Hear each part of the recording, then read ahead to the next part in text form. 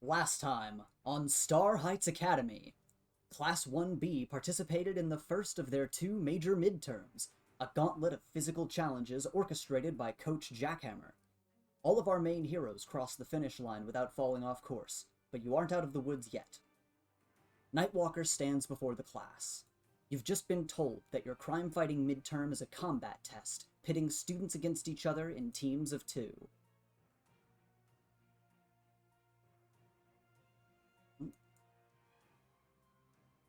Here we go. The holographic screens flash by, showing each of our pairs and who they're up against. Nightwalker continues his explanation. The teams are divided into gold versus red, and each team will have a different goal. You stand at the foot of a large building seemingly left mid-construction. Nightwalker gestures to it. There is a large device on the top floor of this building. Red team, your job is to defend this device against the invaders. As for the gold team, Nightwalker pulls out a small flash drive. Your job is to implant this drive into the device before the time limit. When Nightwalker mentions a time limit, everyone tenses up slightly. The drive will take time to go into effect. If it does so before time runs out, the gold team will clear their mission. However, if the red team successfully defends the device for their duration, help will arrive, and they will clear their own mission. This is a test of infiltration versus point defense. Whether you're defending the city's primary computer system or stopping a bomb, you may find yourselves on either side of this type of job. Nightwalker pockets the flash drive.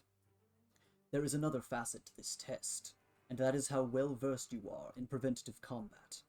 You have trained in self-defense and disarming through combat drills this semester, and you will now be tested on what you've learned. Nightwalker pulls out a pair of high-tech handcuffs. These are industry-grade, power-dampening handcuffs.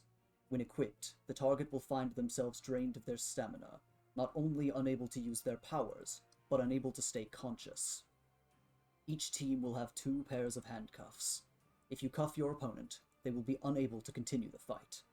However, there is great risk in attempting to handcuff someone when they still have fight left in them, so use caution. Each team will also have a pair of communicators, so that you may stay in contact during the test. If the gold team disables both opponents, they may easily finish their mission without trouble, though they will still have to deal with the time limit. If the red team disables both opponents, they can win before the time limit. Balance your priorities and use the tools at your disposal well. Effectively taking out a foe may turn the tide in your favor, but a mistake can cost you everything. Everyone murmurs amongst themselves, and partners begin to naturally draw towards each other to begin talking. Nightwalker gives one last note. Before each round, the gold team will be escorted to private quarters to discuss their strategy. The red team will be allowed into the building so that they may set up their defenses, while also being provided with a floor plan. You are not allowed to communicate with members from other teams before, during, or after your round, until every round is complete. Doing so will result in an immediate failure. However, you are permitted to watch other rounds unfold via your student handbooks. Your handbook pings you with a link to watch each round from the perspective of that round's gold team. Everyone who is not in round 1 will be escorted to the waiting room. Red team, wait by the entrance, and gold team, you will be escorted to your private quarters. With that, you all have just a moment together before everyone is shuttled off to various destinations. How are you all reacting to what you've learned?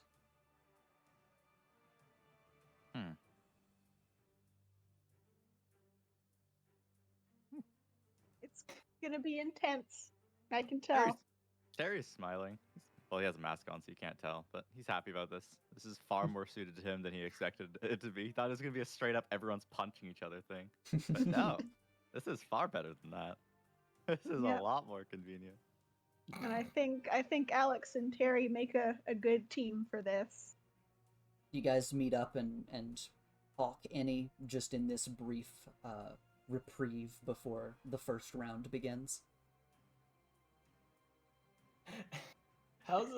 What's Lily's reaction to Echo? He's gonna walk over. First, the we're not allowed to talk to other competitors thing. Is that in effect right now, or could Lily talk to No, yeah, right now you have a brief moment before the tests have started that you can talk to each other. Well, I think Lily would, because she was probably standing next to Olivia and Triff, listening to all this. So I think she is a bit tense and is like pointedly, carefully just looking and talking to Olivia for a moment. Is just gonna say like, "Hey, you're smart. You're up first. Good luck out there. You've got this. You're smart. I know you are. Don't be afraid to, yell at Evan and tell him what to do. Whatever you come up with will probably be better than whatever he can come up with. Dude gave himself a concussion the first day. You see who he keeps picking fights with? It's not good." Olivia just kind of like nods along as you're pep talking her and building her up, and she's like, yeah, okay, okay, I think I'm ready. She sounds like she's about to start crying. Hey, Lily grabs her shoulders. Don't cry. That shows them weakness. Okay. And she kind of... You got this. You can crush it. Tries to calm herself down, and then Echo starts walking over. Tiffany's still just off to the side, silently. Yeah, I'm gonna go talk to my partner, and she will walk away. And as you're going to walk towards Echo, you can just kind of see Tiffany like watching you as you walk away. Lily avoids eye contact. While Lily's coming towards Echo, can I check it? Because I've been waiting for how long now? Can I check in on that goddamn, if that butterfly's evil or not? Yeah, you had Spark analyzing the butterfly like in your room overnight, I presume. Yeah. Yeah, roll, what is it? Just an assess the situation roll, I guess. You can ask me questions about it. I expected, but sure, let's do that. Full hit! Alright, ask away. And what, you have 3 questions, I think? Yeah. Is ahead. it harmful in any way? No, it doesn't seem to be. It seems to just be a little weird butterfly. Note his word choice on seems to be. That butterfly is the devil. I love this so much. What's it made out of? It seems to be just made out of energy.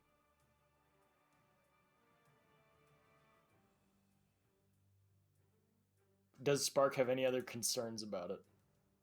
I think the biggest concern that Spark would have is that Spark doesn't really know what it is outside of just being a weird little energy being. But to be fair, it kind of seems similar to Spark, especially since it came from Megea. They're both made of energy. Right. Interesting. Okay. Good to know. Echo kind of pulls up his goggles and waves to Lily. As Lily's passing, she just grabs like the scruff of your little shawl and is just gonna start dragging you away from other people. Hey, where are we going? Wherever we can talk secluded. Okay, mate. Sounds good. She's just getting dragged away. And once again, note as well, because you guys can talk about whatever right now, but also, if you're worried about talking in private, once again, you'll have specific quarters for talking strategy later, so this can be a time where you're just kind of talk to talk. So we aren't allowed to talk to our combatants during the fight? I mean, like, during the fight, you can talk to your opponents, but he Okay. meant more like, you can't talk to people from other rounds, and you can't, like, you can only be in your circle, and then when you're in the round, you're doing what you're doing. But, like, obviously, you wouldn't be able to, like, text people that are watching either. Like, it's just gonna be, you kind of have to be in a, what am I trying to think of here? And you have to kind of keep yourself in a vacuum until your test starts, and then you're just doing the test. Gotcha. Okay. Isolation. Yeah. Echo gets dragged away by Lily. I mean, you guys find a little isolated spot a bit away from the crowd. He like kind of like dusts off her hand. He's like, okay, what was that about? I just don't want to be near other people. Okay, so are we like good now? Are we like gonna have a truce or? I mean, we're on the same team. Yeah. It's not like I had a choice in that or you had a choice in that. So I guess we've been forced into a truce. It's not like I am constantly waging war against you. I just ignore you most of the time. Crosses his arms and like narrows his gaze. Look, you know, like you you fell off, right? Like, remember the first few weeks, first month, you were like fucking top of the social ladder, my man. I mean, and look at you now. You want to win this or not? I mean, come on. Echo like looks over to Gabe for a second and goes, "Yeah, let's kick his ass." Exactly. Do you not like Gabe? I don't care for him now. Oh, why? He threw my dodgeball game. That's it. That's why. I just don't care for him being so full of himself. Echo kind of rolls his shoulders. Yeah, let's see if we can knock him down a peg. Yeah, I knew a lot of Gabes in my old school. They always disappoint. So. What about Triff?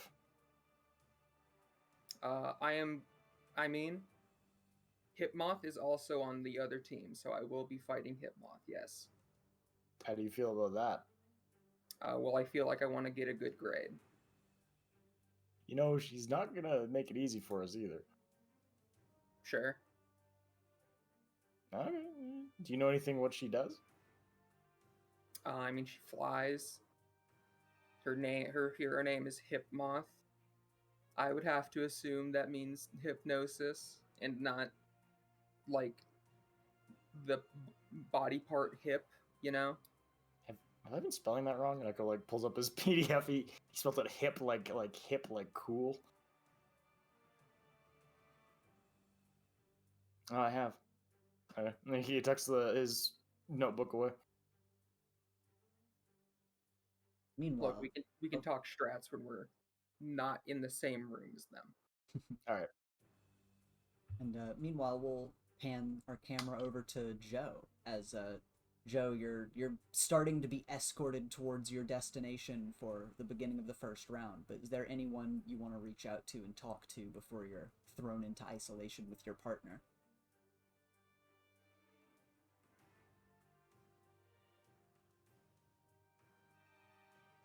Chloe? I didn't unmute myself. I'm an idiot. There you go. I just started talking. As soon as he stopped talking, Joe did turn towards Nelson and was like, "Wait, red defending or gold what did he say?" Like almost as he was in like a deep zone for a second, you know? Nelson. And like yeah. Nelson, being in his full colony man costume, he puts a hand on your shoulder and nods and says, "You're going to be on the gold team. That means you'll be on the attack." Oh, okay, good. That's good. That'll work. Are you feeling sure And about I'm this? like panning. I like look at Lawrence for a second. Is Lawrence looking at me? Lawrence kind of gives you a side eye and then jumps when you look at him and just kind of like shrugs and looks away and kind of hides his face behind his hat. Yeah. I'll be fine. Sure.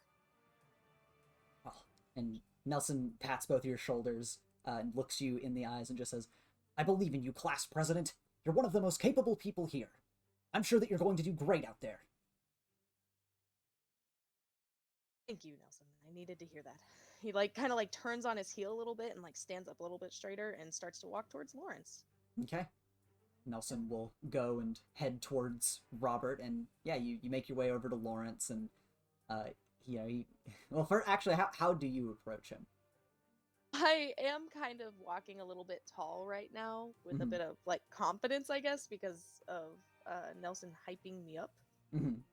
But kind of seeing the like Lawrence's body language, can I actually roll superior to kind of assess like whether or not it's like I don't know, just kind of their demeanor, I guess. You'll actually want to roll mundane to pierce the mask. You got it. Let's see how that goes. Me knowing full well. Okay, that is a hit. You get one question from the pierce the mask list. Or a similar type of question.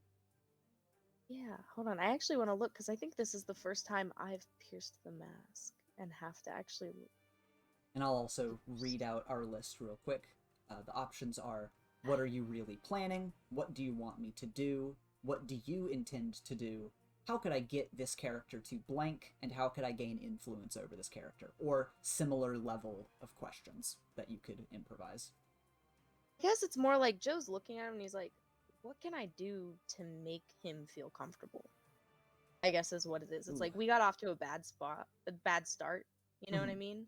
So Joe's kind of looking at him, and it's like Joe's probably maybe approaching the like situation already, like kind of too confident, and probably was about to be like, "Hey, how are you doing?" You know, or whatever. So it's kind of like he's trying to see some insight on how to just even approach, I guess. That's actually a very good question. You can tell, and you know, Joe might have some, might be lacking some knowledge when it comes to interpersonal, you know, gauging. But Exactly. it is very clear to tell that Lawrence is kind of like a scared animal on the side of the road, pretty much all the time. And he is always looking at people with very distrusting eyes.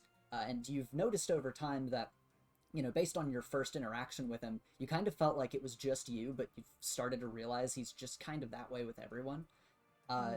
You know that pretty much one of the only people he seems to relax around is Terry.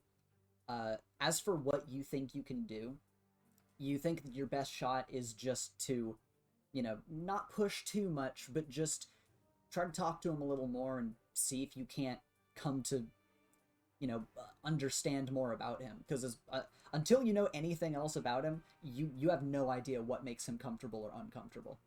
Yeah, that's fair. All right.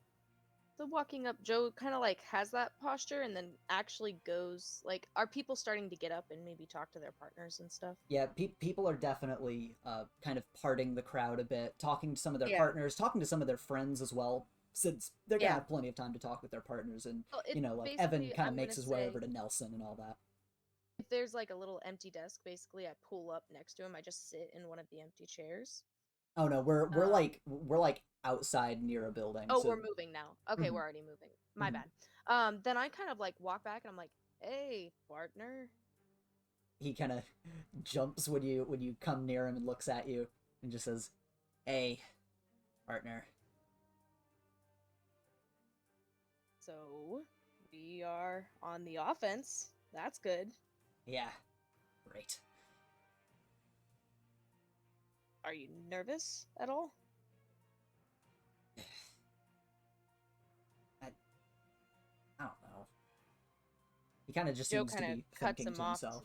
just to be like, I am crazy nervous, honestly. Really? I've never done anything like this before. He seemed to be pretty good at doing crazy stuff. You turned into a fucking rocket ship. I think you'll probably be fine. Well, that's where I was starting to think of different types of strategies for us, you know? Since we're on the offense. He just kind of pulls You ever out... ride in a rocket ship before? It's kind of like the joke that Joe's gonna get. You say that, and he just kind of, when you start saying that, pulls out his book and just starts like leafing through the pages as if to try to seem like he's ignoring you. Oh no. Meanwhile, we'll jump back through the crowd to Terry and Alex again, just to give you guys an opportunity of, if you want to have any interaction between each other or talk to any other students before we get to our destinations. I guess Alex is just gonna kind of turn to Terry and be like, "You feel ready for this?" Oh, well, yeah. It was pre-announced, so I'm ready for it. Okay. Well, I think we can make our powers work well together. Oh, yeah. I wasn't exactly worried about that.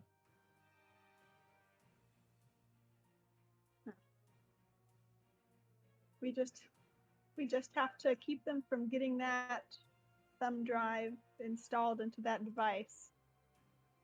Oh, about that If too. That'll be interesting as well. You know, there's for such an important test, there is a lot of wiggle room with regards to any rules and regulations and what I am allowed and not allowed to do. So I'm gonna get kind of creative. I hope you don't mind. I'm more of a fan of improvising with my own actions, but we will plan for theirs when it comes. Yeah, that sounds good. And Alex, you notice from afar, after Evan had made his way over to Nelson, he kind of looks over to you and says something to Nelson before making his way over towards you. Hey, Evan. Hey, seems like we're both on red teams, so that's pretty cool. Good luck out there, yeah?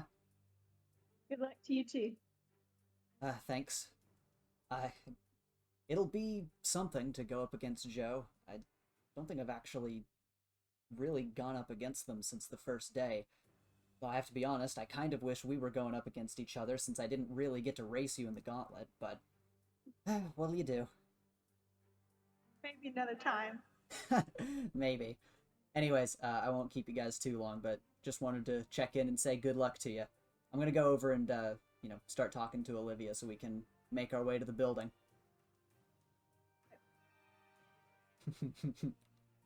And yeah, he makes his way away from you, giving a wave, and heads over towards Olivia. And at this, unless any of you have anything else you specifically want to say or do before getting dispersed, Nightwalker's going to start taking most of the students to a viewing room and escorting Joe and Lawrence, our first gold team, to the private quarters to start deciding on their plan.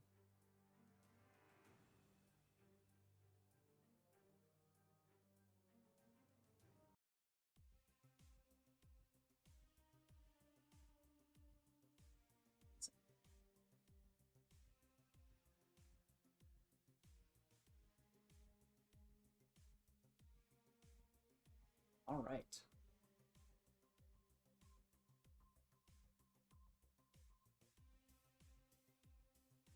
Joe, you are escorted to private quarters along with your partner, Lawrence. When the door shuts and you two are left to your own devices, Lawrence shambles over to one of the benches and just slumps onto it with a groan. All right, so what's the strategy? What are you thinking? Got some like magic bombs or something? I don't know. This is just fucking lame. What? Yeah, Why? I mean, why do I gotta fight? Why do I gotta fight Evan and that freak Olivia who could just destroy anything she can touch? Like, I could die in there. I don't want to fucking do this. Yo, you're not gonna die in there, dude. I'm gonna be right there with you. I can't die. So, Yeah, I'm good not for gonna, you. if anything's gonna happen, I'm gonna take the blow, all right? Joe kind of like actually goes to sit beside him real fast. And you can move your, yeah. He's like not getting too close, but he sits down as well. Listen, I am gonna be there, Lawrence. I'm gonna have your back. But it's really important to me that we actually try on this. We don't have to win, but we have to try.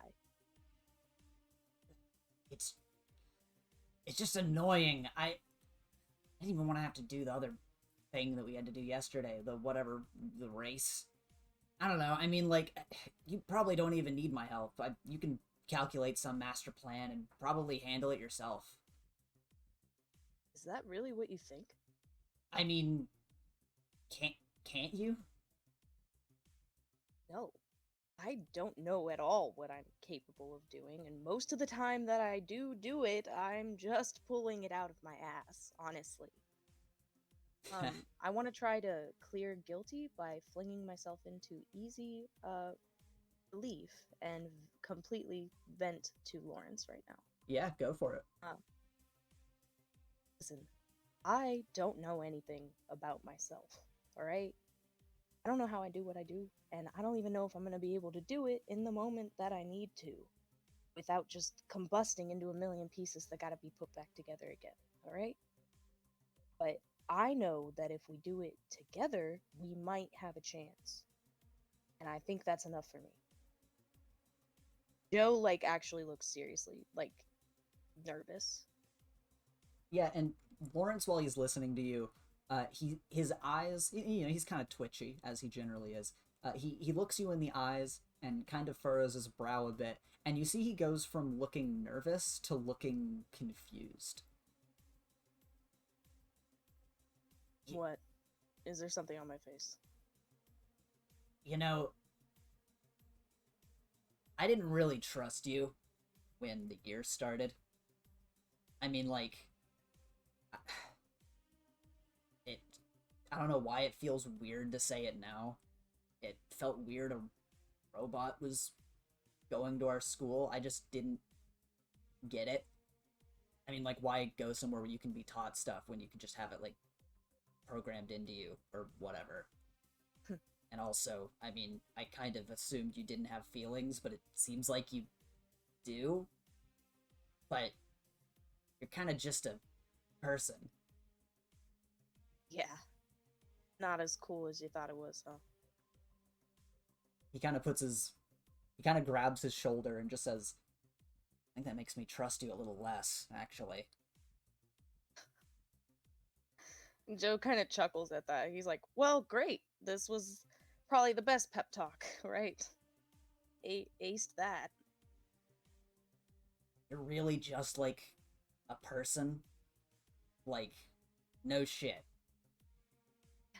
Except I can do the car thing. Just like some people here are just like people, but they can fly or shoot things out of their hands or...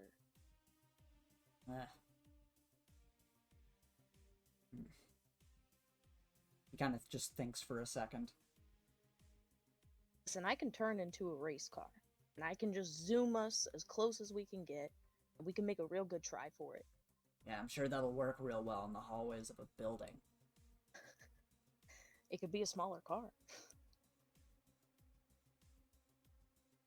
And he kind of seems calm before he very suddenly gets jittery again and stands up rigid and just walks away from the bench. No. I'm not doing this. Lawrence, what do you have to lose? He kind of, like, scratches his arm a little bit and just says, I don't even know why you're talking to me. I mean, like, I get it, we're partners or whatever, but you don't need me to do this. You probably just want to use me as, like, a human shield or something, right? That's, like, your end game here?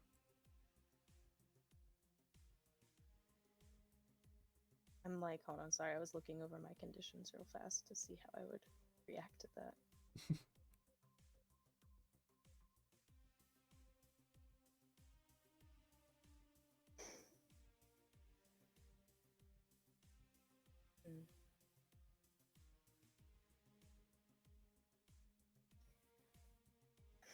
Sorry. Joe would kind of actually take his time responding to it as well, like after he says that, and then he would stand up too. If any of us are gonna get hit in there, it's gonna be me. And Joe just reaches his hand out. He kind of swats it away instinctively and just like, don't touch me.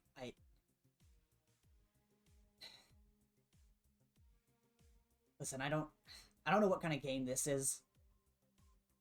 I don't... You don't have any reason to need me in there. You'll do fine. I think you'll be fine on your own. What are you? And are you just not gonna as try? you start to speak up, a buzzer sounds, and your handbooks notify you that it's time to make your way to the testing grounds. Great. Your handbooks are confiscated on the way there, and Lawrence, of course, just walking along, just kind of looks at you, conflicted look in his eye, and just like, let's just get this over with, Perez.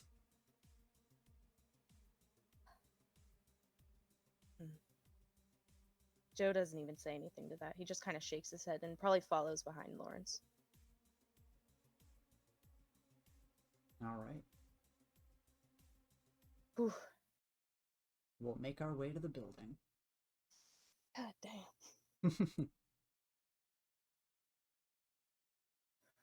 Who hurt you, Lawrence? We will be Who hurt you?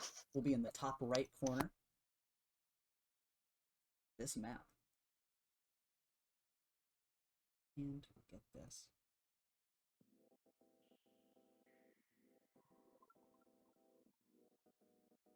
You make your way to the seemingly abandoned building, and round one begins as you and Lawrence enter together. The halls are dark, as all of the lights have been shut off.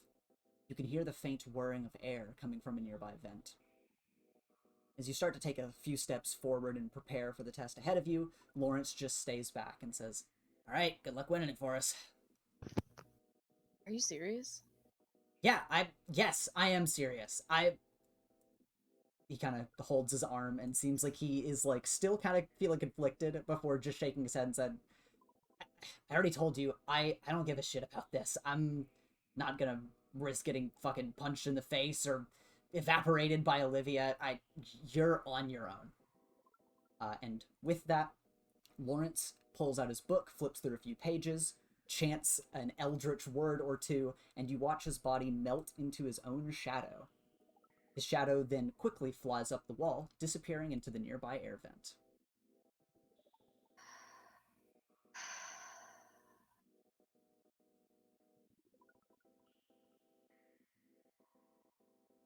Wow. um, Also, for Lily's sake, people can learn new spells. That's where it Whatever, was. he's an idiot. It was in the same book. Just flip to that page next time, moron. he just bought some new bookmarks. Really I'm slow just- reader. I have conditions here, okay? Mm-hmm. And I'm trying because I don't know how.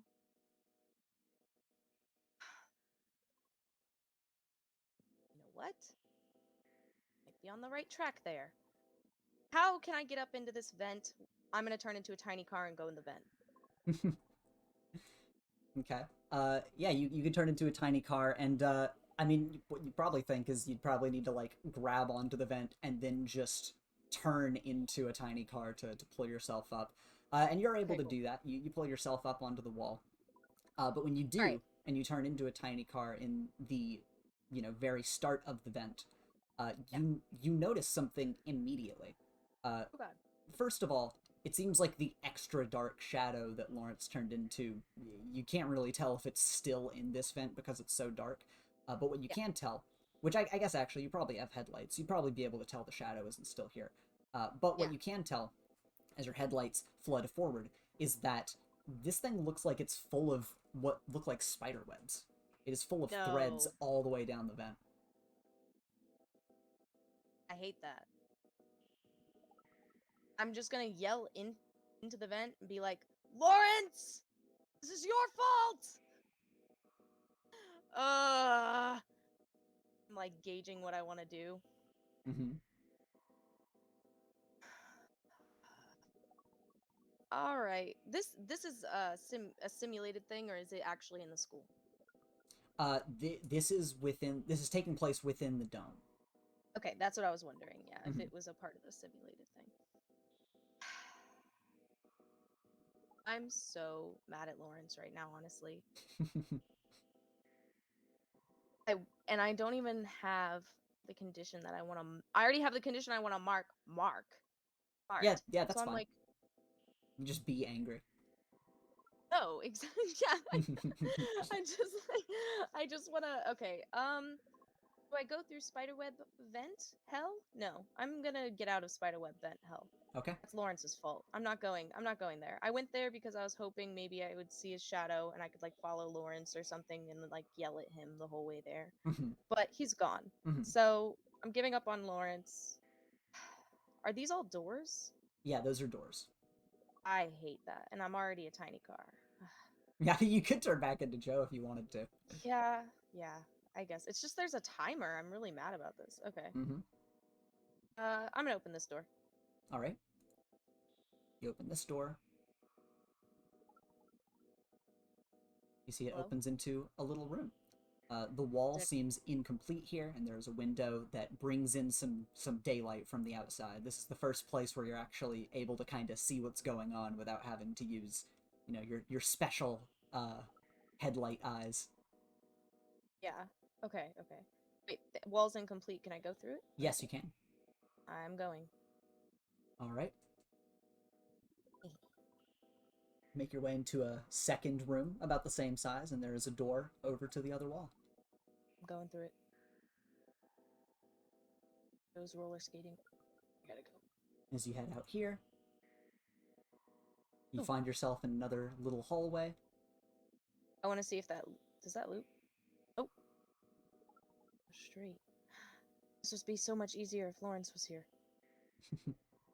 Okay. I need to go all the way down here and check this door, like right here. Okay. Because they could just be in any room, right? That's the vibe. All you know is that your goal is on the top floor. So I need to find a staircase. Yeah. Okay. Yeah. Yeah, you can go down here to this door, and when you open it, What is this? Hello? when you walk in here and look around, you have a knack for this kind of thing. You know what this technology looks like. This seems to be a room for the power generator and the power breaker.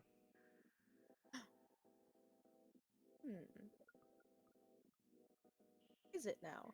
Now, wait. All the lights are off though, so I could turn all the Yes. lights on? Yes. Yeah, let me do that. And I'm the gonna do that. power breaker will be this device here. And You yeah, got it. the breaker does seem to have everything shut off, but it's not broken. And as you flip all of the switches, you see the light in your room come on, and, you know, with the door maybe slightly ajar, or you can see under the door that leads out of the room, you can see the lights in the hallway turn on. Nice. Heck yeah. Lights. Alright. So this is where my mind is like, do I just keep opening every single door because a staircase could be in them? Because that's how I play video games. Like, or should I just assume that a staircase is going to be in the middle? I don't know. Those flinging doors open. Okay. You'll fling this door open. You'll see a big open space. This area just seems to be a big, unfinished set of rooms. Hate that. Is that a door right there? Yep, those are doors on the other side. I'm going. All right. And as you walk through this room, Hate it. I hate it.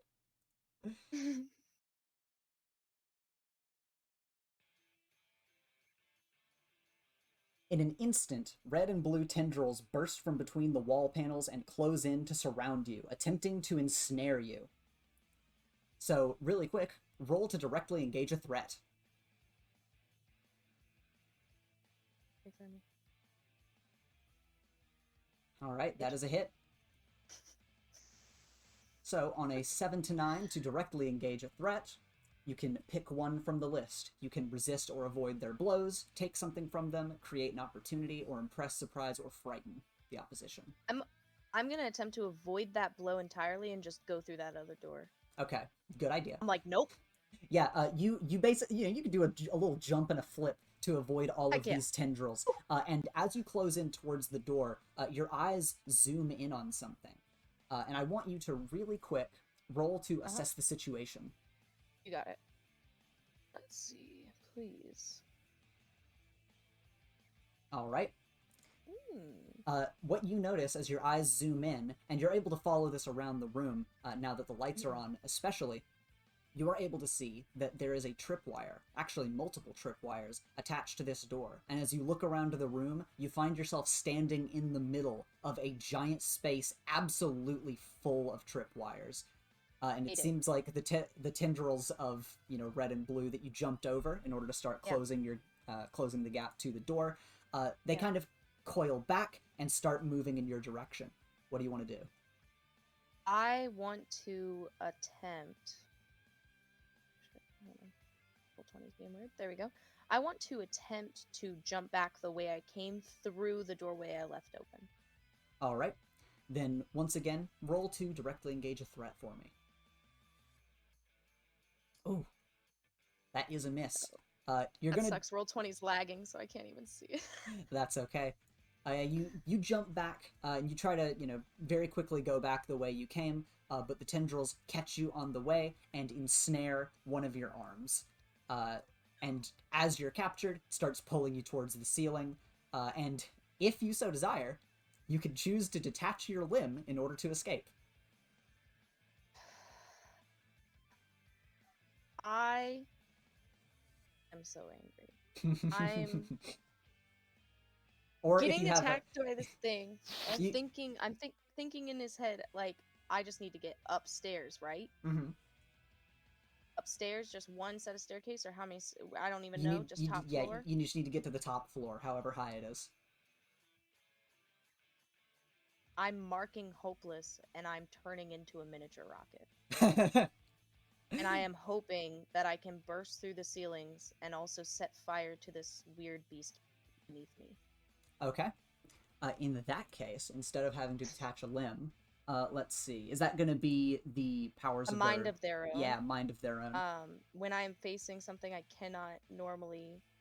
am not able to deal with my normal powers, I can mark a condition to gain a brand new ability to adapt to the situation. Okay, yeah. Then you transform into a rocket and start bursting upwards, and your rocket form continues to be ensnared, and you feel like you have the power to burst upwards through the next floor. But of course, when you do, you'll appear up there after bursting up through the floor panels. And as you're flying up, you do look down, and you notice that the threads are not burnt to smithereens by the flames from your rocket. They seem to be impervious to it. Yikes. And let me get you up to where you need to be. And then just a quick question, would breaking through all of the, the ceiling count as breaking something important for clearing angry, so that I am afraid and hopeless? Not breaking something important, though you do know that this is collateral damage, so you have no idea how this is going to affect your score, but pop off. Yeah, no, I don't. That's why I guess that's why I'm like, can I clear angry for that? Sorry, excuse me. You know what? That actually is very... I think that's reasonable. It's the idea of Joe being like, you know what? Fuck it. And he just goes through the ceilings instead of, like, being careful about this. You know what I mean? And he knows that it can impact his score. I was really fighting either doing angry or afraid whenever Lawrence left. Just... Yeah, to guarantee that it'll hurt Lawrence's grade. Not that he cares, though. He's the one who left me. Yeah, you can turn into a rocket, burst up. You can clear angry as you're using a destructive method to escape from the tendrils, and you'll burst up through the floor to appear here. Okay. And as you burst up to this... You found the stairs. Yeah, I found the staircase. Yeah, you did find the hallway that the stairs are in. Yeah, you burst up through the floor, and it took a lot of strength in order to get out from those tendrils. So as you get up here, you do kind of smack into the ceiling, transform back to normal, fall to the floor, to the side of the giant hole you made. The tendrils do not immediately chase you up here. You know they weren't burnt. But as you stand up, okay, you can call on flight for the rest of this test. But you're, in this hallway, this vacant hallway with the staircase leading back down, and a set of doors right next to you. I'm gonna, like, approach the doors and then, like, peek through it. Okay. Are there any tripwires? Do I see tripwires again? Roll to assess the situation. Yeah, thank you. Because Joe's like, I am not messing with that. Okay. Yeah, in this room, there seem to be no tripwires. Great. And as you open the doors here and peek through, you see it Open opens the door, to another it's on hallway. the other side. Oh, beautiful. No, yeah, you open and it's a hallway that expands this way, and you see that there's a corner that you can turn to your left here. Okay. I'll also I go to expand. turn that corner, just to like look. I look down the hall, like what's on the left. And it is a hallway that just kind of expands, and it seems to open up into a slightly larger space. I want to check that out. Okay. Then you walk this way. Oh god. Hello? And you see Peeking. you see an open room full of crates, and you see what looks to be a built by construction rather than built into the building, a set of stairs that heads up. Oh my. Yes. Wait, it actually heads up though, right? It actually heads up. And Yay! as you walk into this room, Oh. down from the stairs, Oh. Evan lands. Oh, hey. And yeah, Joe Evan. is literally, he just walks up. I just want to make that very clear that, like, I feel like maybe you'd expect Joe to be like, ooh, going behind the barrels and everything. Joe just walks up like a regular dude. He's like, hi, Evan. Yeah, you walk up here and you say hi to Evan, and he hops down in a little hero pose, gives you a fun wave, and just says, "Hey Joe, where's Lawrence at?" I'm not sure, but I would love it if you told me when you see him, because I have not seen him since I got here. Not cooperating really well. No, yeah, no. Joe kind of actually already seems pretty defeated in just the way he's talking. He kind of sighs and gives a little shrug and just says, "That is a shame, but I guess I can find him later. Can't let you keep going, you know that, right?" I do, yeah. Still gonna try to go, though. Wouldn't have it any other way, bud. Could just go straight up, but, gotta make it official. And with that, you're in a one-on-one confrontation with Evan, otherwise known as Wild Style. So yeah, he is guarding the stairs here. What do you want to do as you're in the middle of this room, just about? I am just standing at the center, and I am trying to think.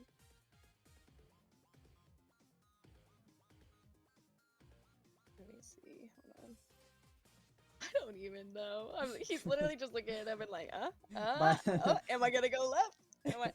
By the way, right? Just for those of you watching at home, for what Dako commented on, I have song names for all the themes, and Evan's theme is named "Is It Me or Does My Hair Look Great Today?" So just wanted to let everybody at home know that.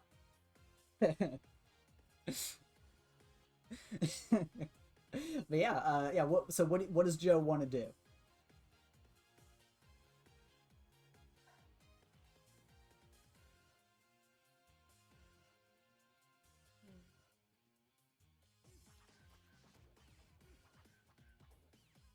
Sorry. I think that what Joe's first move is gonna do is he is kind of doing the thing where he's like, am I gonna go right?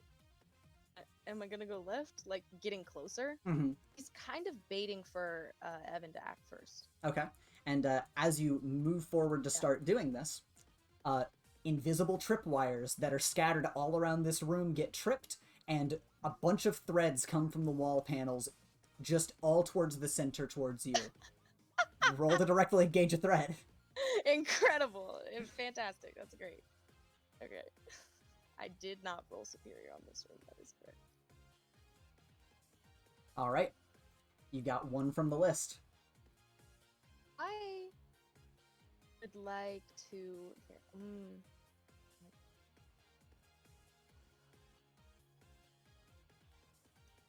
I'm so sorry. I'm taking a minute. It's just...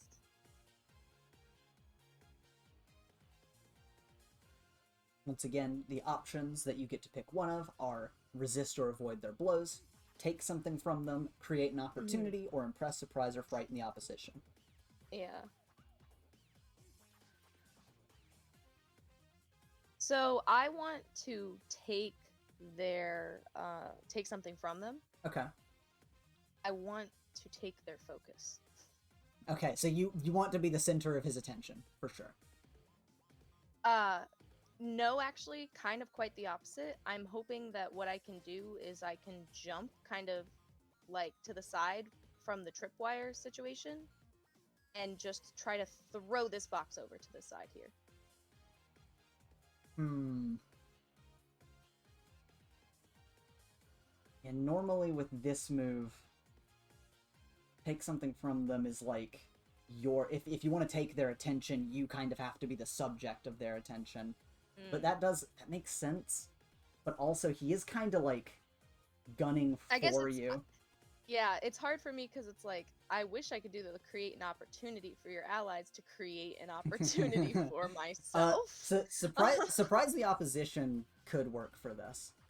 Oh, okay. Okay, so what I'll have you do, you kind of bob and weave, dodge to the side in order to dodge the first few tendrils. You end up picking up this box and chucking it over to the side. And you startle him as it flies into the wall and explodes, which actually shatters. But as you do this in order to surprise him and throw him off, sadly you are not able to avoid his blows, and the tendrils do wrap you up and start trying to capture your limbs. Alright, got it. So once again, being, partially captured, and he seems to be working on capturing you more, you can release a limb to escape, or do something crazy and creative. Well, you know me. For the releasing one of my limbs thing, can I use my Mind of Their Own power to take the damaged condition to release a limb and then mutate? Yeah. Okay, because I think that's what I'd like to do. Okay. Yeah, go for it. I would like to release a leg. Okay. And just let it go into the tendrils, basically, and Joe's like, ha ha ha ha, and just like starts to turn into a little like mini jet and just shoot by him. Okay, you want to fly towards him as a jet as you jump out of the way of this. Yeah, and be like, pew pew pew pew pew. All right. Then as you transform into a little, like, like a mini person-sized jet and start flying towards him to try to either surpass him or fight him, you see him brace himself. The tendrils that form one of his arms creates a giant shield. Quick. The other arm creates like this big sort of lance, and he is going to jump at you as well. And what I would like for you guys to do as you clash in the middle here is we're gonna have a clash of souls. I was just about to ask. Yes, yes. So, for those of you watching at home, a Clash of Souls is a special PvP move that we're going to start implementing, where, in order to enact it, I need for you, Joe, to roll your highest label minus conditions. So, whichever label you have as highest off to the left on your sheet, roll that, and then when it asks for a modifier, just subtract the number of conditions you currently have marked. And I'm also going to prepare to roll his. Okay. Oh gosh, I'm not excited. Okay. Thanks. I'm sad. Let's see if he can do better. Okay. Thanks. He gets to choose first. So, let's see here. As you guys... As you guys clash, he sort of brings up his big shield arm in order to block your jet, knock you off. And let's see what he's going to do here. He's going to go all out.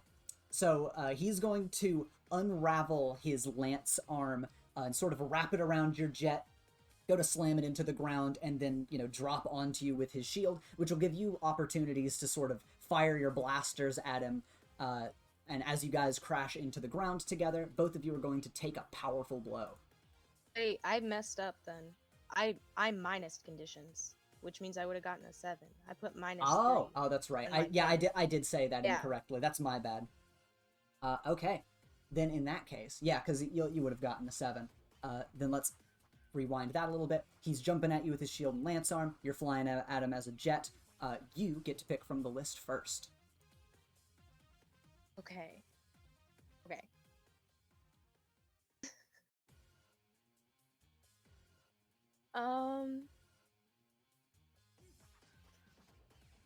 So your options here are... And he was choosing go all out, was what he was choosing? Yeah, now you know that. And then we... yeah, sorry. Sorry, my bad. You're right. I'm just trying to understand them. He seems like he is, going on the offensive to fight against you. He is not staying back and staying defensive. So your options are to gain insight on your opponent's state of mind, go all out, knock out your opponent, which again is a powerful narrative move, and surrender, which is also a narrative move. Yeah. Well, I'm honestly, the one that makes most sense for right now is go all out. Okay, then you can do that. Because Joe, I'm honestly tempted to surrender because narrative-wise, Joe is kind of feeling pretty beat right now. But he just transformed, so I feel like he's honestly ready to face it. If this were to happen again, he'd probably surrender. But I'm gonna go all out. You're on your last leg. And yeah, both of you are going to clash powerfully. You're like darting around the room as a jet. As you try to like spin around him to go towards the stairs, he like lashes at you with a tendril, throws you at a wall, and you know, you guys end up moving around like this. He grabs you, throws you into a wall. It's crazy. You guys are dashing all over the place as you're fighting. And as he, you know, jumps back and you guys clash in the middle, you will both roll to take a powerful blow, and you're going to clash twice. So, his are happening off screen. I need for you to roll to take a powerful blow twice. We'll do one at a time. Got it. The first one? Mm-hmm. Okay, that is a 9. So we'll choose your first option. And yeah, you like turn back into Joe, go to clash with him fist to fist for a second. What do you want to choose from the 7 to 9 list on take a powerful blow? You only have to choose one. I'm gonna lash out verbally and start yelling out to Lawrence. Okay. I'm gonna literally just be like, Lawrence, this is your fault! Why don't you come out of the showers and showers? The showers. Why don't you come out of the shadows and actually help me? Yeah, okay. You like, start while I'm getting my ass kicked. Mm-hmm. And yeah, you're going into like fisticuffs with Evan. You guys are grappling onto each other. He deals a powerful kick. You deal a powerful kick with your one leg that you know maybe you managed to pick back up as you were flying around. As you guys clash once again, you'll take yet another powerful blow. This time as he hits you with his lance arm made of tendrils in order to knock you away. Ooh, that is worse. All right. On the 10 plus, you can choose one option, or of course, you could choose 2 from the 7 to 9 list.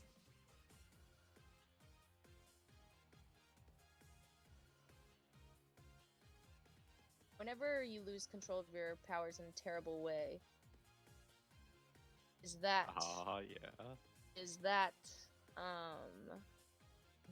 chosen by you, DM, or chosen by me? That is chosen by me based on the situation. Can I just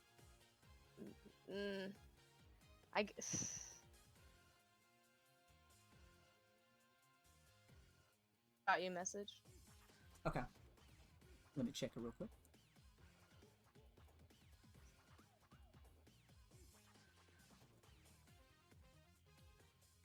Yeah. Okay. I'm gonna choose that. All right. Then yeah, so you are going to lose control of yourself or your powers in a terrible way. Yep. And yeah, okay, so as you guys sort of clash one more time in the middle, he slams his lance arm into your chest, and you both go skidding back in the room. Your eyes start to flicker and glow with that ethereal energy that you showed during the gauntlet again. And you don't feel like you have control over yourself and like you could take that form you took once again, but you feel this energy welling up as you're sort of pushing yourself into overdrive. And just by instinct, you whip your arm up, and your arm transforms into that sort of like Mega Buster once again, and you blast forward all of this excess energy just by your natural robotic instinct of needing to let out all this extra heat, or else, you know, you're worried that you might damage yourself, which sadly you do a little bit. But as you blast this laser forward, it slams into Evan's chest and just absolutely, you know, explodes him into this back wall, which thankfully he's able to block a bit with his shield arm, but you can tell it finally actually singes the tendrils that make up his suit, whereas earlier they were completely unaffected by the flames from your rocket form. But as this happens, your arm basically combusts as electricity crackles all over your body, and you feel like you just blasted yourself down to 25% energy and are not able to make nearly as many moves and maneuvers as you were before, falling to a knee. Oh, God. He's like looking at his hand, basically gone now. Mm-hmm. And you... Evan! Yeah, I'm like looking up at him. You look forward at Evan, and he kind of stands up into a kneel, reaches a hand towards you, clenches his fist, and as you kind of reach out and you're like, Evan, are you all right? Tendrils from around the room instantly ensnare you, picking you up and lifting you into the air as if you've just been captured in a spider's web. No. And you are not feeling very good. You are low on energy at the moment. Yes, I am. And Evan just kind of stands up, holding the singed part of his chest, and just says, you know, People really keep going 110% against me, and I'm flattered, but I don't know how many more of those I could really take. So I'm gonna have to get you knocked out of this round, Joe. I'm really sorry. No, if it were up to me, I would have just left at the beginning. Joe kind of like takes a second. He like looks at that doorway that is not blocked right now. Mm-hmm. Sadly, you're out of energy. And Evan walks towards you, holds out the cuffs, and your body, you feel completely ensnared. You are wrapped up, your limbs are pulled out to your sides, and the threads are really wrapping deep into your limbs, even to the point where you can feel your parts being held in place.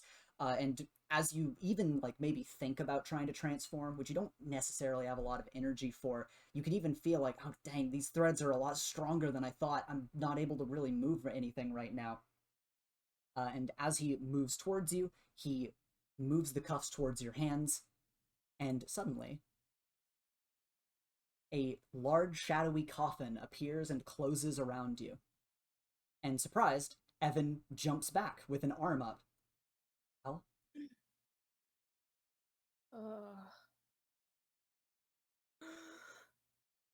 Yo! I'm like spread into a bunch of pieces. Lawrence. When the coffin opens, Lawrence is revealed to have swapped places with Joe. What? Where's Joe? Lawrence just kind of snickers dryly and just says, too far away by now, huh? And we'll cut to where Joe has ended up. Yes!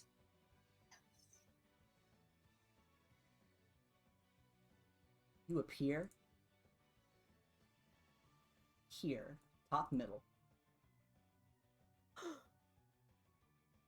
So, for the audience at home, let me elaborate on what just happened. So, the audience that is watching this is able to see a shadowy magical coffin close around Joe, and in the instant it opens, Lawrence has taken his place, being wrapped up by all of these threads. And Joe, you appear on the 3rd floor, just out of sight of the fight below, as you are, up here in an open space. And you're able to hear what's going on the lower floor as Evan, asks about where you're at. And when Lawrence says, too far away by now, in reality, Lawrence is definitely bluffing about the range of this spell. You appear on the 3rd floor nearby, and, for a second, you consider moving ahead to go towards the goal, or you might consider going back to help him. Either way, you know that time is starting to run short, and, you kind of hear the conversation below as Evan's like, all right, well, Joe's hurt. I can take you out real quick and go after him. And Lawrence, from behind his back, whips out his arm holding his magic spellbook and says, sorry, bud, because of Joe, I got an arm free. And fiery explosions start sounding off in the floor below. Oh. Because your arm got blown up, Lawrence is not completely bound. He has an arm to use his magic spellbook with. What do you want to do? Oh my god. Okay. Joe seeing this is like, I think that Joe has more confidence in Lawrence being able to hold it down right now. Mm-hmm. You know what I mean? Like, Lawrence wouldn't have come to Joe's rescue if he didn't want Joe to win, you know? And so Joe's gonna continue on. He like kind of looks at the way this place is, and he's looking around the room. Like comes up the staircase. He's gonna go through this front area first because that's what it leads up to. Okay. I'm gonna superior for tripwires so I don't die. Yeah, roll it. Let's roll it. As you're looking around, your eyes are kind of trying to zoom in, and you don't see any tripwires. Okay. And as you walk forward, you walk here, and just for a moment, you feel yourself brush past a tripwire, just barely. But just as you're like, oh shit, it's about to happen again, you feel the tripwires being, pulled and rushing past you as they all go flying down the staircase. Oh my god. Freaking Evan. It seems like Evan had sent out some tripwires while he had you captured, but now he's having to fight. so it's changed up the dynamic a little bit, and you are free to continue on. Okay. I'm going this way. Right, as you make your way over here, you make your way to a set of doors, and I assume, you peek inside real quick, because you hear some noises from inside the room. Yep. And inside this room, the big room is empty, it's got a pair of windows, but this seems to be the central air unit, where all of the vents connect and connect to all of the floors. The vents also do not seem to have been tampered with in any way.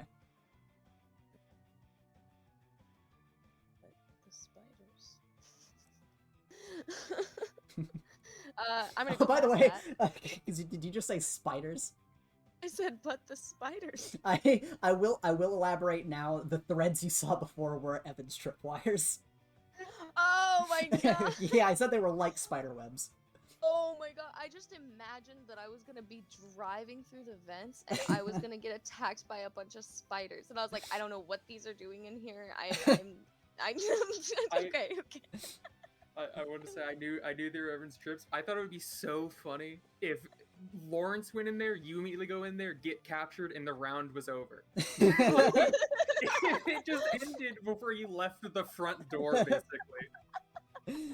Oh, I God. was really close. Whenever Lawrence gave up, because I was already sad or whatever, I was very close to being like, well, I give up too. Joe's not doing it. You open this room, you open this door, you see it's an empty room. I'm running. Hello? Hello? Oh, well. You see, you see this area right here. Alright, cool. And, this way. I'm running this way, I think. I'm opening this door. Alright. You're making a mad dash. Now you're able to sort of skate around and just quickly be like, okay, door open. Yeah, I think actually I would have opened this one because I am being thorough right now. Mm-hmm. It seems like there's a door right. Is it right here or right? I can't tell. Yeah, it's right here. Yeah, it's just Yeah. just a set of unfinished rooms, or maybe even a large room. It's kind of hard to tell sometimes. Yeah, I'm like, I need to just be. I do need to be thorough because what if I just open one of these and I'm like, it's a stairs.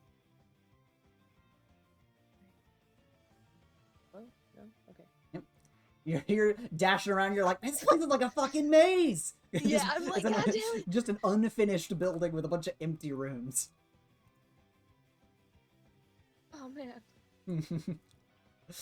The intense music as you dash around, and you're still able to hear some fiery explosions from below, but where they were more rapid fire before, they seem to be going a lot slower now. Okay. Open this door. Yes. Open this door. This is not a door, but you do see the back of a very similar staircase to what you saw Oh, before. No. You're like, fuck, I gotta go, right? Gotta go! Get out of the way! Hello? Yeah, Tripwire check. I'm rolling. Tripwire check, look for it. He could have left them anywhere. He could have done it. Yeah, anywhere. as you open the door and look into this room, you see this room is full of tripwires. There are some that have been left behind up here. And as you've been dashing through the hallways here, you've been noticing, like, actually a lot of tripwires for some of these areas and very narrowly dodging through them as you're like, fuck, it's a good thing he's distracted! You ever see like the animated videos? It's like I feel like it was Pink Panther, and there's also the ones where they're like they just have everything possible on a plate of food, and they're on the roller skates, and they're just like zipping around, like just like dropping everything and running into everything. Because that's me right now. I'm like a Sonic. I'm like a Sonic worker. All right, what should I do to get around these tripwires? Am I good just by seeing them? You see them very well, and you do get a superior question. So you can ask, how do I best get around these tripwires? Yeah, how do I best get upstairs? And yeah, you have a flight power, and you're feeling a little more motivated. You're still low on energy, but you think some awesome parkour might help you get around these tripwires in this room. It seems like it was very heavily embedded with tripwires, given it as a way to get to the next floor. I'm thinking that I'm like, okay, keep it small, Joe. Keep it small. And I'm gonna turn into like, imagine an RC jet. Mm-hmm. Like I'm gonna turn into like a tiny plane. All right. I'm like, And, keep it small. Don't do anything too big. Yeah, and Small as you, drone, yeah. as you get in here, since you've got small drone power and you saw them very, very well, you can avoid them without having to roll to directly engage a threat. You very slowly fly through, trying not to awaken the beast as you hover and fly towards the staircase that'll lead on to the next floor.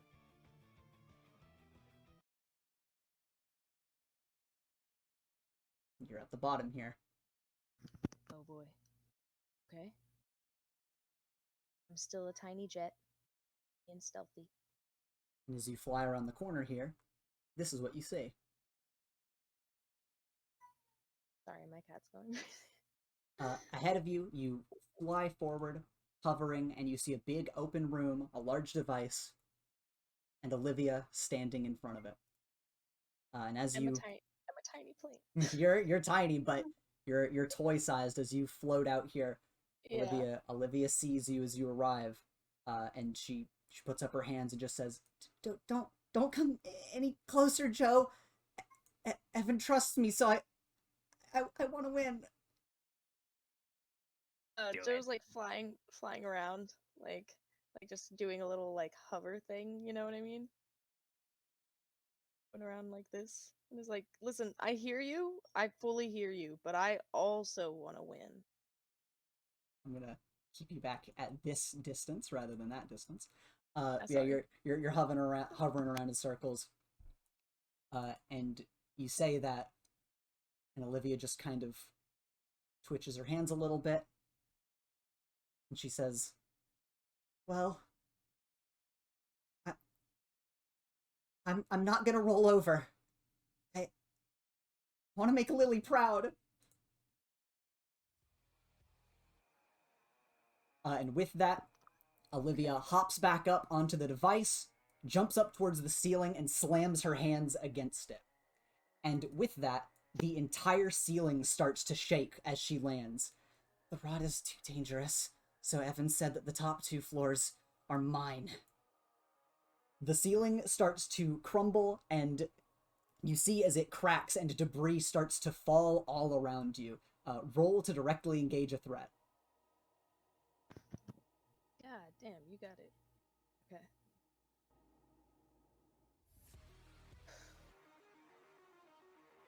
Please, I'm through. Oh Oh dear. dear! Yeah, The most based of teams. Yeah, dang. the pieces of debris that fall from the ceiling, you dart around the first couple before one slams into you and knocks you back over this way out of your jet form, which, Got it. it kind of leaves you dizzy. You're low on power. You actually don't know if you could pull off the jet form again because of how low your energy is at this rate, especially being hit so heavily. And when she sees you fall to the ground, she quickly hops forward, slams her hands on the ground, and now the entire 4th floor begins to shake. The floor all around her and the device quickly starts to crumble away as chunks of debris and rusted scraps that used to be iron supports fall to the 3rd floor and start to demolish it. Got it.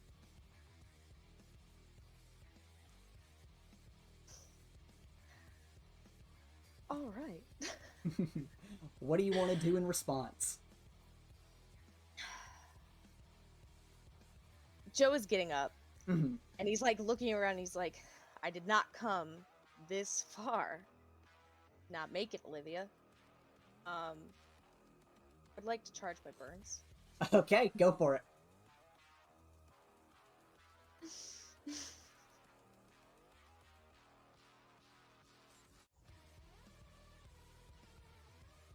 He's feeling really angry. Mm-hmm. Joe's really on edge right now. Mm-hmm. And he's starting like to kind of feel that same feeling that he got earlier whenever he accidentally harnessed his energy to attack Evan. Mm-hmm. But he knows he's not fully strong enough for that yet, unless he does something. We'll see. I want to charge them up. All right. So I roll the conditions mark thing, right? Yes, it should be at the bottom of your sheet. It might have its own button. Yeah. Yeah. Got it. That is a full hit. What does that do for you? Yes. I get 3, Okay. and Yeah. I don't have to mark a condition for it. You are low on. Like I don't have to mark 3 conditions because I didn't. Miss Yeah, it, yeah, you know yeah. what I mean? I got you. Or 7 to 9, I have to mark too. So. I get you. Yeah, you're charging this energy, and you were low on your main energy supply before, but you're able to pull this power from a different well. Once again, you still don't know where this energy comes from, but as you start to pull it out of you, and you get that ethereal blue energy crackling from your eyes, and from other energy ports on your body, you can feel the energy welling up inside of you. You don't think you have what it takes to do that insane transformation once again, because you don't even know how you did it the first time, but you do know you've got the energy to do something here. Meanwhile, Olivia, of course, is standing at the ready with her hands basically primed to... It looks like she wants to grab you if you get too close to her. Yeah. Now here's a question. In one turn, can I spend all flares? So we've talked about that before. I forget, sorry. It is situational whether or not I Yeah. will let you do multiple moves at once, but generally I would say no. You need to do a move and then do another move following it after I respond to it. Okay, got it.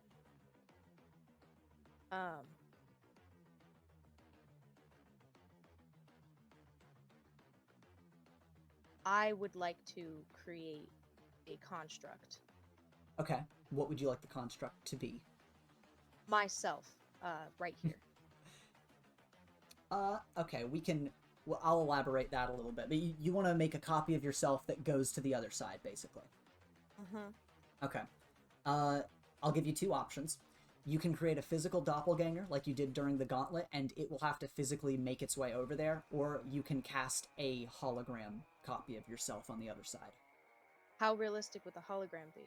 Like, would it be something where she just turns around and is like, that's a hologram, I'm not gonna fight it? Or is it like... Well, right now, she is looking at you, and then there would suddenly be a second you, so... I guess that's where I'm like, will the hologram interact in the same way the construct would, No, where I could use the hologram to actually do things over there? No, the hologram being instantly on the other side of Olivia would not have that perk, but if you maneuver a physical clone over there, it can do more stuff. Okay. Now, if I sent a... Yeah, then I'm gonna send a physical clone, and I'm gonna send it in jet form. Okay. Then we will copy you as the energy flares up and you split into the Gemini twins right here. And, your Gemini twin can transform into its jet form. Or rather, actually, because I did mention you... Well, Okay. I said before that I didn't know if you had the energy for jet form, but because this is a construct, I'm going to say your construct can be the jet form. So I'm not going to worry about that. Your clone splits off from you, transforms into the jet, bursting with this blue ethereal energy, is able to fly where you want it to fly. Nice. So I'm trying to fly it over to try and kind of... You can move it where you want it to go. Oh, okay, great. My bad. I'll move you a bit closer right here so we get you in frame. Yep. But yeah, the jet starts flying around, and I will also say, since it wasn't elaborated on, you obviously have the drive because Lawrence just sort of left. And right now, the real you would have the drive unless you specifically handed it to your clone.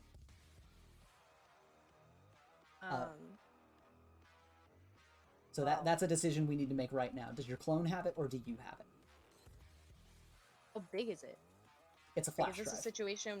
Yeah. So which one of us had it, Olivia wouldn't be able to know. Well, but I need to know. No, I'm aware. I'm aware. I just wanted to clarify that before saying yes. I handed it to the jet. Okay. Yeah. Okay. Then That's in that the whole case, point. Is that I set the jet out to kind of like bug her, and I'm like, "Come get me!" Like trying to act like I'm trying to get to the thing. Okay. Yeah. Then in that case, the jet will fly over, and it definitely does take her attention because it's flying over here and is hovering around. So she is going to run towards the jet and try to start like swatting her hands in the air to try to to basically try to smack it, because what'll happen if she smacks it. Which one do I shoot? I'm running over as she's distracted. This is a giant hole in the ground. As you run over here, you can see there is a little bit of ground that hasn't fallen away, but if you want to cross it without doing anything crazy, I need you to roll danger for me. Yes, I'll do that. I'm so honestly, I'm like, what do I do instead?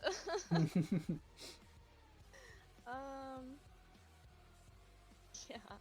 Fuck. I'm actually like scared because I don't want to just fall in this fucking hole. You will fall back down to the Thank third God. floor. Thank God. I'm alright. I'm alright. All right. You end up able to sort of glide and skate along the narrow bridge of remaining stone here. But because of how much you have to keep your balance and how fast you're trying to go, you do spin out and sort of, fall off to the side, kind of skid over this way. Meanwhile, Olivia is directly trying to engage the jet, so I want you to roll to directly engage a threat with your jet form. Got it.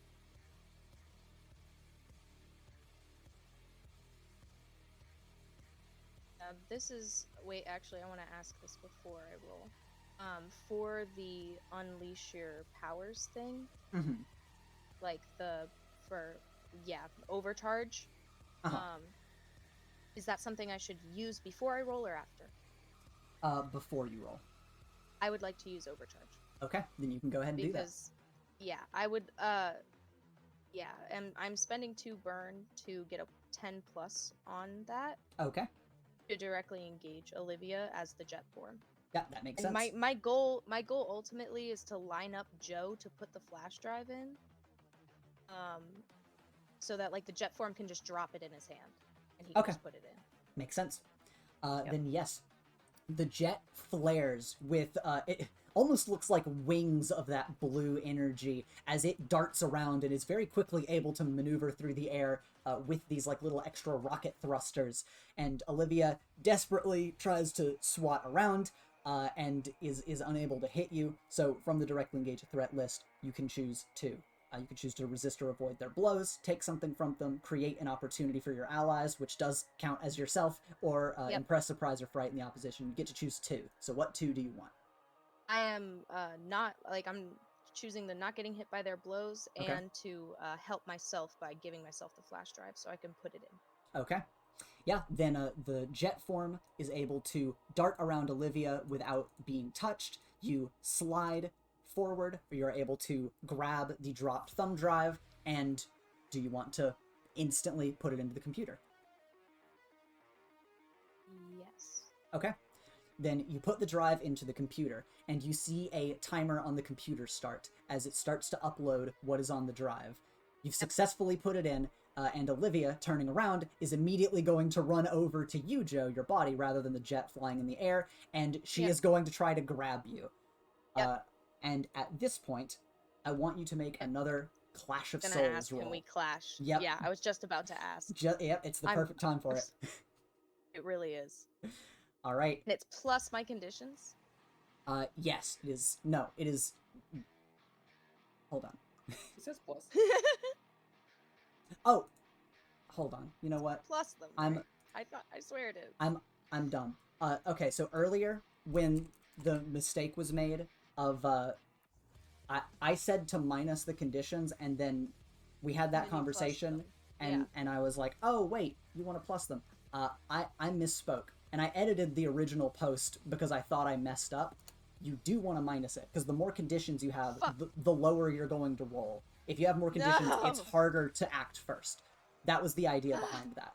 I got confused before, but now that...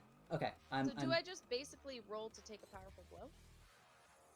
So you're gonna roll that's plus. whatever your highest label is, and then just on the additional thing, you minus the number of conditions you have. So if you have 3 conditions, it's minus 3 in the extra chat box that pops up.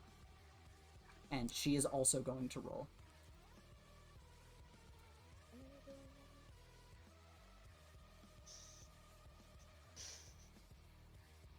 All right. Go ahead and roll. Okay, that's a 5. Yep. She's got a lot of conditions. It's also her highest label minus her conditions. So yeah, you did roll higher. So, what do you want to pick from the list? Once again, you can gain insight on your opponent's state of mind, go all out, knock out your opponent, or surrender. Hold on. I'm like, this is gonna be a dumb question, but I just don't feel like looking. For the conditions, whenever you roll to take a powerful blow, is it plus your conditions amount or minus it? I forget. That one is plus, because getting higher on that roll is bad. This one is minus your conditions, because getting a high roll is good. The button for rolling and taking a powerful blow does that automatically, so you don't have to worry about that. I want to knock her out, but I'm not gonna. You can do it. If you want to knock her out, you can do it. What do you want to do? I think I'd knock her out. I have 5 conditions marked. Joe is at the end of a rope. He doesn't want to actually hurt Olivia, but he just put the drive in, and I feel like if Olivia came up behind him, he would just, like, turn around and just immediately, like, swing his arm, you know what I mean? And just, like, go for, like, a smack, like a hit across the face, like, just trying to, like, whack her, basically, backwards, and just kind of using, like, I don't know, I'm thinking of Joe's state of mind. He's so angry.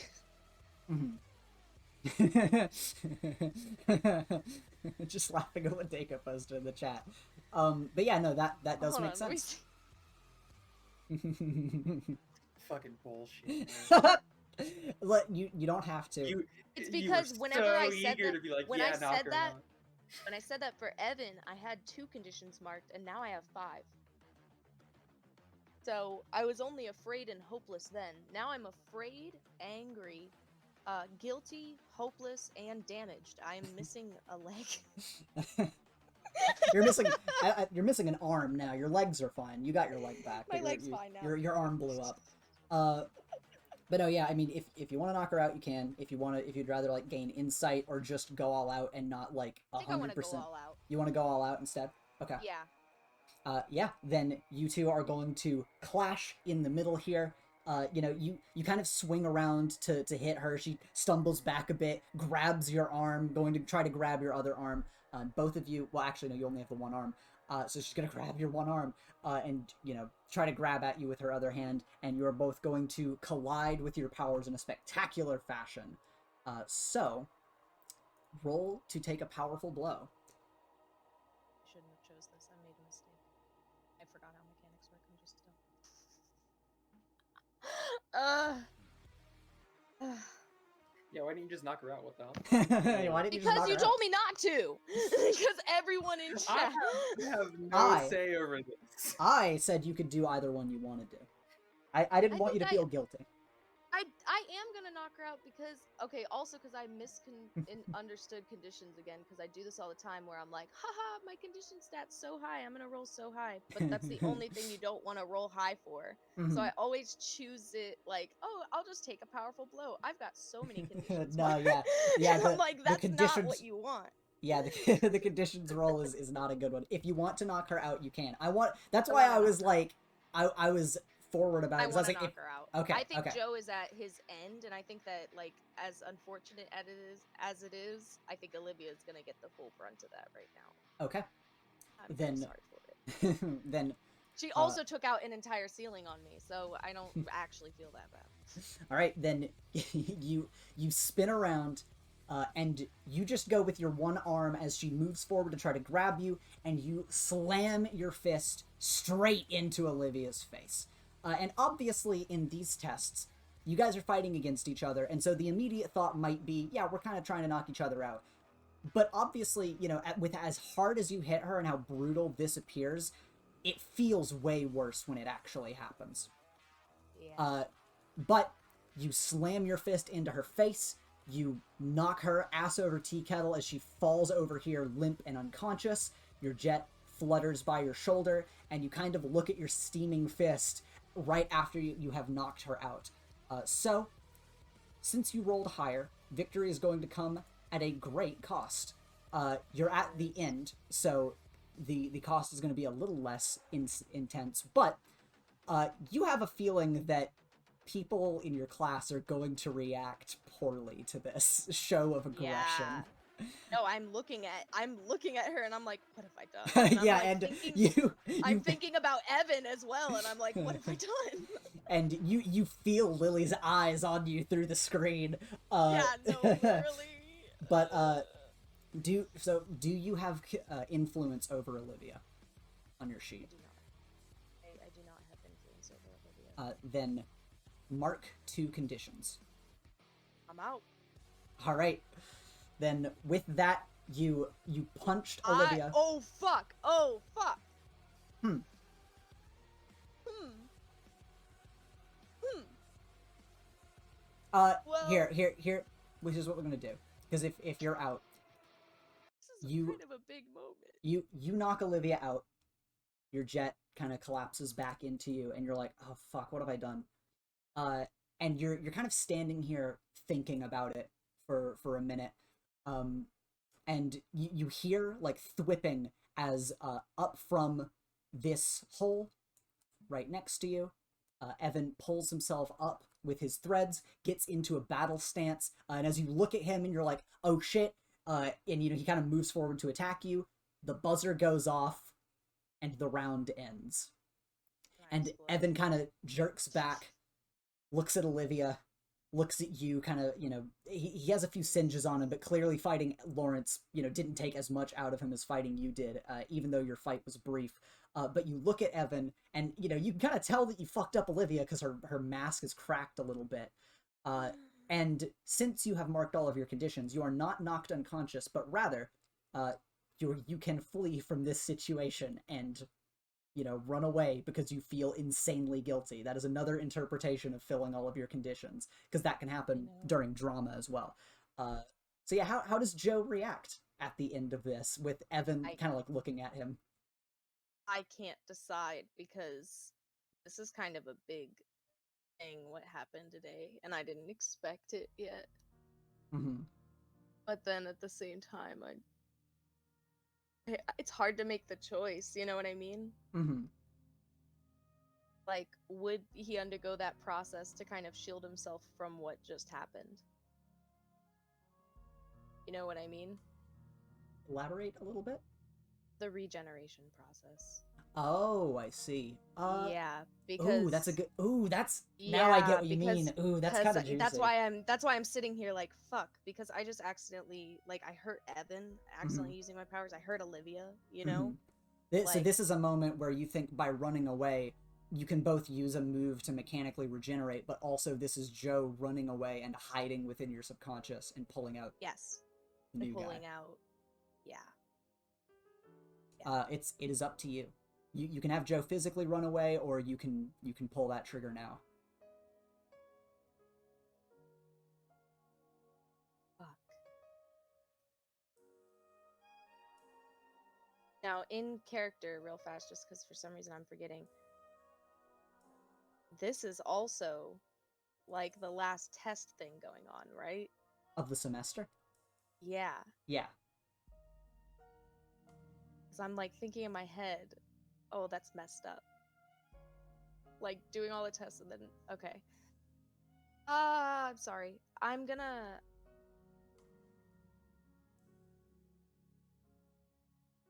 just run away. Okay. From the situation. Okay, you're just gonna have Joe kind of feel, you kind of look at them like, I'm so sorry, and then just bolt from the building and go be alone for a while.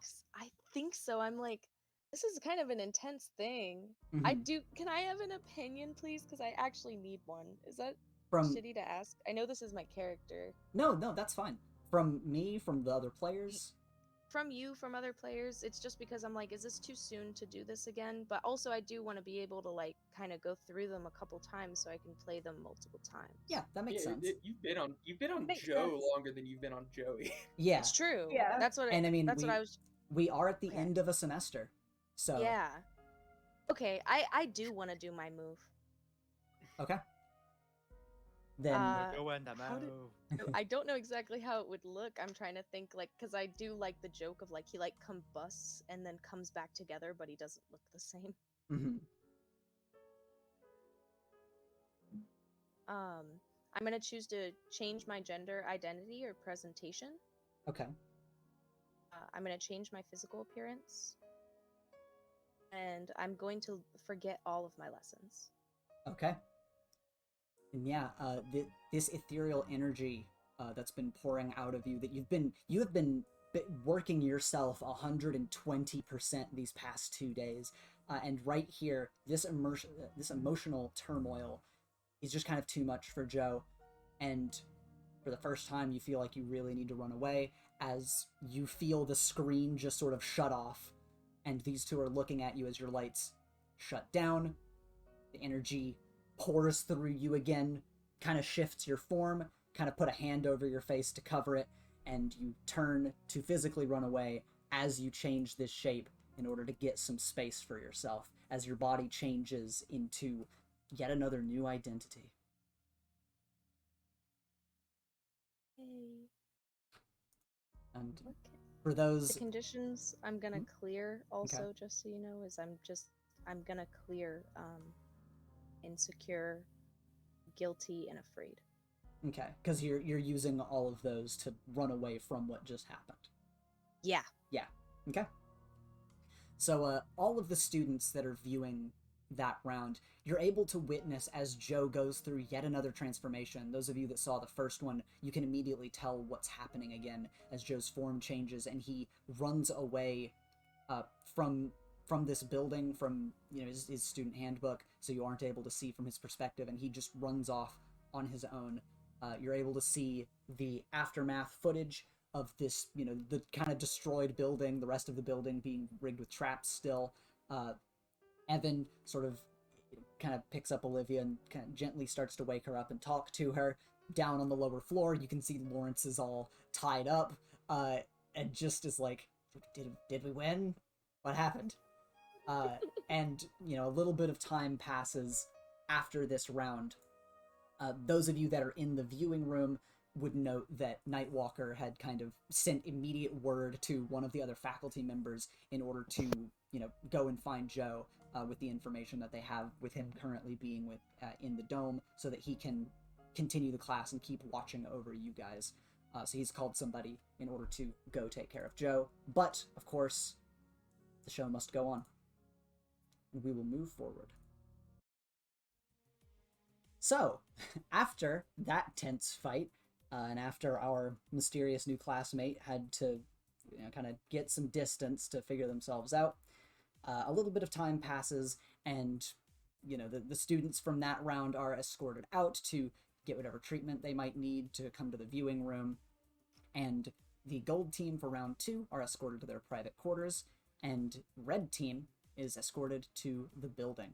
You enter the building together, ready to prepare for the round ahead, and as informed before, you're each equipped with earpieces so you can communicate from afar, and you also have a digital copy of the building's floor plan. You're free to explore and ask questions about your surroundings as you put together your defense strategy. There are notable locations on the first and third floors, and multiple ways to access each floor. You may also interpret our overhead view of the map as a stand-in for your floor plan, so you can point things out and ask about them whenever you need to. So you guys have a planning period together. Before anything else, can I go ahead and just roll to try and get some burns? Yes, you can. Yeah, there you go. Oh my god. Well, Carry me. Oh, hit! You two walk in together, and Terry, you're kind of thinking about what you guys are gonna do, and you look over, and Alex just powers up, starts glowing with her energy aura. You're like, okay, I see. I'm just standing there like I'm going Super Saiyan. Mm-hmm. Yeah, after you get done powering up, the building is yours to start strategizing. No, I think Alex is definitely gonna mention the whole vent situation to Terry. That maybe he could spread his fear gas through the vents. Oh yeah, definitely. I intended to do that. But they have like, do they have any way of communicating with Nightwalker right now? If you have questions, you could have on the way here. Okay.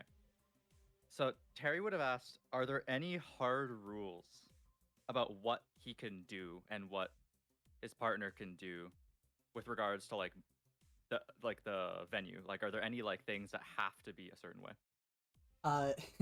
Well, he says the obvious, obviously don't kill or maim your classmates. But really, this is an open situation to see how you would deal with this in a real world scenario. So there are very few limitations to see what shortcomings or what pros and cons that your plans may have.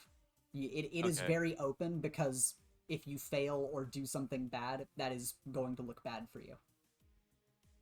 He'd asked secondly, do we have time to explore the building? Yes. Okay. Is there any restriction on like collateral damage? Like, is that a negative impact towards the grade? He just asks if you think that would be bad in real world hero work. Yes. And then he leaves it at that.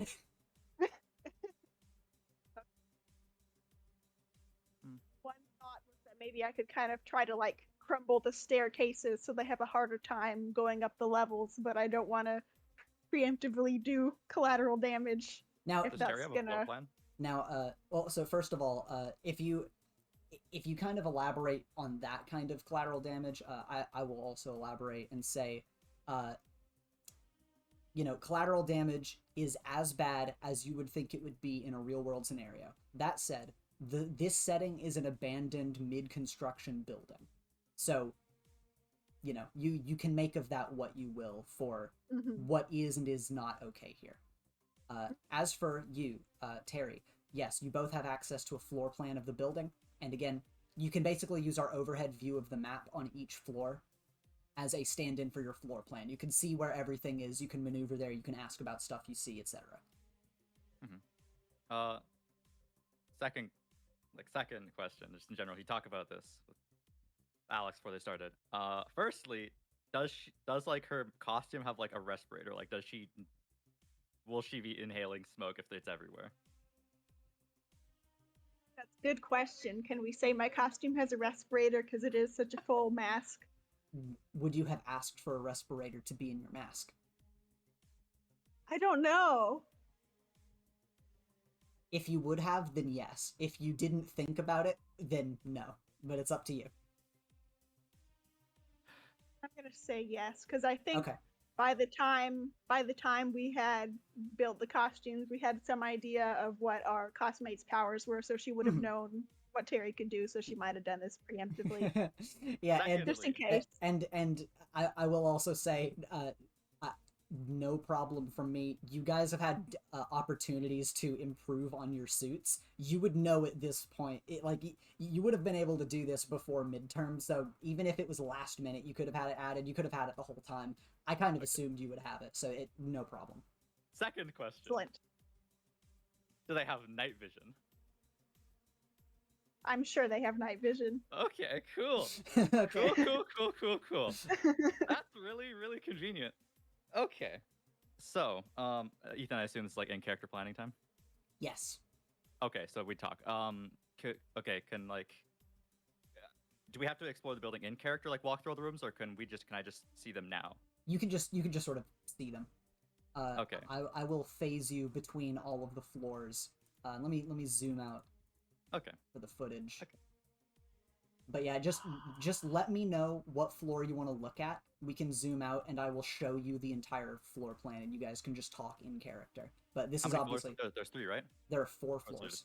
There's 4 floors? Okay. Yes. Is the generator on the top one? So the power generator, I assume you mean. No, like the objective. The objective is on the top floor. Yeah, the top floor. Yes, okay. yes. Okay, cool. Is it always on the top floor for every mission? Like every single time? Yes. Okay, cool.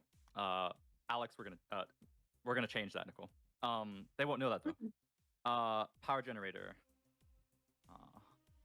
You'll see that in the bottom right corner over here. Okay. And so you're thinking we could move the objective to a different location using my gravity powers? Yes. I like that idea. Let me also show you the second floor. I like to do a little bit of trolling. God. Gravity powers are so convenient. I don't have to carry anything. They Boxes really are. too. Okay, this is second floor? Yes. Okay, cool. Second floor, you see the alternative way upstairs, just like this way down here that, leads from the lobby that you guys came from. You also see in the top left that there is a stairwell that leads from the bottom floor to the first floor. Or rather, from the bottom floor to the top floor. Let me show you the third floor. With this alternate way up here, this alternate way to the top floor, and this room up in the top right, which you know is the central air unit for the entire building. And finally, let me just show you the top floor, which is just big open space, way less obstructions, and the device is in the center here. Do you think, based on the size of it, could we kind of use my gravity powers to help it levitate and bring it down, maybe like to the third floor and like stick it in one of the random little rooms where they won't be expecting it? Okay, no. Here's Terry's plan, and he'd Okay. go over this. I'm just gonna go with Terry voice. Alex, are you aware or I suppose knowledgeable about the concept of a minotaur in a labyrinth? Vaguely, yes. I've heard of that before. Okay, well, I was either gonna go with minotaur or like a rock down a passageway, like Big Boulder, Indiana Jones, that one, whichever you're more comfortable being compared to. Now they're going off the assumption that this thing, he points to like the objective, is on the top floor, and that what they have to do is bypass us and get to the top floor, put the thingy in the thing, and win. Danny's really fast, and sometimes being fast isn't always the best trait, just like being strong isn't always the best trait. So quite obviously, she's just gonna try and avoid us and go for the objective. So our first objective to counter that would be to, well, change the rules of the game. Their assumption is that we're going to be fighting them. You're going to be fighting them, and I'm going to be gassing the place. We're going to flip up the script a little bit. They also assume that, this thing is going to be in a room they can find. Fortunately, they're not going to have that option. Here's my plan. We're going to move the objective down to the first floor, while you protect the second, third, and fourth floor with lights off and gas filled, hit and run style as much as you can. Your goal isn't to take out Danny. She's a bit too quick for that. But luckily for us, due to her proclivity for speed, she's probably going to be trying to avoid you as well.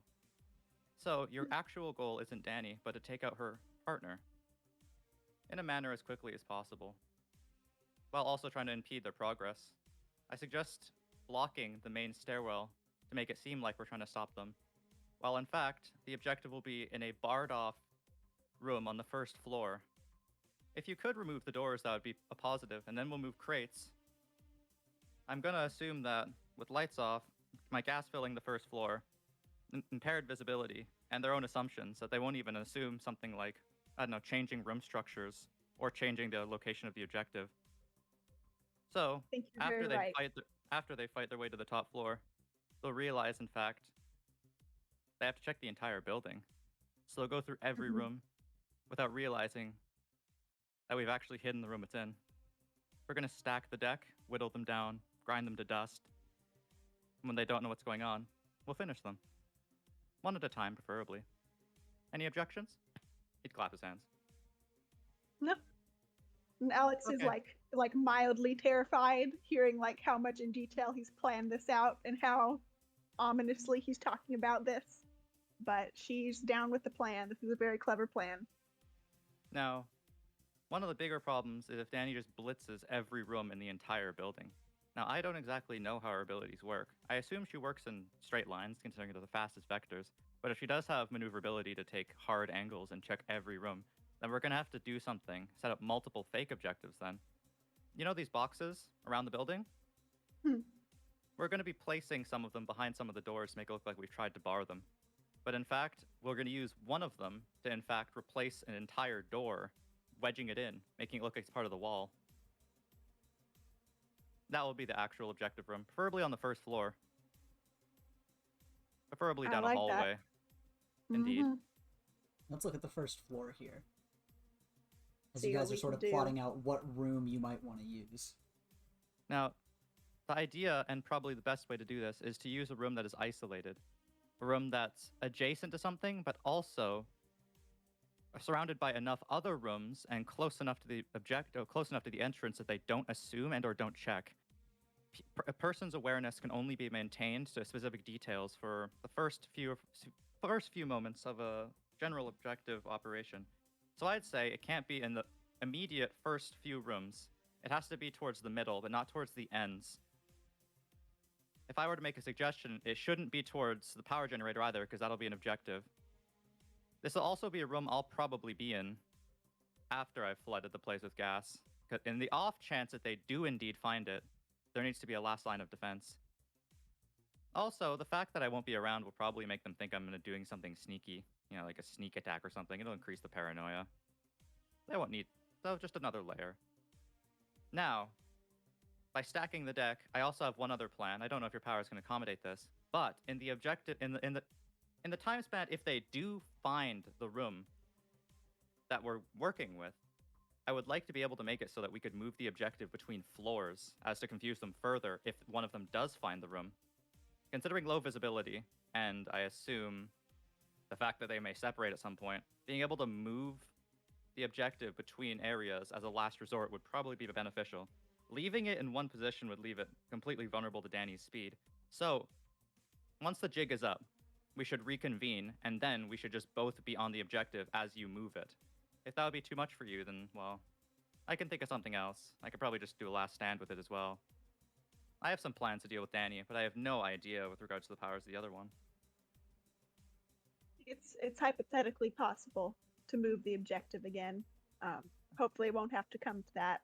But I think with low visibility, if we're quiet enough, we may be able to move it without them finding us. Oh, also, I intend to break the power generator. I don't want them to be able to turn the lights back on. Just leaves them with an opportunity I'd rather not deal with.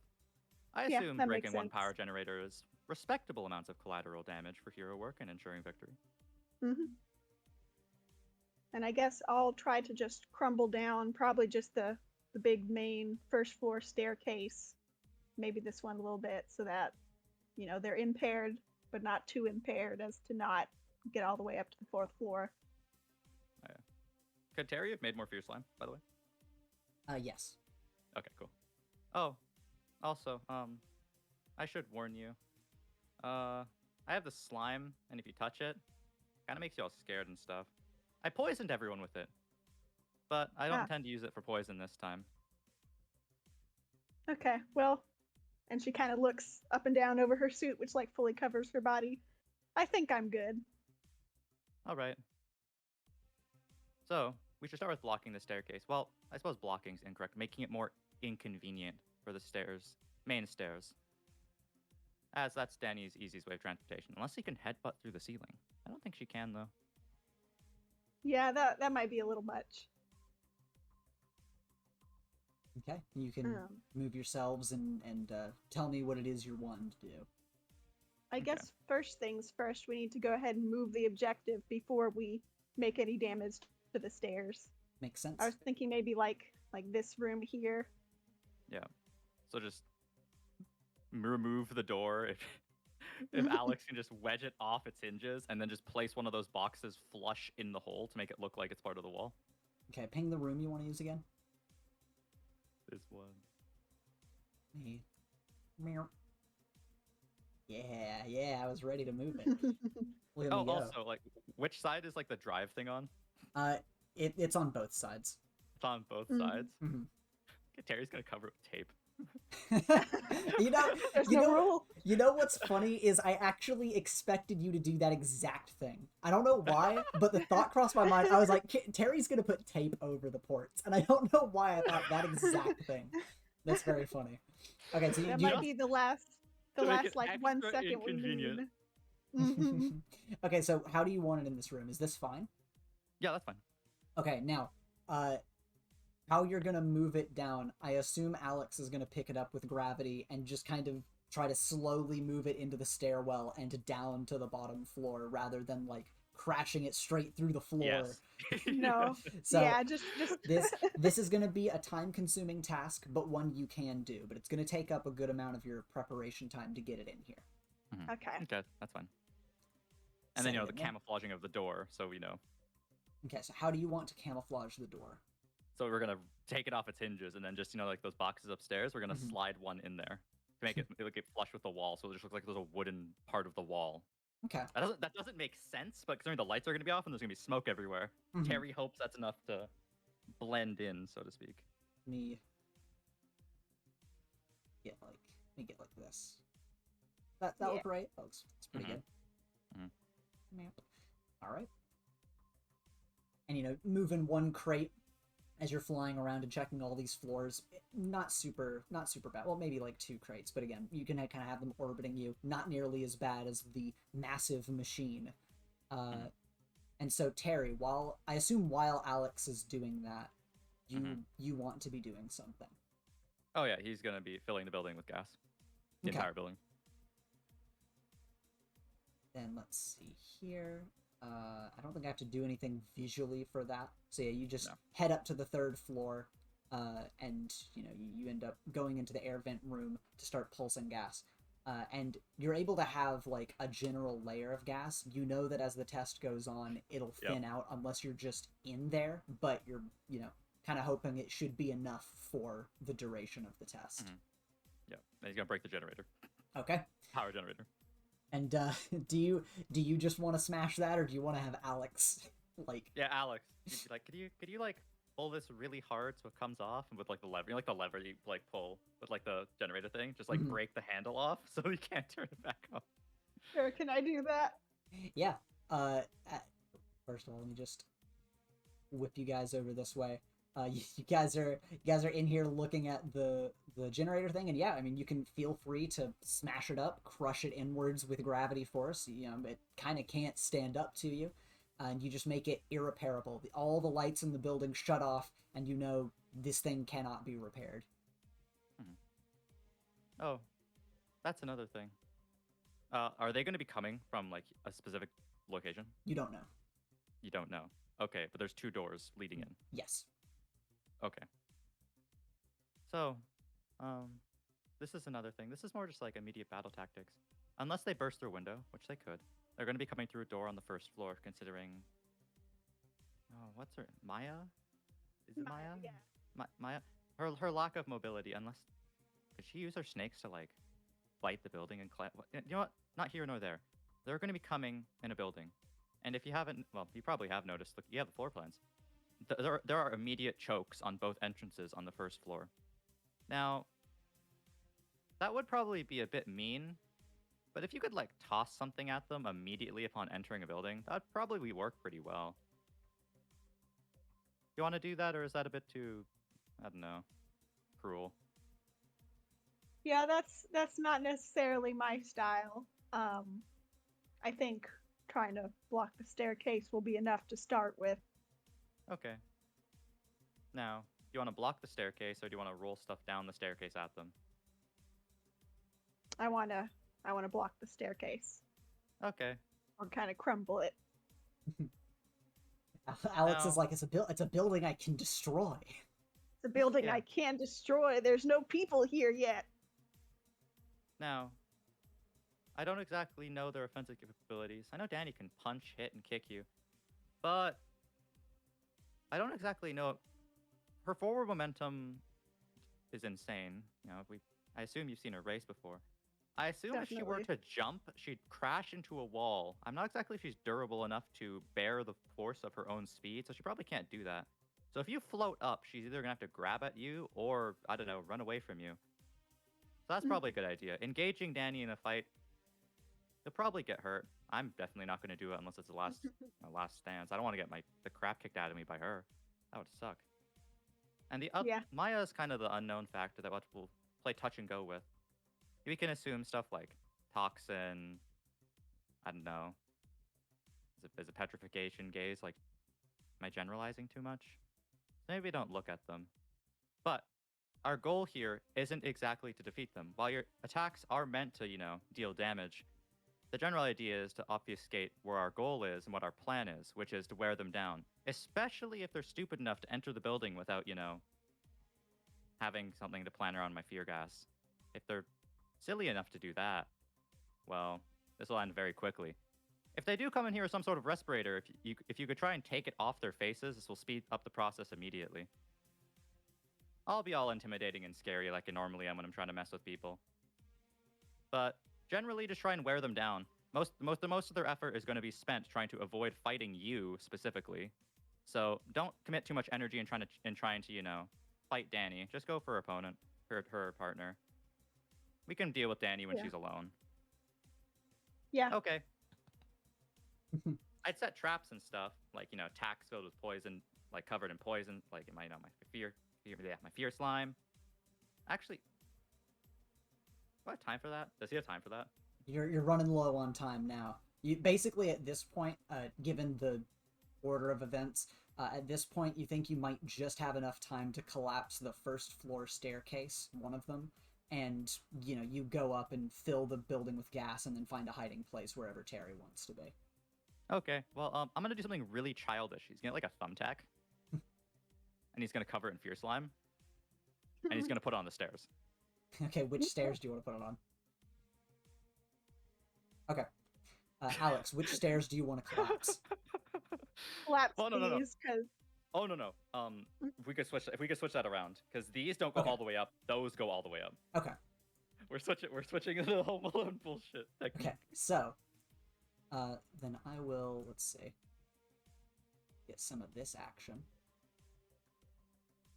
As Alex, you make your way over here, and you start, using your gravity powers to bring the first floor stairwell down and just start collapsing as much of it as you can. And I'll move all of that to the map layer. And Terry, you move over to these stairs, and you want to place a thumbtack coated in fear slime on one of the stairs. Also, he's just gonna rub while he's here. He's gonna just kind of have fear slime on both the doorknobs here, Okay. on both these doors, and then he's gonna go upstairs. Okay. Let me move Home Alone upstairs technique. here. Okay, and then overcoms. Oh yeah. Where would the device be? On the from above, from the second floor. That's a good question. Let me show you. It'll be kind of right here in this sort of area. Terry would draw a little smiley face there, and be like, if they're on it and you need to break through the roof to surprise them and crush them with debris, the smiley face marks the spot. appreciate it, And Terry. you show her what it is. What did you say, Nicole? I said I appreciate it, Terry.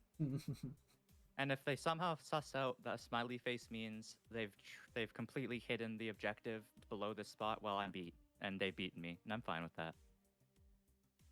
Make your way up here, and you're of course able to go into this room and start filling the building with gas. Meanwhile, down on the first floor, God damn. Alex, where do you want to set up shop? Where is it? Where do you want your starting position to be? So I want to set myself up on the second floor, right when they come up from this staircase. I'm gonna be ready for them as if I'm defending and preventing them from going up. Okay. Let me get you up there. And I assume you relay this with Terry. I'm gonna start on the second floor and try to defend as they come up. Oh, I suppose that's another thing. I would exercise extreme caution with both of them in the beginning. People tend to do all their wily bullshit at the start of a match rather than have it planned out for the middle and end. So they're probably going to try and surprise you with something.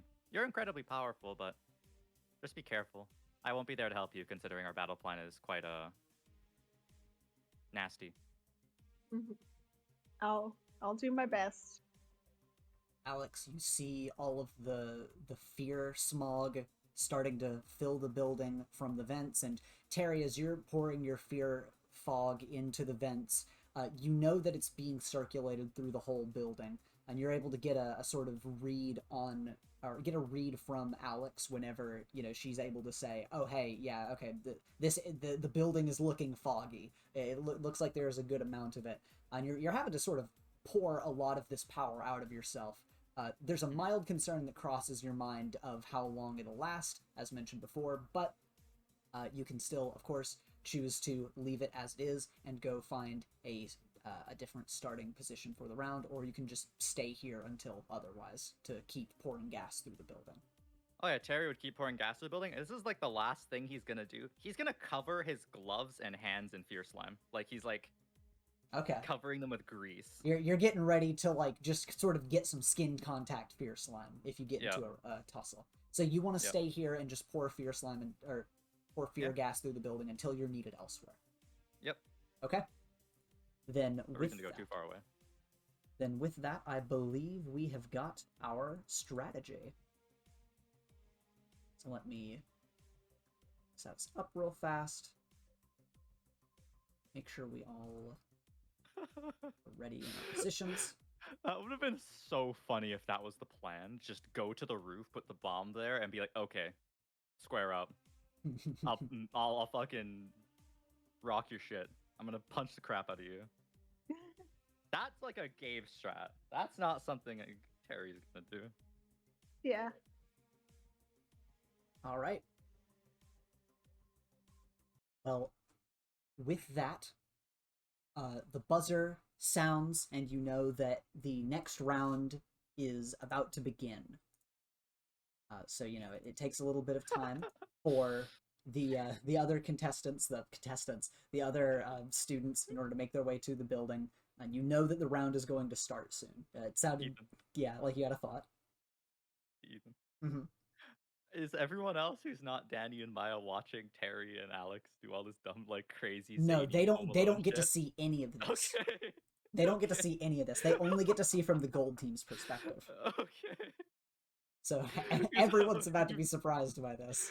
Okay, because that'll be really funny. Like, what the fuck are they doing? Oh my god. What the fuck? Okay, fine. Okay. Lights off, gas down, Minotaur released. Let's get hunting. So, of course, the round begins, and you're like, okay, you know that Alex is in position on the second floor, and you are in position in the air vent room. And both of you are kind of, you're kind of trying to keep an eye on each other, keep an eye on the place as best you can. And very soon after the round begins, you both hear a deafening boom from the first floor. Then another. And after a moment, you guys don't really hear anything. What are your first thoughts? They exploded their way into the building for some reason. They did go through a wall. That's surprising. That is surprising. They wanted to avoid a surprise attack. I suppose that makes sense. And Alex, what are you thinking here on the second floor? Do you want to change your strategy? Do you want to stay here? So she's a little tempted to like peek down and try to change her strategy, but she's like, even if they burst through a wall, the room is still just a random room, and the odds of them just finding it in the dark instead of going up where they think the objective is on the fourth floor is still slim. So I'm not going to give myself away yet. No, not quite yet. And yeah, you guys kind of sit there for another couple of seconds in wait. Obviously, being the defensive team kind of changes the mood a little bit about what you're waiting for. And then after a few more moments, you move over to the side. Yeah, I'm not going to be in the direct line in case Danny comes busting up the stairs. And after a few more moments, you hear another deafening boom, this time from the top floor, above both of you. What, Nicole? It's happening. What do you mean? Oh, Somebody's on the top floor. Oh, okay, I see. I thought that was you out of character, being like, what is happening to me? I get it. No. Yeah. You hear the boom on the top floor. And another few moments pass. I see, that's smart. I think they're fumigating. And then you hear another boom. Another few seconds pass. And Alex, you're able to notice a bright flash from the bottom of the stairs.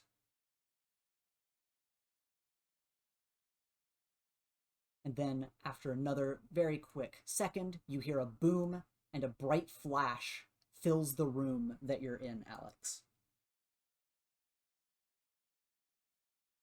She's already here. Standing at the other end of the hall, back to you just for a moment before looking over her shoulders and making eye contact with you, you see Danny. She just turns to face you. And then she says, "Don't blink." And at that,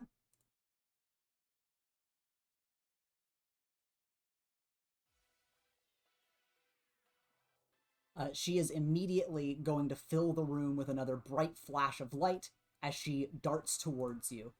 What do you want to do? Can I unleash my powers to lighten my gravity and go up in the air to avoid her blows? You can use your powers to try to avoid her, but it will still be directly engage a threat if you're just kind of trying to avoid her attack. Okay. So, roll to directly engage a threat. That is a 7. So, you get to pick one from the directly engage a threat list. Let me find that again. As a reminder, the options you have are resist or avoid their blows, take something from them, create an opportunity for your allies, or impress, surprise, or frighten the opposition. Yes, I'm just gonna resist or avoid her blows, because right now I'm just trying not to get punched with like 5G forces. Okay, then yeah, you are able to lighten your gravity and very quickly pivot yourself to the side, and in that instance, she lands where you were, immediately spinning around and going to dart at you once again with another bright flash of light and a deafening boom as she closes the gap between you. So, once again, roll to directly engage a threat, as she is just pursuing you actively. Alright, and I assume you want to avoid her blows again. Yes. Alright, once again, basically in the moment where she lands, you're able to preemptively dodge out of the way with lightened gravity as she slams into the wall over here, but stops herself, preparing to kick off of it. Meanwhile,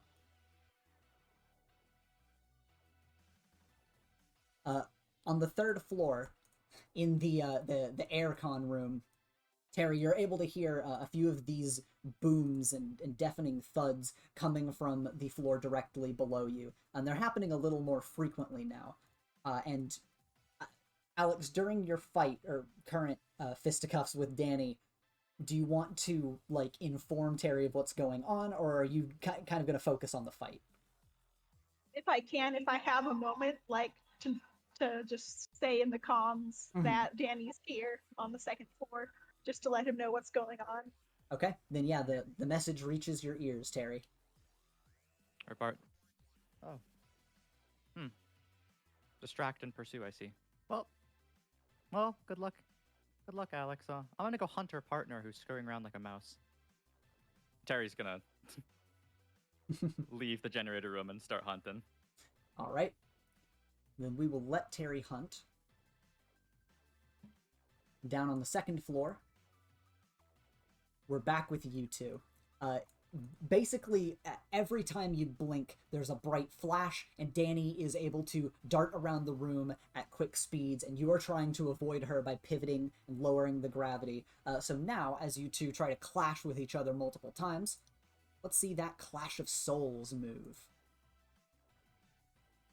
You and your opponent are meeting an even competition after all, and a contest of powers. So, Alex, I want for you to roll your highest label, whatever your highest stat is, just click the button next to it to roll it, and when it asks you for an additional modifier, subtract the number of conditions you currently have marked. Okay. That's gonna be rough. Ah, not bad. That's pretty good. But she rolled better. So, she is going to choose first, and she is going to go all out. So, you are throwing your powers around mostly trying to dodge her at this point, but trying to throw a few pushes of gravity at this point, which none of them seemingly land because of her ability to just dodge around you. But as she slams into you, you are going to be hit by a bright flash, and first, roll to take a powerful blow.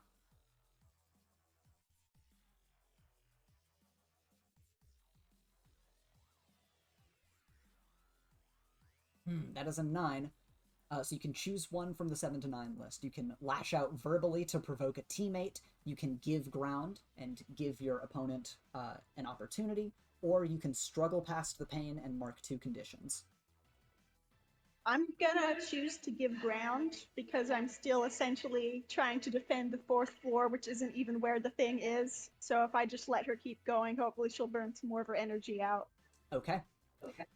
Then a bright flash fills the room once again. Every time she bounces around, this happens. But this time when it happens, she finally catches you off guard, moving around too quick for you to defend against, and she tackles into you.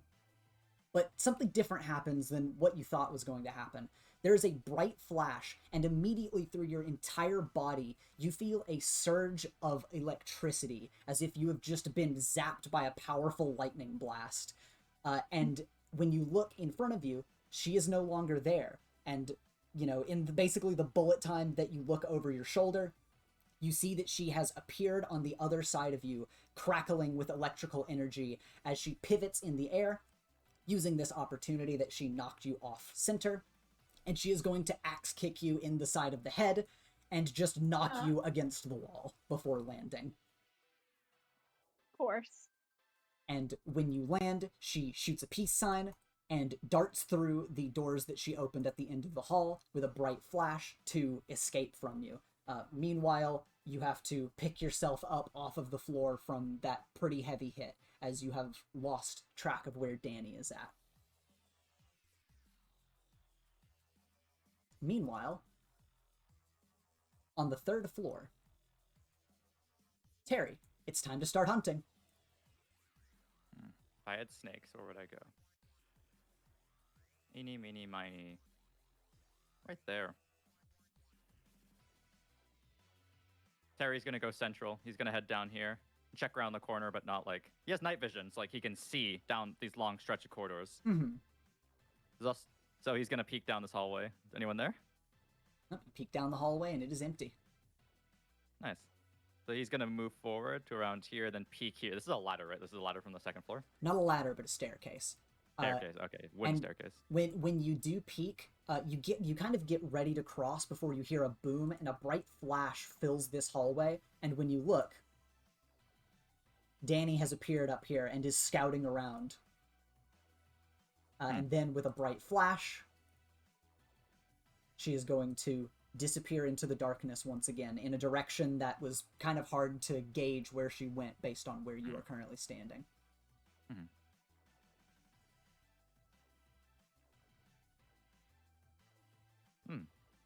Terry's gonna go through here to up here. Okay. Because based on that, he has a different idea of what's happening. Mm-hmm.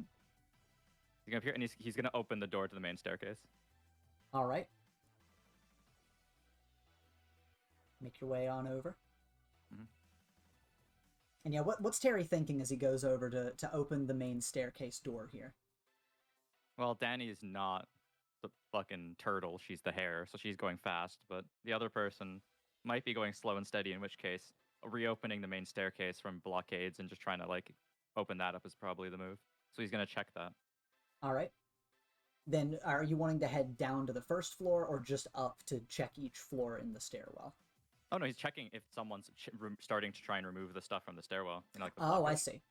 Yeah, you open the door and you're able to look down into the stairwell. And no, it doesn't seem like the debris has really changed any in the stairwell. Oh, so much easier when I just do things normally. He's gonna head to the top floor because the other thing he can infer is that they're actually heading to where they think the objective is. And when you go to step through the door, there is a boom, and immediately you know what's probably about to happen. Danny flies down the hall towards you and is just aiming to attack you. So very quick, roll to directly engage a threat. Ooh, Terry's good at that. They toll for me. No, not yet. They don't. You get to pick 2 from the directly engage a threat list. Ooh, gee. Let me take a looky, Lou. It'll be most beneficial right now. Well, resist or avoid their blows, obviously. Mm-hmm.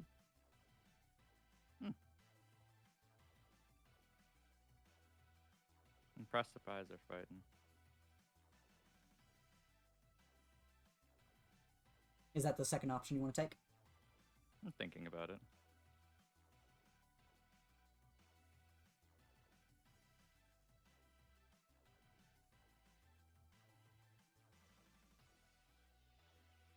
If create an opportunity for your allies, if Terry tries to get Fear Slime on her now, even if she gets away, would that count?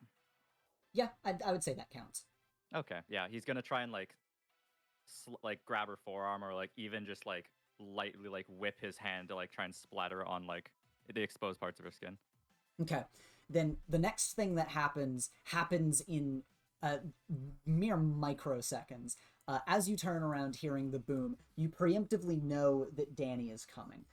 So you try to brace yourself as the bright flash of light fills the hallway, and you feel an impact against you that burns as you feel the electrical surge shoot throughout your body, and you are blasted against the interior wall of the stairwell. You resist the blow, so it doesn't hurt as much as it could have since you sort of braced yourself, but definitely it just feels like you got hit by a bolt of lightning. When you look up, in that brief moment that you got hit, you were able to fling your arm and splatter Fear Slime through the air. And as she appears from the light, she kind of does a flip back in order to land, and a little bit of it splatters against her forearm as she lands on the ground in a kneel. And just says, "You're trickier than you appear, and you already appeared pretty tricky." Tick tock, Danny. Also, see you soon. Yeah, you say tick-tock, see you soon, and she just kind of smirks at you, and a bright flash of light fills the stairwell that you're in, and before you know it, she's gone. Lightning, huh? Should have guessed. Meanwhile, down on the second floor, Alex, mere moments after the scuffle with Danny, you pick yourself up and you sort of get yourself ready in order to call up to Terry, and you hear a few booms from the floor above you. Could Terry communicate? Yeah, on comm? Yeah, after your fight is done, you'll definitely have a moment for that, which is about now. Danny's got a lightning thing. Can you increase your own gravity by chance? Yes, I can. This is normally something I would do, so I wouldn't expect it out of anyone else, but if you let her cut flesh, you can really break bone, if you get my meaning. Also, if it is to do with lightning, if you can find something to ground her, you might be able to lessen the impact so you have a moment where you can really just go to town. Get my meaning? The doors are metal. And then Terry's gonna go comms off. Alex, what do you want to do with that information?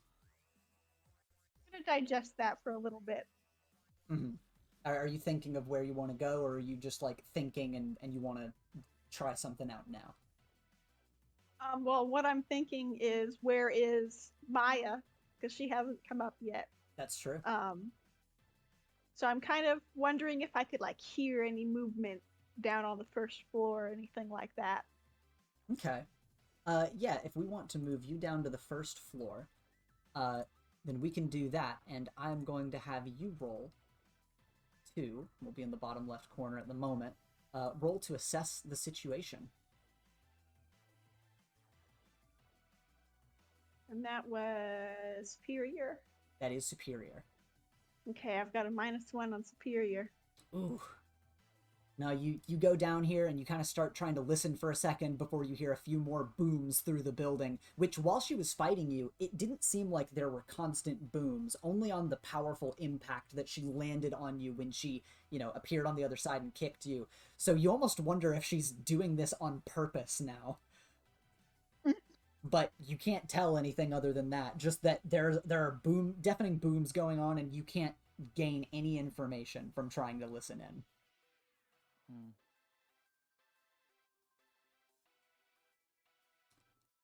So if that's the case, I might snoop around just a little bit on the first floor to make sure that nobody finds our device and looks around more thoroughly.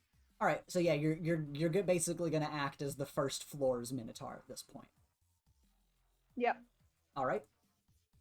Then we will cut back to Terry.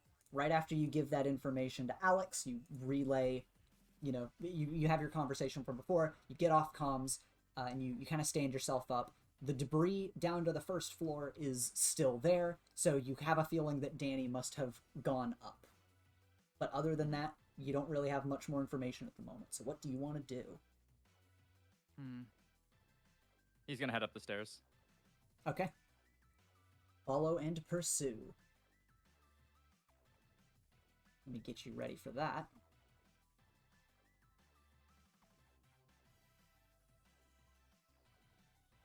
Right here. And you will run around the staircase, make your way up to the top floor, and you are here. All right, do you want to go through, or are you just kind of taking a peek? Yeah, what is your goal here? He's gonna go through. All right. You go through and down the hall here, basically acting as a dark silhouette against the sunlight of the outside. You see Danny looking around. She looks over her shoulder to see you, gives another smirk, and then in a flash, she disappears again.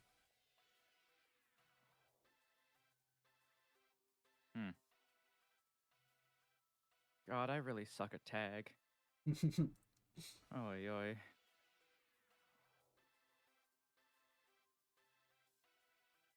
What is Terry thinking?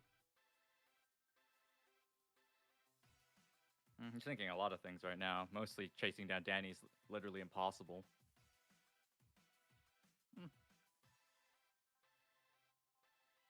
He'd kind of like message out Alex and just say something. I might have missed something in my little plan. Yeah. Do you think snakes on her hair can feel out electromagnetic waves? Technology. Do you think that's a possibility?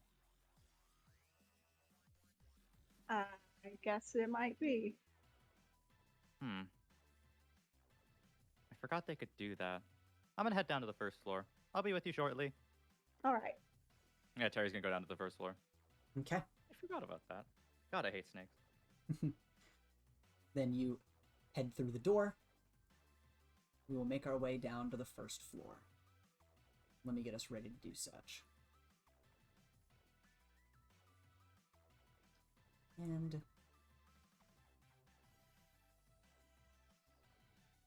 get you here. Here.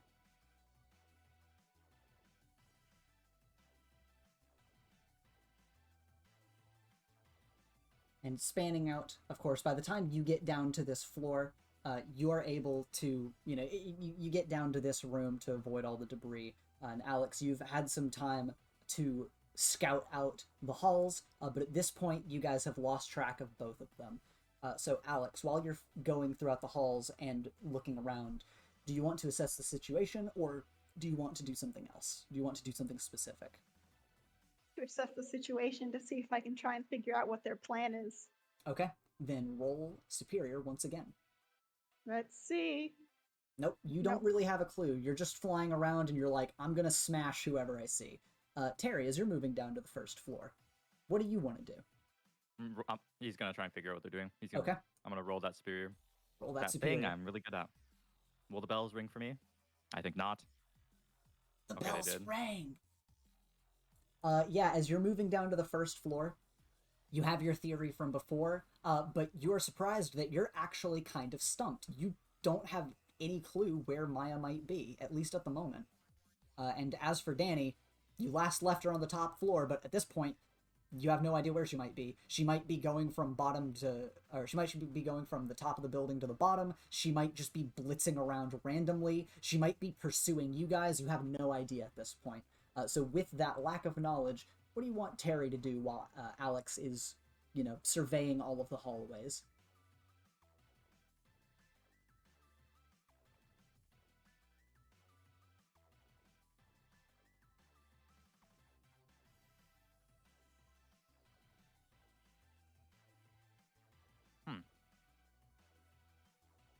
Terry's gonna head back upstairs to the ventilation room. Okay. Do you just want to keep pouring out the smoke? Yeah. Mm-hmm. All right. Then let me get you ready with that.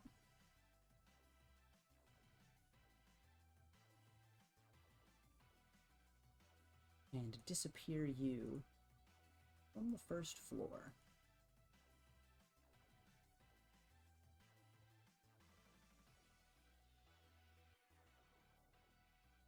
Of course, you run back up to the third floor, you make your way into the air vent room, and as you get here, you realize, man, we are wasting a lot of time running around this building, and now we have less information than before, but you do make it to your destination.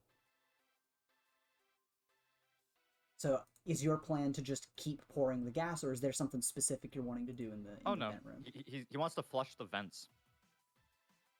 In what way do you mean? If there's anything in them. Like, he just wants I to pour see. gas in, so if there's anything in the vents, they get flushed out by a gas. I also would like to flood the buildings more. Okay. Then yeah, you start doing that. And back on the first floor. Alex, we're going to follow you as you continue to try to survey the first floor.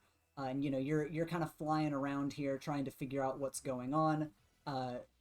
You're looking around and you're like, shit, I can't hear anything, I can't see anything.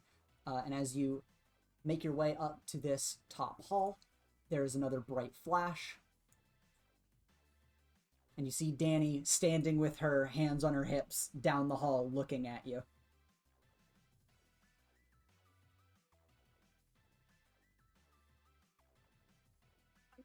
I'm gonna try to make the first move. Okay. Before she does anything. I'm gonna try to just use my powers normally and just hold her down so she can't do her super speed. All right. Then roll to unleash your powers. Right? You hold out your hands and try to make the gravity in this hallway much heavier, and it does work. You do see her kneel to the ground, but she just kind of chuckles a little bit, and in another bright flash, she closes the distance between you two, slams into you, and once again you are shocked and filled with this sense of electricity as she appears on the other side of you and once again kicks off of your back to knock you into the wall. Mark a single condition. Okay, we have 3. Should I pick angry or hopeful? Imagine not having 3 at all times for this entire campaign. I'm going to choose hopeless. Okay. Yeah, you get slammed into the wall, and you're starting to feel pretty hopeless because every time you've run into Danny, you're just not sure how to deal with her. And when she lands, she just says, I hope you weren't thinking of taking it easy on me. Can you repeat that? She just kind of, after she lands, says, I hope you weren't thinking of taking it easy on me. Definitely not. And at this point, the vents start to hiss once again as the vents start pouring out with more of this fear gas in much heavier supply than before. And when you see this, you see Danny tense up a little bit and dart away from you down the hall with a bright flash. And it seems like she is very wary of that happening. Roll to assess the situation real quick. Okay.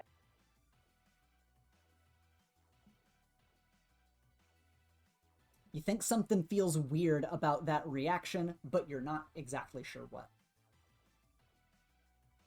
Okay. And then we'll make our way back up to the 3rd floor to cut back to Terry. You have flushed out the vents using your fear gas. You think that anything that was in them before was hopefully flushed out, but you have definitely filled the building with fear gas in a much heavier smog once again. So what do you want to do now? Do you want to kind of hole up here, or do you want to kind of move back and take on some other strategy? He's gonna kick open the doors and then immediately move to the right. Okay, you do that. With what intent, if I may ask? Danny's about to jump kick him into this thing, is what he's thinking. Okay, yeah, you kick open the doors and then jump to the side, and for a moment there is complete silence, but you do see a flash outside, so you know that she's nearby. Oh god, it'd be so much easier if I just had something to trip her with. Wait, no, she just goes through it. Ooh, that is a fun idea. If only I was strong enough to do it. Terry's just gonna step outside while having his hand still be on the doorknob. All right, and as you go to step outside, there is in fact a bright flash as she goes to blitz towards you. And having your hand on the doorknob, you do notice that when she slams into you, you're knocked away from the door, but you don't feel the charge as she slams into the door and falls into the room instead, having been thrown off course. I see. Very, very fun. Terry's gonna blow smoke in the door and then walk through the door before closing it behind him. All right. We'll change the tone real quick. We'll change it to this.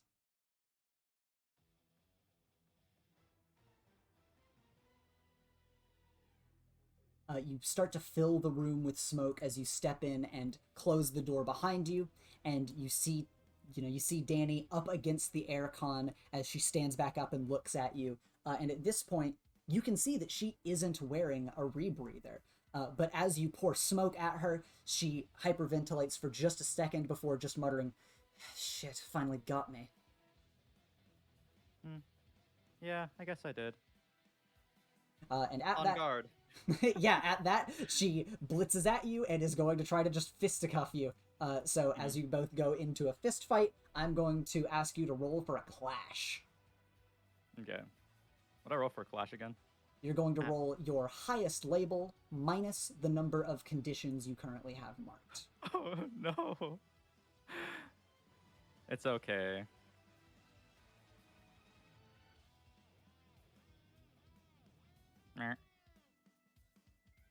Let's see what she gets. Yeah, she rolled very well.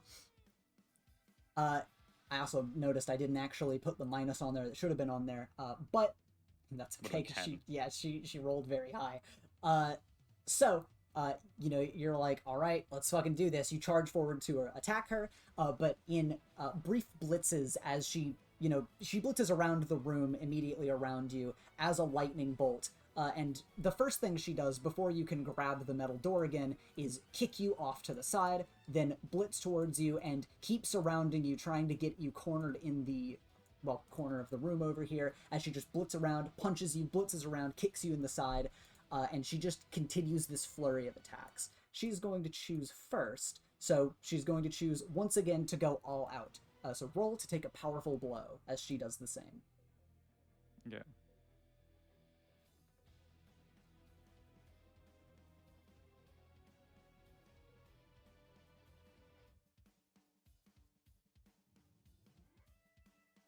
Kapow! Oh my god! Okay. I felt that one coming. All right. Well, you can choose one from the top list and take a powerful blow, or two from the bottom. What do you want to choose? Mm-hmm.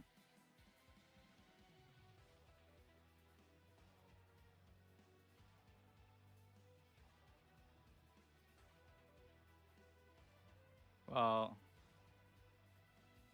he's gonna lash out verbally. I assume it, Alex, since she's your only teammate here. Yep. Okay. And I'm getting rolled up here. what do you want her to do? What do you want to communicate for her that you want her to do? Check on the child. If she should know what that means. Just check on the fucking child. I'm getting rolled up here. All right. And what's the other thing you want to do from the bottom list? Give ground to your opponent. Your opposition gets an opportunity. Okay. He has a plan though, so. All right. Then she blitzes around you. She continues 1-2, 1-2, kick 1-2, 1-2, and she breaks your guard eventually before knocking you into the corner of the room with another bright flash before hopping over this way onto this side of the room, and with a bright flash.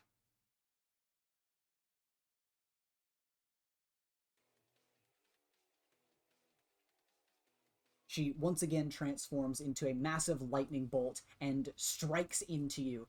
Your body courses with this magnificent, really, electrical charge as the room lights up. She kicks you onto the ground, jumps up into the air above you before landing on you as another overhead lightning bolt, a 1-2 assault. So roll to mark a condition, or not roll, mark one condition as she lightning strikes you and then rolls over to the other side, Okay. having dealt a serious blow. God, Terry coughs. He's probably has broken ribs at this point, and his nervous system is fried. But he's gonna do something kind of weird. Okay. He's gonna get to his feet and take his helmet off. Okay. You can change your token side if you want. And also, what condition are you marking from being lightning bolted? Insecure. Okay. Insecure. You just got his shit kicked in, and then he's gonna stand in front of the window. Okay. He's gonna go, "Come on, I'm barely tickled. Surely you can do better." She kind of it seems like she was ready to go for another attack and then hesitates for a second because you stand in front of the window. And of course, you could kind of assume why this might be before she just kind of scoffs and kicks the door open behind her, and in a flash of light, she disappears from the room. Didn't bite, huh? What do you want to do now? Oh, he's gonna put his helmet back on. All right. You can also at this time choose to either, well, you could do both. You can move to another location. You could let Alex know what's going on. What is Terry doing right after that little brawl? He's gonna message Alex. Alex, you can redirect your movement using metal as a ground. I tried to throw her out a window using my helmet. That would have been fun. I'm not too good at bull charging though. I'll do better next time. She's probably gonna come for you now. Also, have you found Maya yet? And we'll cut Not down. yet. We'll cut down to the bottom floor. As Alex, you respond and are like, not yet exactly. You kind of have been able to fly around and move through the hallways during that little scuffle, and you kind of end up near this room. Terry, where are you heading while we're checking on Alex here? Well, it's obvious at this point that Danny's a distraction and Maya's looking for the bomb. Because she knows if she tussles with either of us, she's gonna get her shit kicked in. So she's gone full stealth mode, but in what manner of speaking is the question. Luckily for us, she doesn't know where the bomb is, so eventually she'll have to take more critical action. So Terry's gonna head to the first floor where he knows where the bomb is. Okay. And Alex, what are you wanting to do? I gotta check on the baby. I gotta make sure it's not, not been tampered with. All right. Then you can fly over here and move these boxes out of the way, should you choose, in order to check on the inside of this room. Yep, I'm gonna do that real quick and then put the boxes back in place so that nobody can see what happened. You move that there, and you can feel free to move and check the inside of the room. And when you step into this room in order to check, what you find is kind of terrifying. The entire room is filled with a torrent of snakes. And, you know, the snakes almost pour out of the room when you open the door. But in the middle of all of the snakes, Maya, or at least the top half of Maya's body, which has been unraveled into this ocean of snakes, is sitting on top of the machine and just sort of wrapped around it. And you can see that the timer for the thumb drive in the machine is about to reach its conclusion as she sits there and waves at you. And as you step in, she is going to unleash all of her snakes on you. So, very quick by surprise, roll to directly engage a threat. That's a hit. You get 1 from the directly engage a threat list. If I know that Terry is coming down here, can I create an opportunity for my ally?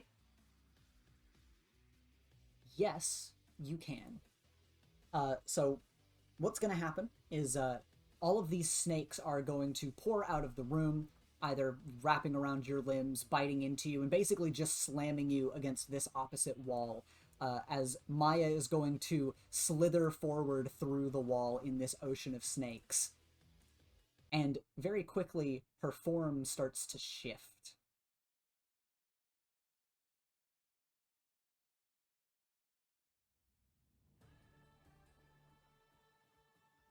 As this ocean of snakes pours out of the door, Maya's form starts to grow in size and unravel even further, and her body morphs into the Gorgon. And as the Gorgon pours out of the room, these tidal waves of snakes pour over your body as she roars in your face. And in order to defend the device now, ironically, because it has the drive in it, she is going to try to take you out. So as you are struggling against her and taking all of her, all of her attention here, roll for a Clash of Souls.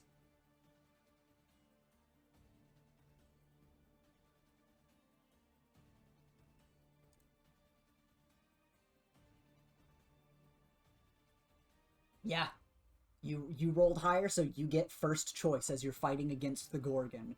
What do you want to choose? Let me look at my options again and see.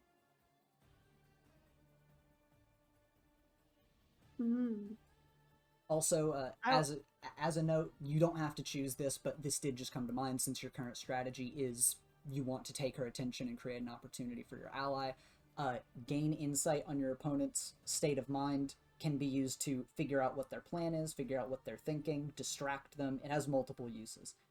So if that is ever a player's plan, you can choose that move. But yeah, what do you specifically want to do? What are you thinking as you're fighting here? I want to go all out. Okay. I want to make her winded. All right. Then you get your limbs tied up by these giant powerful snakes. You're pinned against the wall and you start to flare up with energy, and you're like, all right, I need to go all out or I am just gonna get pinned and poisoned, maybe? You're not exactly sure what she's about to do to you, but you burst out with energy and you need to fight her full thrust. So you clash into her, and as you're throwing your weight around, acting like the Minotaur you want to be, fighting another Minotaur from the other team, you start throwing your weight around, and you're going to need to roll to take a powerful blow, as you also inflict a powerful blow on her. Ooh. Alright, you can choose 1 from the top list, or 2 from the bottom. Okay.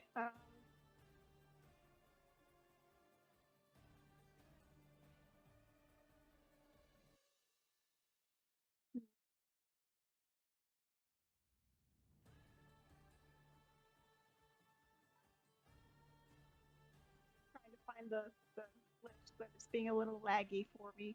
The list, just as a reminder, your options from the top list that you can choose one of. You can either flee, pass out, etc. You can lose control of yourself or your powers in a terrible way. or you can choose 2 from the lower list, which consists of lashing out verbally at your teammate to provoke them into foolhardy action. You can give ground, your opposition gets an opportunity, or you can struggle past the pain and mark 2 conditions. I think I'm gonna have to give ground and verbally lash out at my ally. All right, what do you want to yell at Terry about? I'm gonna be like, He's God already damn it, foolhardy. Terry, get down here already! I'm about to be killed for real. And you get slammed into the ground. And you know, snakes are still like filling this entire hallway just about as they are pouring all over the place. You're pinned to the ground once again. Her giant maw roars at you and bites into your shoulder. And it actually pierces your costume as you can feel a sort of hot sensation pulsing through your shoulder, and you feel your body go rigid as you are paralyzed, unable to move any further. But at this opportunity, further down the hall, Terry arrives on the scene. And Terry, just as you arrive to witness Alex being pinned down here by the Gorgon, you both see a bright flash of light, and on the opposite end of the hall, Danny has also appeared and is staring you down from the opposite end of this scuffle. Terry, what do you want to do here? You can see Danny is sort of like twitching a little bit and wigged out, but is still looking straight down the hall at you. You're not exactly sure what she's feeling at the moment, given the indirect contact, but it seems like she's at least standing here for a moment. She was thrown off for a while, thankfully, but she's standing here, and yeah, what do you want to do here? What do you take this situation for?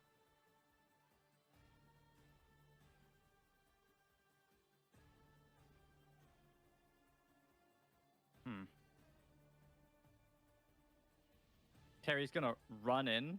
Okay. He's gonna run in and just try and dive over the box into the pile of snakes towards the door. All right.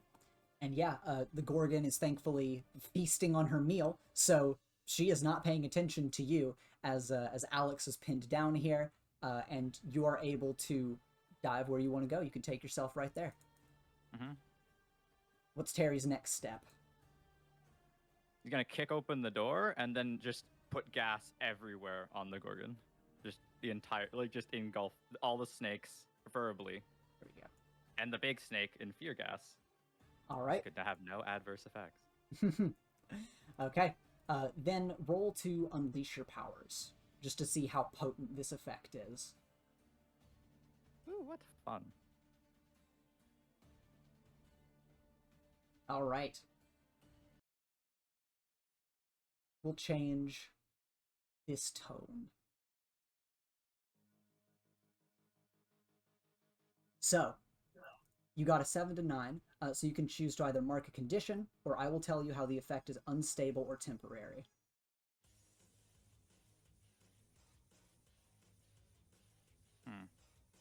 It's unstable and temporary because it's not like his full idea. He didn't exactly have much time because he's just doing this to create a smoke screen for Danny so we can move into the room. Okay. Then yeah, you are able to do just that. You know that you've got limited time here and limited, resources. Looking at Alex pinned on the floor. So you're able to dive into the ocean of snakes, basically create a giant smoke bomb using yourself before the snakes are able to really wrap around you or notice that you're there. And you hear the Gorgon roar in anger as you roll into the room.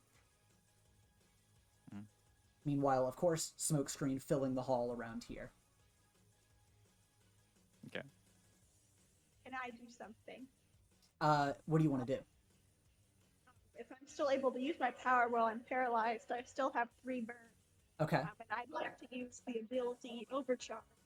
Okay. To channel the capacity of my powers to overcome an obstacle, reshape my environment, or extend my senses. Okay.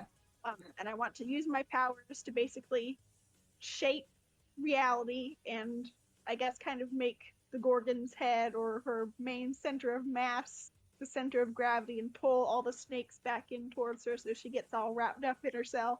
Holy shit, okay. Yeah.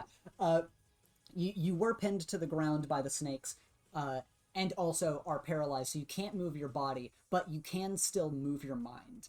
And with this, yeah, you can spend your power in order to focus on the Gorgon and lift her up into the air, the giant monstrosity that she is, and pull all of this giant torrent of snakes in on itself, and basically wrap it into an orb of snakes that you see every so often a giant snake head pulsing out of, as it's sort of like a pulsating mass of muscles that every so often mutates to try to create a new snake head or a new arm. And you're kind of horrified looking at this mass of Maya, but you do lift this big snake meteor into the air as the whole hallway is filled with a smoke screen.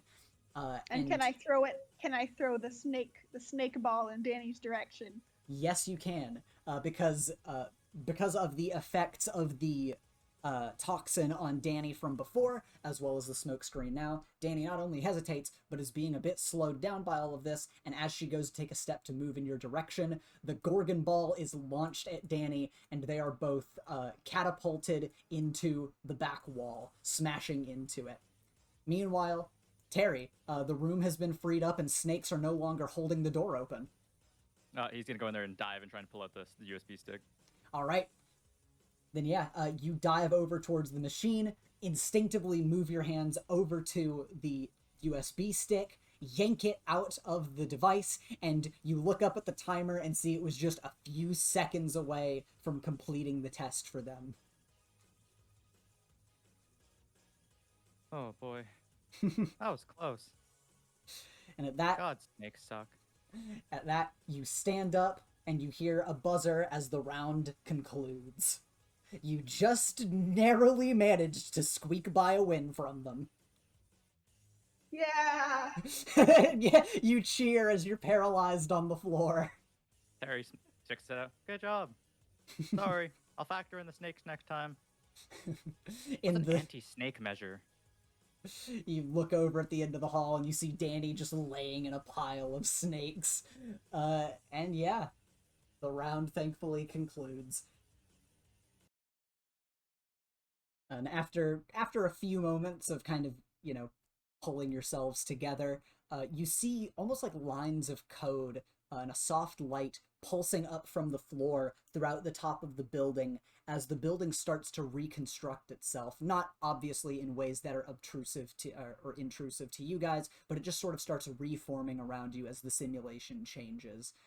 Meanwhile, the Gorgon pulls itself together, pulls itself back into Danny's into Maya's concise form, and she picks herself up off of Danny, and both of them start talking for a moment. Maya seemingly checking on Danny, who is still wigged out from the fear toxin, and Alex is on the ground paralyzed.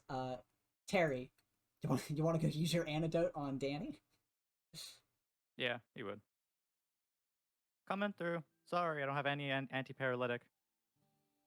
You say that to Alex as he runs by. Here you go.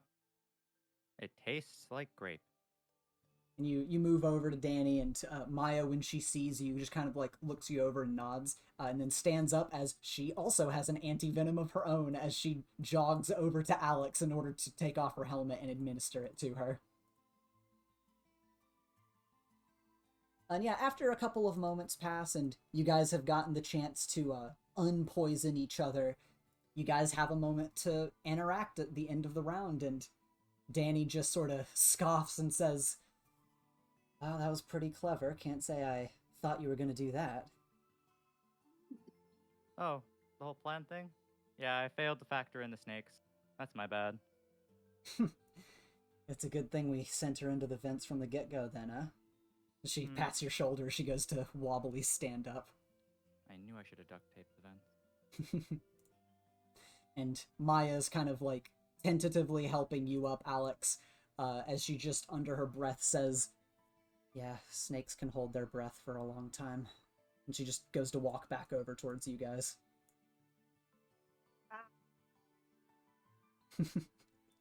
Slowly getting back together, kind of lagging behind. She's coming over to join the group. And Danny crosses her arms and says, "Well, you guys did about as good as I thought you were going to do. And then she shoots you a little finger gun, Alex, and says, "It's fun fighting against you. Sorry I hit you so hard." That's what it's all about. Oh, that's what we should have done, Alex. For next time, we could just put it on the roof. God, could have broken a hole. You could have lifted it up there. Oi, oi. Danny shrugs and Oh. says, if it was on the roof, I probably would have found it faster. Honestly, I'm kind of Really? surprised you guys thought to do what you did. Can you run up walls, or would you have just climbed up there? It's more like I'd turn into a reverse lightning bolt kind of thing. Oh, makes. Good to know. Okay, well, good job, Alex. Double high five. Go for a double high five. She's still on the ground. No, she's up now. She's just kind of wobbly, kind of trying to come off the effects of the venom. And, after you guys high five, Maya tentatively just kind of looks at you and kind of looks away and just says, "Sorry about having to poison you, I guess." Oh, no, it's fine. You'll find people are very forgiving when it comes to poisoning each other. Hey, opponent high five, and you go for the double high five. And she kind of furrows her brows a little bit before going for like an unsure looking but still following through double high five with you. Yeah. And Danny will put an arm around both of you and just says, next time we'll get you. I'm gonna have to keep an eye on you, Terry. Yeah, it's a good idea to keep your eyes on me. I'm quite slippery. That you are. Somehow more slippery than a bundle of snakes. Speaking of, good job, Maya. And she just kind of shrugs her shoulders a little bit and says, not good enough to win. It was close. Only reason you guys didn't win is I had a feeling. Maya just kind of rolls her shoulder a bit and just says, everything for that sixth sense. Mm-hmm. Just do enough ridiculous stuff. You'll get it eventually. And, it seems like Maya is kind of down. Danny, just kind of letting it roll off. And may be a little surprising that Danny seems down, or not Danny, I keep mixing up their names. It might seem a bit odd that Maya is seeming a bit down about this, considering she generally doesn't seem to really care about this stuff, but for some reason she kind of seems off about this one. And then, she just kind of says, well, I guess we should get out of here. Yep. Now, for the rest of the day, we just get to have free entertainment. Who do you think is going to win in the Gabe fight? Anyone want to start a betting pool? Danny kind of chuckles at that. What were you going to say, Nicole? I was going to say, I don't think Nightwalker would approve of that. Well, he doesn't. Oh no. Are they watching us right now? Don't worry, Nightwalker. We're definitely not going to have a betting pool. And if we did, well, it would be in snacks or in other things that isn't money. You look back to the other people that are here, and Danny just sort of says, Gabe's been top of the class for a while and he's strong, but I don't know, I think he's overhyped. Strength isn't always the best trait, especially for the tepidly strong. Danny just kind of nods at that, Maya just sort of thinking to herself, and Alex, you have any thoughts to go out on as you guys all make your way out of the building? But I'm curious to see how the rest of these are gonna go. Okay, yeah, you're just thinking ahead at how the next rounds are gonna play out. Yeah. Okay. Well, then you guys make your way out of the building, and we will go forward in time, not by too much, but a little bit of time passes as we start to prepare for the next round yet again. So Terry would start up a betting pool if he could. 100%. Starting up that betting pool with some of the students under the table. Who would take part in the betting pool? Obviously, Nelson. The people that are in the round aren't allowed to bet. Yeah. They got a vested interest. But, as you start setting up that betting pool with some of the students, round 2 finishes up and you guys make your way to the viewing room, and Echo and Lily, you two are escorted to the private quarters in order to start thinking about how you're going to handle the test. The doors close behind you, and you guys are left on your own. Echo's putting on his he's switching out his holographic discs for his crossbow, and he's kind of looking at Lily. So you're sure about this, yeah? About what part? About doing? I mean, we can't back out. What do you mean? No. I mean, I'm just it's it's Gabe, right? He pounded me into the sand earlier. Yeah, he pounded you into the sand. He didn't pound me into the sand. Yeah. He kind of looks at his crossbow and starts tinkering with it. Also, that's a defeatist mindset. Defeatist? Yeah, he pounded you into the sand. So in your mind, is it a foregone conclusion you're about to go out there and get your ass kicked? No. I'm saying he's strong. Sure. Or maybe you had an off day. Think of it like that. I mean, yeah, maybe. No. Yeah, That was, I mean, it was a pretty off day for you. Lily's been pacing the room. She stops in front of you and grabs your shoulders. Stop being such a little bitch, dude. He kind of gives her a level look. You had an off day. You can kick Gabe's ass easily. Say it. I can kick Gabe's ass easily. Yeah, it won't even be a struggle, will it? No. We're gonna go out there, and we're gonna kick ass. Yes. There. Have that mindset. If you're looking at it like, oh man, Gabe's real tough, I don't know about my odds, then you've already lost. You think he's in his locker room thinking right now, I don't know, Echo's real tough, I might lose. No. You give oddly good pep talks. I just don't want to lose by you throwing, so. Oh, hey, listen here. And he kind of puts his finger, he taps her shoulder. Hey, I'm not gonna throw here. Yeah, I'll believe it when I see it. Oh, I'll show you, friggin'. I'll show you, friggin' bitch. God. I'll show you, friggin'. And he stands up and just he's like, oh, fucking.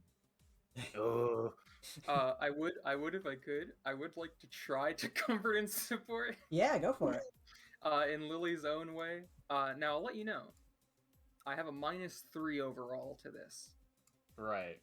Yeah, so that went about as I figured it would, but it was still worth. It's not like there's anything bad that happens when you miss. No, yeah, it's just it. You it was hear worth the effort. you hear Lily. It doesn't fully resonate, but you hear her. You hear what she's saying.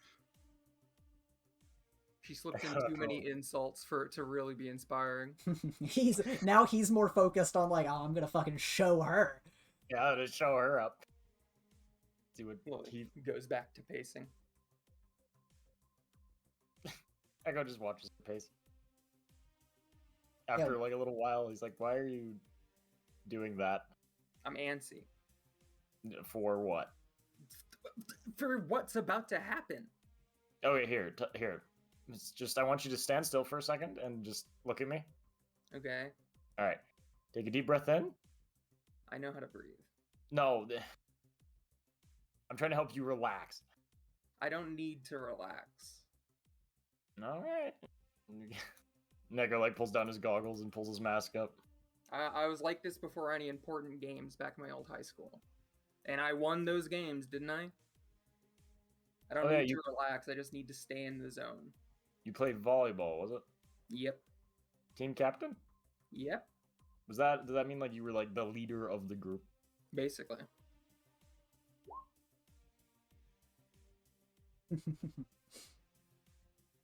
Yeah, as Lily is pacing the room, what specifically is going through her mind? She is mostly just thinking about how she is going to try to, beat Gabe. Mm-hmm. And she's trying her best to not think about that she is also going to have to beat up Triff. Mm-hmm. She's just kind of trying to think of that as that's just the thing that has to happen. Let's not dwell on it. Mm-hmm. And of course, I assume you're not sharing any of this audibly with Echo. I mean, at some point, because I assume we have a little while before the match.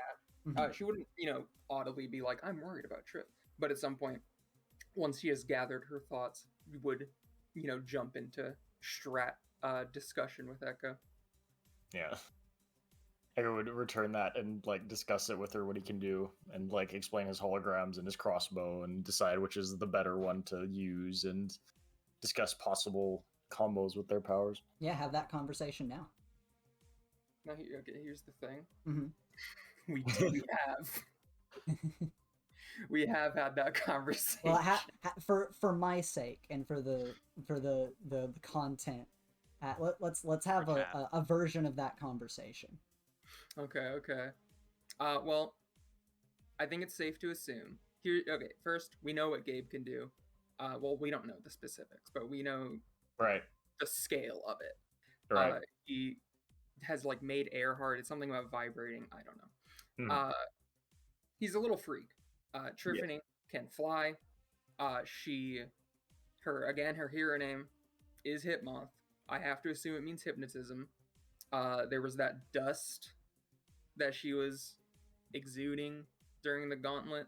I don't know. I noticed that too. I think moths do that. I think they like sprinkle some sort of dust. I don't know.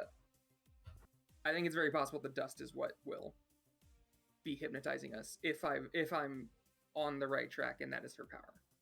If I'm not, then it is a total nothing point to make. Right. So, just look out for that.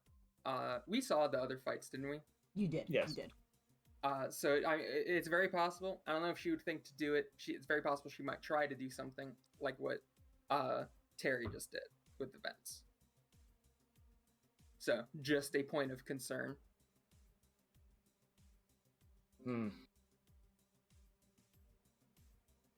So should we try to separate them? Should we try to like fight them together? What do you think?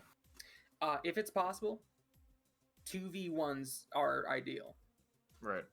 If we can find some way to seclude them and then just curb stomp one of them individually and then move on to the other, that would be best. I think taking it, I mean, it's not like Joe had much of a choice because Lawrence is a shithead.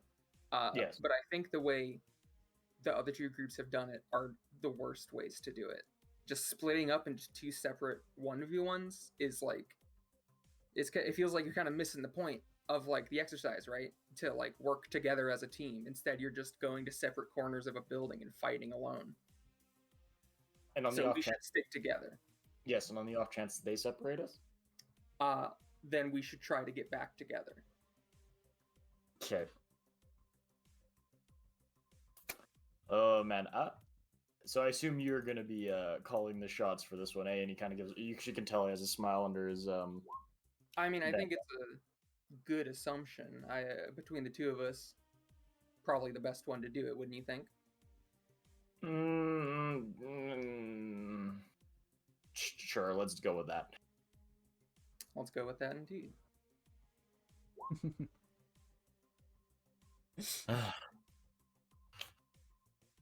Important.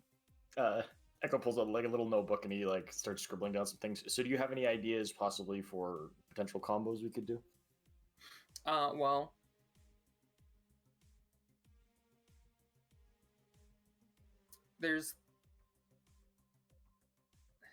I have a thought that I'm not very excited about, but I think if need be, I could try to do it. All right, let's hear it. I've said before, your sand dimension is full of a upsetting amount of just dense, sad spirits. Yes, I think you mentioned that prior. Yeah. If things are looking bad, and I feel like just going full berserk mode, I guess I could go into the sand realm and just try to suck up as many of those fuckers as I can. Would that harm you in any way? I mean, it wouldn't be pleasant. I don't know what it would be like absorbing spirits from a different world, dimension, realm. I don't know. I don't know what that would be like. But I mean, I've brought my spirits in to other, when I went with you guys to there in the first place, and then when I went to the sand one, I had my spirits still, contained within me. It's not like they couldn't cross. So I guess then just the question would be, I don't know if it'll feel different because it is different spirits. Right. But I could feel them all the same, so I assume I can at least interact with them the same. So Okay, hopefully, I'm asking, because believe it or not, I don't want you to die. sure. What do you mean, I sure? don't think it'll kill me. Okay. It might hurt. I don't know. Maybe I'm allergic to those spirits. Who knows? But I don't think it'll kill me. All right.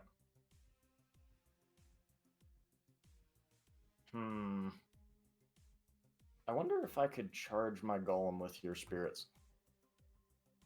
What does your golem run on? Same energy, Magitech energy, but your spirits technically are a type of energy. I guess. I mean, that's what I do. You could try it. Worst case scenario, it blows in our face. But I mean, yeah, a 2v1 is ideal. A 3v1 would be perfect. I mean, obviously that would be better. Right. Just so many unknowns.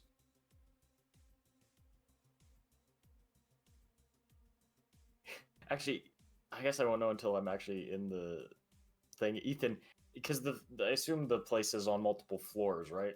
Mm-hmm. It is. If I open a portal to another realm, would the floors would it just be air? Yeah, you'll have to see. You will have to see. Oh God. All right. All right. Are there any other thoughts? Any other strategizings? There can also be some if there are some things you guys haven't mentioned for surprise factor. Of course, you don't have to say literally every thought you're having. Yeah. There's a few things, but we'll leave. Yeah, you guys have a little more of that conversation and sort of discuss some more specifics about the situation. You kind of passes through your mind of like, I wonder where Gabe's going to be, what he's going to be doing. I wonder where Triff's going to be, what she's going to be doing. And you guys continue to strategize together.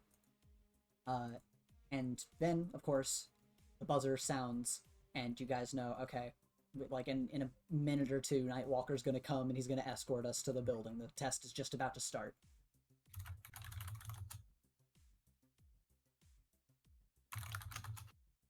He's gone. Sure. All right. Game face is on. Get serious.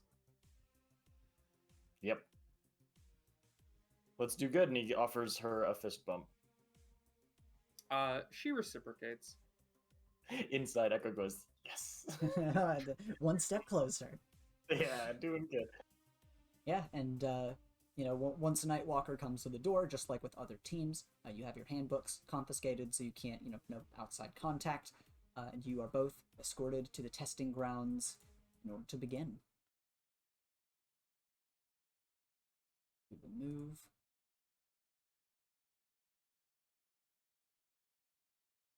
Here, and we are going to be in the top right corner.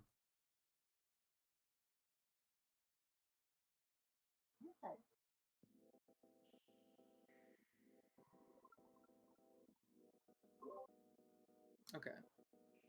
All right. So it's the same building. Mm-hmm. It's the same building. Okay. So we know roughly where the stairs are. Mm-hmm. You have a general idea of the direction. Okay.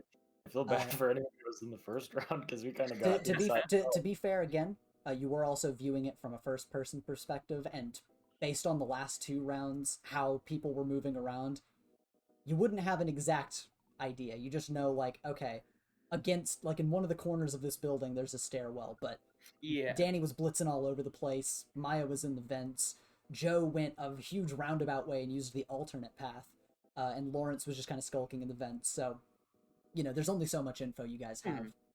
But we saw the stairwell in the corner, so we know one of the corners has it. Yeah, you kind of have an idea. I mean, obviously, there are multiple ways up each floor, but you kind of have an idea, okay, there is a stairwell in this building. But you both are escorted here by Nightwalker, and you enter side by side, and the round officially begins.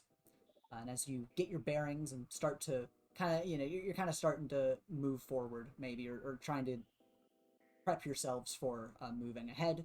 You're startled as all of the lights, which are on, abruptly shut off, throwing the building into complete darkness, notably after you entered the building. I didn't know Terry was fighting. Okay, so I think that might mean one of them is on this floor with us. Probably. Also, Echo's kind of glowing a bit. His armor glows. So. First, because this is where Joe entered from, right? Yes. So there's a vent nearby. Yes. Is my point. Mm-hmm. Lily would just look to the vent. Want to see, is there like a noticeable, fucking little chunks of yellow dust or some shit coming out of it, or what? Yeah, both of you roll to assess the situation.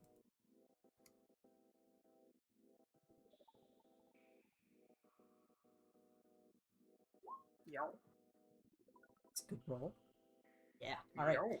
So, Lily, as you are investigating the vent, you are able to tell that there are flecks of that powder on the grate of the vent coming from the inside, so you can sort of tell, okay, yeah, I kind of have a feeling.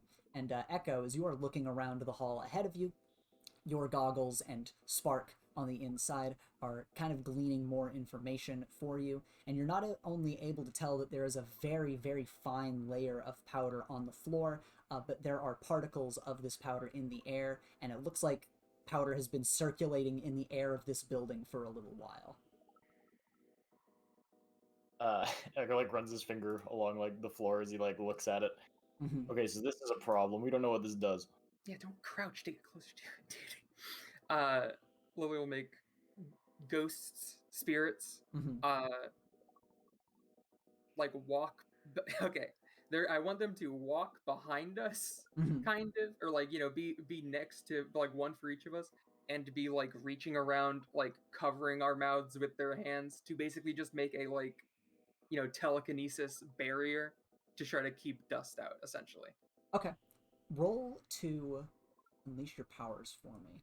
Actually, yeah. You use your commanding spirit roll. I forget that you have that. When it's 7 to 9, it is I choose one from the list, which is either unstable temporary, ghosts bring unwanted attention, mark a condition, mark my doom track. If I made it so it's like there's like spectral hands in front of our faces, so it is clear to them that's what we're doing to avoid it, rather than them just being like, does it not affect them or something? Mm-hmm. Like make the way I'm circumventing it clear to them. Would that be unwanted attention? Yes, that would be. Okay. As with an added bonus of being not glaringly so, but slightly like glow in the dark as well. Yeah. And it looks cool. All right. As these hands like appear on his face, he just kind of jumps back. He's like, "Oh, ah!" It's fine. Oh, that's you? Yeah, they're just gonna keep the dust out. Okay. Should work fine. I mean, they're ghosts. They can float. They can keep up with us. I guess just if Gabe grabs you by the ankle and throws you across the room, the ghost might not be able to keep up with that. But I see. So don't move fast.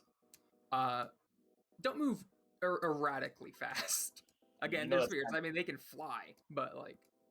Yeah, it's just kind of my thing too, though. Also, so I'll try. I'm gonna send ghosts out because they can phase through the walls, sort of in the rough direction I remember. Joe finding the generator, just kind of like down the hall, down this direction, to see if I don't know if they run into anyone.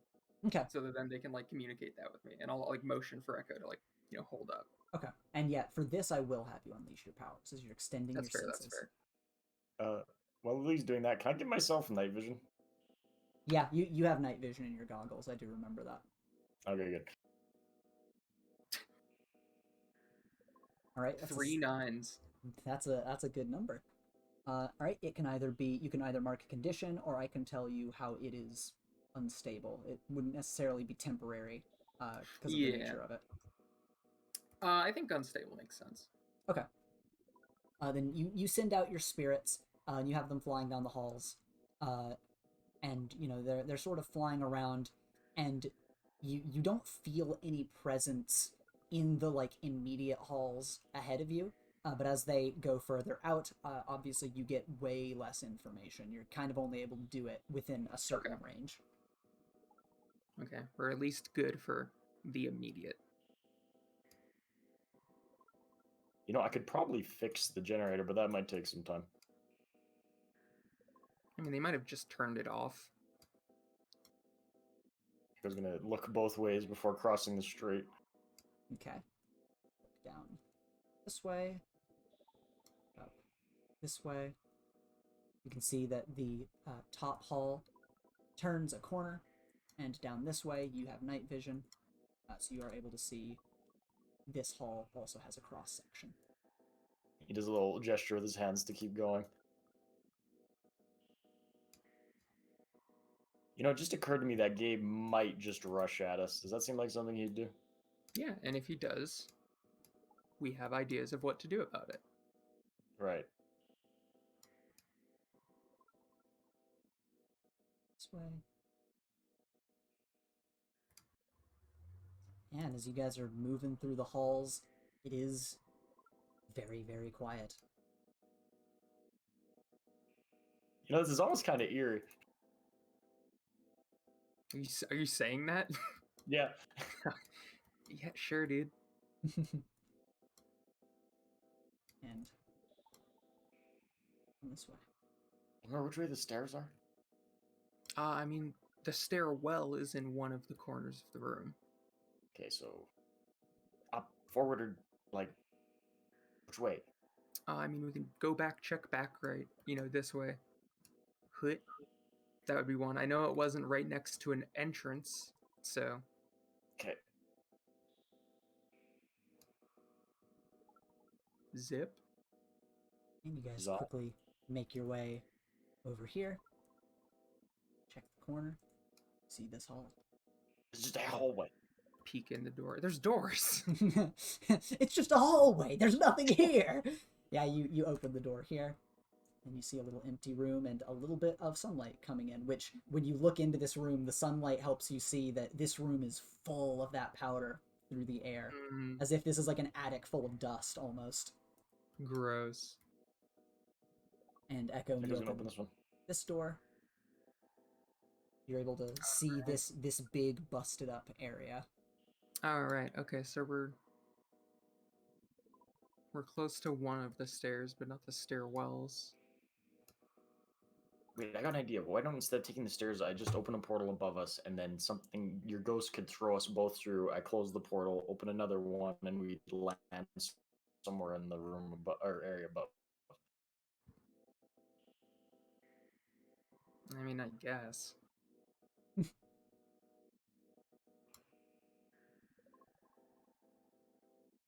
You gonna do it?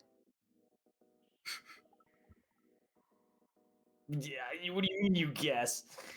I mean, yeah. Do you I want me guess to? that's You're kind the of a. leader. You're gonna just hurl us in the air and hope that you can react quick enough that we land on the second floor. I mean, it's a silly idea, but I would guess it could work. And Echo, Oh, no, it's not just me. It's Spark. and Echo, you're like, yeah, I'm thinking maybe, and like Spark can help, and you start flicking through your visor, and you start noticing that all the different dimensions, for some weird reason, there seems to be a lot of different elevations going on right now. In the ice dimension, you're in the middle of a giant mountain of ice. If you were to go in that dimension, you'd just see a wall. Inside a glacier. Yeah. In the fire dimension, you just see there is a lake of lava beneath your feet and open air above you. And in Magea, there are, there's a sandy scape above you and, higher plateaus in that same dimension. But with the different ground levels, you are afraid of your timing being off and accidentally appearing halfway in the ground. All right, let's just find the stairs. All right. Yeah, Well- let's not do that. I changed my mind. Let's just go. Let's go find the stairwell. The stairwell would be on the opposite side, so I think we, Oh. based on, where we saw it during Alex and Terry's fight, and also the fact that this is much closer to the stairwell that Joe used. And suddenly, as you guys go to turn this corner, from this direction, you hear a loud smashing sound out of absolutely nowhere. Push Everyone gets Echo bumped back. and kind of falls over. He's peek in the corner. He goes to What, Will? Oh god. Oh god, Will's so scared he can't even speak. Will's so scared his packets are running away. Will, are you there? they're like Scooby-Doo peeking it, I guess. Okay, I did hear that. Okay, so yeah, you're checking at a different level Different number pack. of Lily. Yeah. Do you Can you hear me want... now? Yes, yes. Okay. Do you want to assess the situation? Both of you Yes, can. please. Sorry, I said we Scooby-Doo peeked it. Mm-hmm. Let's check it out. Yeah. It's pretty good. Yeah. Yeah. You both have an equal amount of information. You know that the sound that sounded out down here, it sounded like something smashing into one of the metal doors, and it seemed to be coming from this way. You don't think that's a trap, right? Which way did it, because since we can ask two questions, which way did it seem to be going? Did we get any idea of, like, you know, the direction it was moving towards? It just seemed to sound like something smashed against a door, like just in that spot.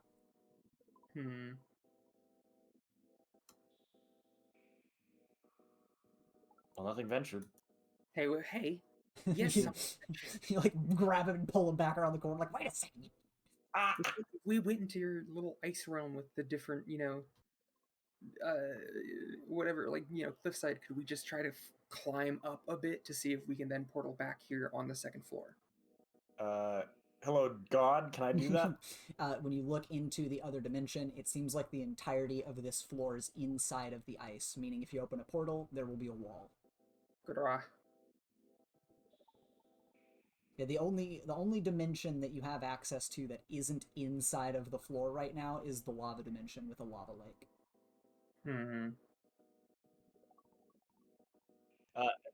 Echo opens a portal just to show Lily the ice. That's Echo opens a small portal and just shows her the ice, and then closes it. Man.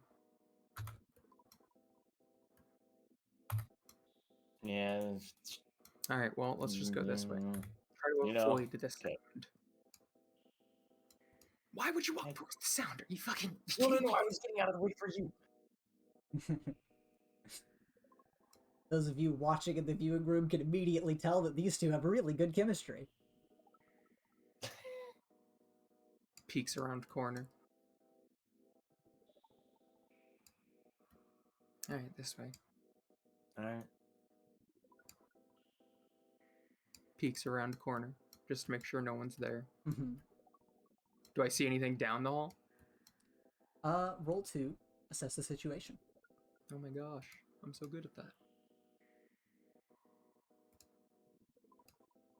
Yo. Yeah.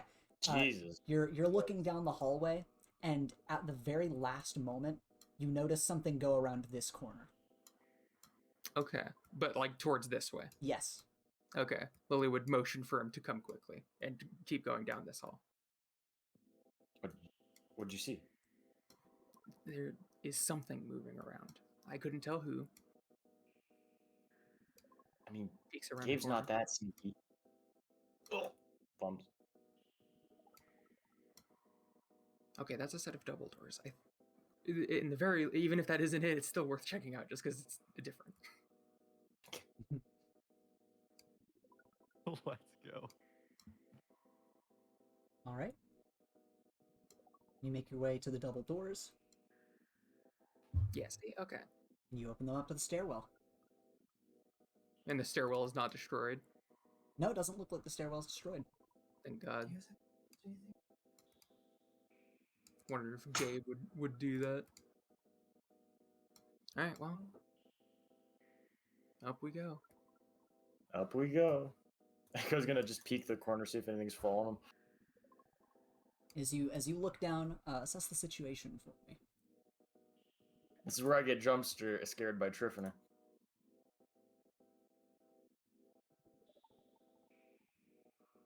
Yeah, as you are, you kind of like move through the door, and you look back and you get a brief glimpse of something turning this corner, going down the opposite way. Yeah, no, he's gonna gently close it. Something's following us. Definitely, something's following us. But you said going down. Oh wait. So going Down that down way. this way. Yes. Yeah. Okay. Well, then it's not following us. It's just moving in our general area. She doesn't have like pets, right? Triff, that would be something I feel like she would mention if she did. Lily doesn't care about powers a lot, so I was talking to Will about it. It makes sense that Lily wouldn't be 100% on what Triff's powers are, because she just wouldn't give a shit to ask. But if she does command animals, I feel like that's something Lily would know purely because Triff would probably bring it up as like, ooh, my cute little pets. Does she? You've not heard her talk about anything like that. Okay, probably not then. You keep making your way up the stairs. Make your way up here. And as you go up to the next floor, the next level, the immediate thing you guys notice is that there is a much heavier layer of powder along the ground right here. And going up the stairs to the next section. Okay. So the floor that the bomb was on, when Joe found it, was like the default floor. It was like Alex and Terry like moved it specifically. Yes. Which was on the 3rd floor or 4th floor, I forget. They moved it down to the 1st floor. No, I mean it was originally on what floor? The 4th floor, the same floor. Okay. But obviously, you don't know where it started for them, but you do know they moved it to the 1st floor. That's true.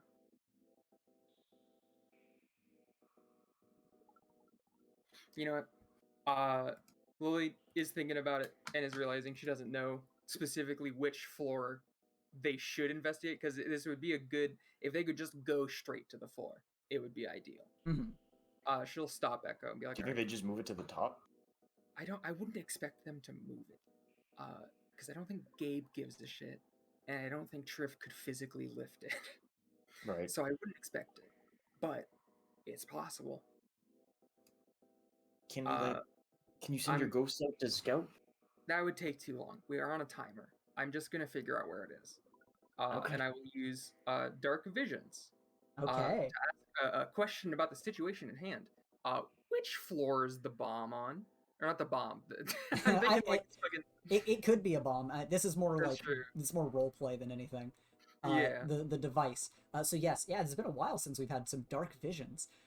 So you pull into your own mind. You start trying to pull information from the dark, infinite abyss, and you're sort of parsing through the reality of this building, and you feel the voice in the back of your mind and a brief flash of a vision, and you see the device is on the top floor. How many floors are there? There are 4 floors. Oh, okay. Okay. So we can just go to the 4th floor. It is on the 4th floor. You just know that? Yeah, that's one of my things. I can just know stuff. That's kind of cool. Not gonna lie. Yeah, it kills me. And as you guys are talking, you look forward, and in the blink of an eye, you see Triffany standing at the top of the stairs with a little smile on her face. Lily had like turned back to, just sarcastic, like, yep, well, it kills me. It's not that cool. And as she turns back up mid-step, just clenches her fist, staring up at Triff. She just looks at... She kind of smiles as she looks at Echo, and she looks to you, Lily, and you can tell her smile drops a bit as she just says, "Hello, Lily. Echo." Hip moth. Hey, Trev. She gives a little giggle and a wave and just says, "You want to go through here?" We're going through there. I do not think so. And why is that? Because... and Lily would want to leap forward as she starts speaking to catch her off guard. And as you do, her wings fan out to the sides, and her eyes flash and glow as you're looking directly into her eyes, and she says, "You'll have to pry my cold dead body out of the way." And Lily, I want you to roll to take a powerful blow. Stinky. Where's that button? There it is. Get fucked. There you go. Yeah, you are stopped mid-leap as you just land on the stairs, but you very quickly look away, and you could feel a buzzing in your mind when the flash of her eyes happened. But very quickly after that, in order to stop yourself from being immediately, well, having something happen to you, of course, she darts down towards you. And now, roll to directly engage a threat, as she is going to try to proactively start fighting you instead of the other way around. Get fucked. Yeah, there you go. All right, you get 2 from the list. Let me see the list real quick. I will, of course, resist, avoid their blows. Ooh, okay. I mean, I don't think this would work right away, but I still think it's what Lily would try to do. Resist, avoid their blows, create an opportunity. Lily's going to, like, grab her, use her momentum to, like, throw Triff over her further down the stairwell, and just yell out to Echo, "Vacation!" And throw her. And yeah, you do that. You're able to resist her blows because, she's not very physically strong as she tries to grapple with you, and you are able to overpower her and throw her over you and into the air as she fans out her wings to glide and sort of try to break that momentum. As she flies and Echo hears the word vacation, he's going to try to open a portal in her direction so that she'd fly through it. Okay, where do you want to send her? Sand realm. I'm not a murderer. Okay, and thankfully the sand realm is open on this floor. So you open a portal, she flies into it, and I assume you close it behind her? Yeah. Okay. And then you guys look at... As he, like, raises his goggles as he, like, tries to figure out what she's what's Triff's reaction. When you look through your goggles, you don't see her on the other side. And when, Lily, you look to the top of the stairs, she's standing there again. What is this bullshit? She just gives you a little wave and then dashes at you again to try to attack. What do you want to do?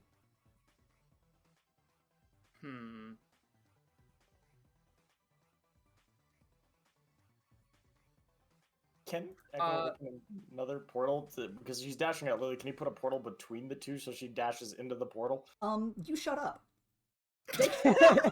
Dako, what do you want to be fair, that is one of the things we wrote down, because you said last sentence, Triff is not very nimble when flying at full speed. Yes.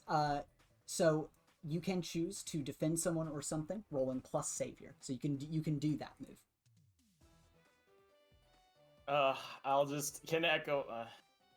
Can Echo move and try to move and split the two up? Yes, that would be directly engage a threat instead. Yeah, sure, I'll do that. Okay. You shut up. I thought it was a funny response. Yeah, okay, so you want to roll and directly engage a threat, and so you're going to run forward and kind of try to take the blow for Lily. So, yeah, yes. Go ahead. Here's a question for you. Yes. Does Triff underestimate him? Yes, she does. Is it at all in part from good. Lily constantly talking him down around her? That's up to interpretation. I like to think it is. Oh, eat shit! Yeah. Boo! Alright. Yeah, so that's Little Space Bandit. Is that different from just directly engage a threat? Basically, when someone underestimates me, I roll superior instead of danger. Okay. Then yeah. Or when I directly engage a threat, rather. Yeah. In that case, you can pick 2 from the directly engage a threat list. Oh, shit. Can you read them out to me quickly? I didn't have that list up. I'm a bad player. No, that's okay. You can resist or avoid her blows, take something from her, create an opportunity for your ally, or impress, surprise, or frighten the opposition, and you get 2. I want to impress Triff and create an opening for Lily. Okay. Then yeah, you very quickly, even jumping through a portal in order to close the distance, since you didn't open the portal to throw her through, that good way to close the gap and block for Lily. You go to grapple with her, And she is notably impressed by your quick reaction time and jumping in here. And yeah, as you two grapple against each other, Lily, you're able to step back even just slightly, just in reaction to Triffany throwing herself at you. But Echo is holding her down and giving you a very quick opportunity to react with. What do you want to do?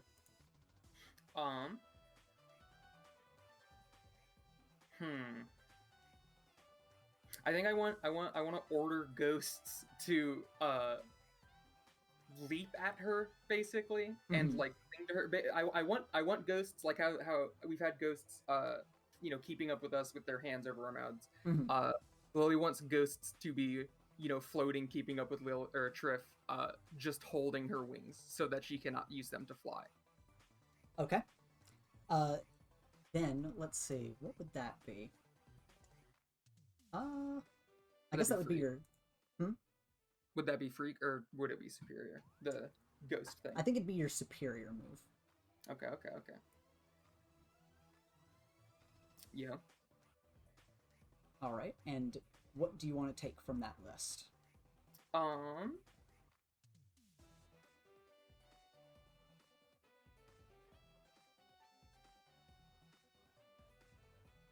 I think maybe just temporary. So, that would make sense that at some point the ghosts wouldn't be able to keep up with her. But it is, at least gives us some rounds or something where Triff can't just zip away. Okay. And what's interesting is the aftermath of this move. You send out a wave of ghosts towards Triffany in order to hold down her wings, and she ends up getting knocked out of the way. And you see a second Triffany get pushed out of the way of Echo. Now, Echo, from your perspective, you are grappling with Triffany, and there's only one. Yeah. Lily, from your perspective, you have pushed Triffany and, are sort of holding her down and holding her wings down with your spirits. You both see a different Triffany. Okay. So, Echo didn't see Lily pin her down with the ghost, right? No, it almost looks like Lily is preparing to do something, or maybe doing something with her invisible ghosts, but it's kind of hard for you to tell. Meanwhile, Lily... I was holding Triff, and he's looking at Lily Lily, do something, please! Meanwhile, you can see that Echo is still having a hard time while your Triffany is being bound by spirits, or at least her wings are.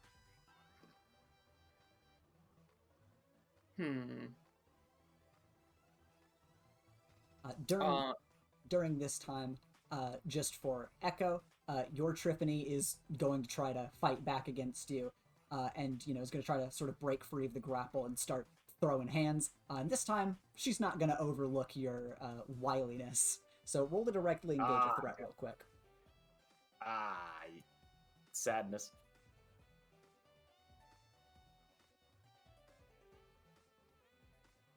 Uh-oh. Yeah, Lily, along with the fact that you saw Echo having a bad time, you watch him just sort of get knocked down the staircase as he rolls and, lands on his back. So that kind of helps you sort of tell, okay, what the fuck just happened? Did my ghosts do that, or what the hell was that? Okay. My and Lily's thinking is that, obviously this is something to do with Funny Triff's powers. And again, her name is Hitmoth. It must be some sort of illusion thing. Our minds are meddled. She's fucking with us. I think Lily would... The ghost that is holding its hands over her mouth, she would just ask it, hey, which one do you see? Under the assumption... It's not like she can fucking mind control a ghost, so it should see the real one. Okay. Yeah, use Unleash your powers to extend your senses and see what information you can glean from your ghosts. Hit. Okay. And, of course, you don't get an audible reply from your ghost, which also, actually... I mean, they can speak with me. Okay, actually, yeah. You can mark a condition, or the effect is unstable or temporary in some way. If you choose unstable, that's the kind of response you'll get, rather than verbal. What would you prefer? I don't think it makes sense to mark any conditions. That's valid. So I think I would take the other one. Okay. Then, yes, at the moment, you're able to get feelings and, vibes from the ghost, but you don't get, literal words. But the vibe that you get is they don't feel they feel like you two are the only two in this stairwell. And yet, it doesn't feel that way. Hey, what? The ghost thinks it's just me and him. Yep, the ghosts think it's just you and Echo in the stairwell. Oh, okay. I thought you meant me and the ghost. No, I yeah, thought you were Echo's fake. saying, like, okay. I feel like the ghost is like, we're the only two that matter. Don't worry about it. Wow. No, yeah, it is just it only seems to feel that you and Echo are here. And yet it doesn't Okay. feel that way to you because you've been feeling the physical impacts with Triffany. Okay. Lily would out loud then say, neither of these two are real, but we're getting affected by them. I'm just gonna fucking ignore them. Wait, and she's gonna just try to run. Like, quick question for you, Ethan. They like felt real. Like Echo was holding her, right? Yeah, she just knocked your ass down the stairs. Yeah. Everyone looks at me. He's like, "What do you mean not real?" And yeah, Lily, as you're running up the stairs, this Triffany is gonna block you, and basically you can choose to fight her or back off. Lily will try to like, dip, duck, dive around. So I guess directly engage her. Okay, let's go. Yeah. All right. I will avoid her blows. Okay. Yeah, you are able Come on, to Echo. you're able to dodge around her and yeah, get up to the landing that is going to head up to the next floor. Are you going to continue or wait to see what Echo does here? I'll wait like here Just for like a because hot second to see what's going because on. again, I do think staying together is the better idea. Okay. Then Echo, you hear Lily's message and you see her quickly start darting up the stairs. How do you want to take your Triffany, which is the one that's on the stairs rather than at the top? Because he doesn't see this one, right? No, you only see the one on the stairs, and she's actually walking down towards you. Hey, Triff, let's talk about this. Triff, we're friends, right? And she smiles and says, yes. And her wings fan out, her eyes start to glow, and she says, very, very good friends, Echo. And Oh, Echo, I want you to... This is going to be a little... Did he see her do the fan thing, or try to do the fan thing to Lily prior? No, you did not, actually. Oh, no!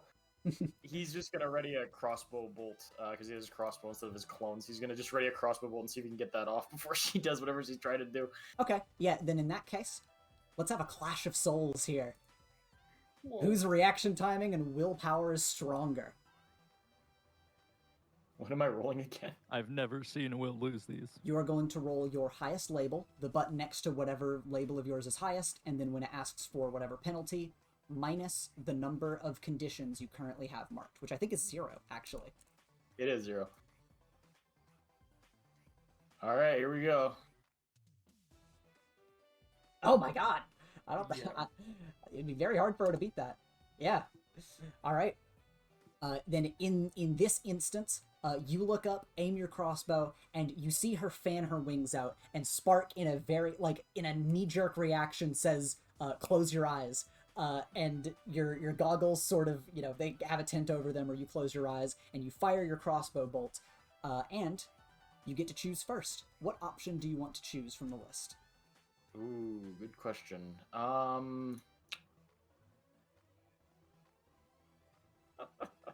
Let's do a goal. Let's go all out. Or no, Okay. actually gain insight. Actually, no, hold up. I want to gain insight on her mind or try Okay. it. Yeah. So you fire your crossbow bolt as your eyes close, and you open your eyes, and she is not there.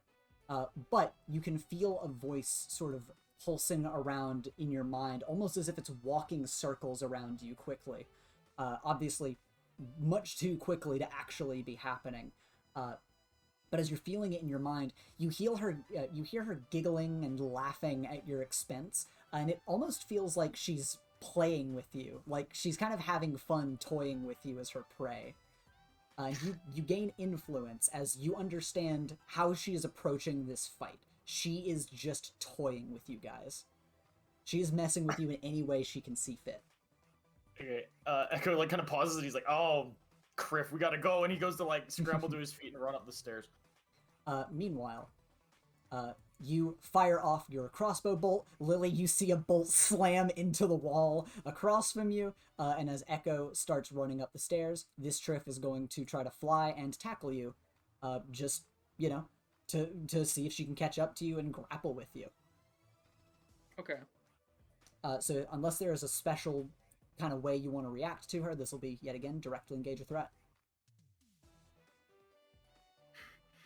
I have a dumb thought that might not help me at all, but I feel like I want to try it because if it does work, that's Pog. Mm-hmm. I think Lily's going to try to just, when she sees this Triff rushing at her, she is under the impression none of these are real. They are just trying to, like, Triff is just trying to stall them out with, like, illusions. Mm-hmm.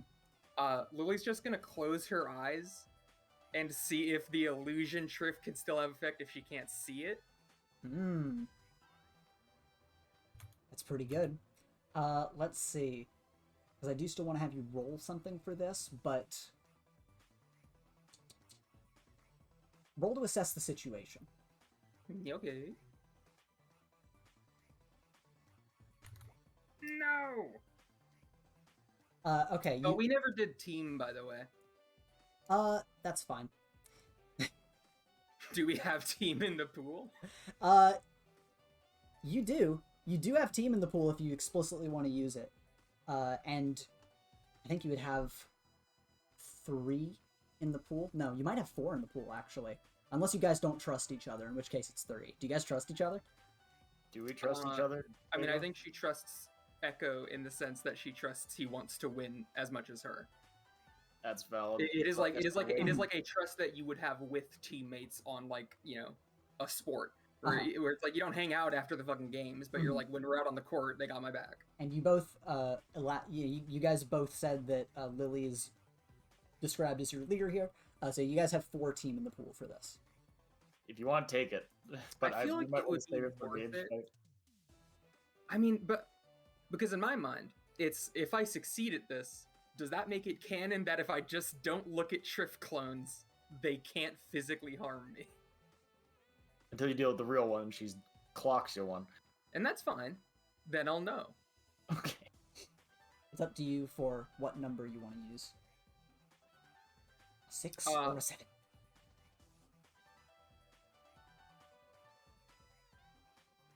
I think I'll take, because also we can only give each other 1 anyway. So when it comes to Gabe's fight, we can only have a maximum of +1. Mm-hmm. So I think I will take the +1. Okay. Then yeah, as Triffany flies towards you, you, again, a split second, have this thought, close your eyes, and when you open your eyes, she is gone. An Echo, you make your way to the top of the stairs to catch up with Lily. Echo like sees her closing her eyes and goes, "What are you doing?" Okay. She grabs his shoulders.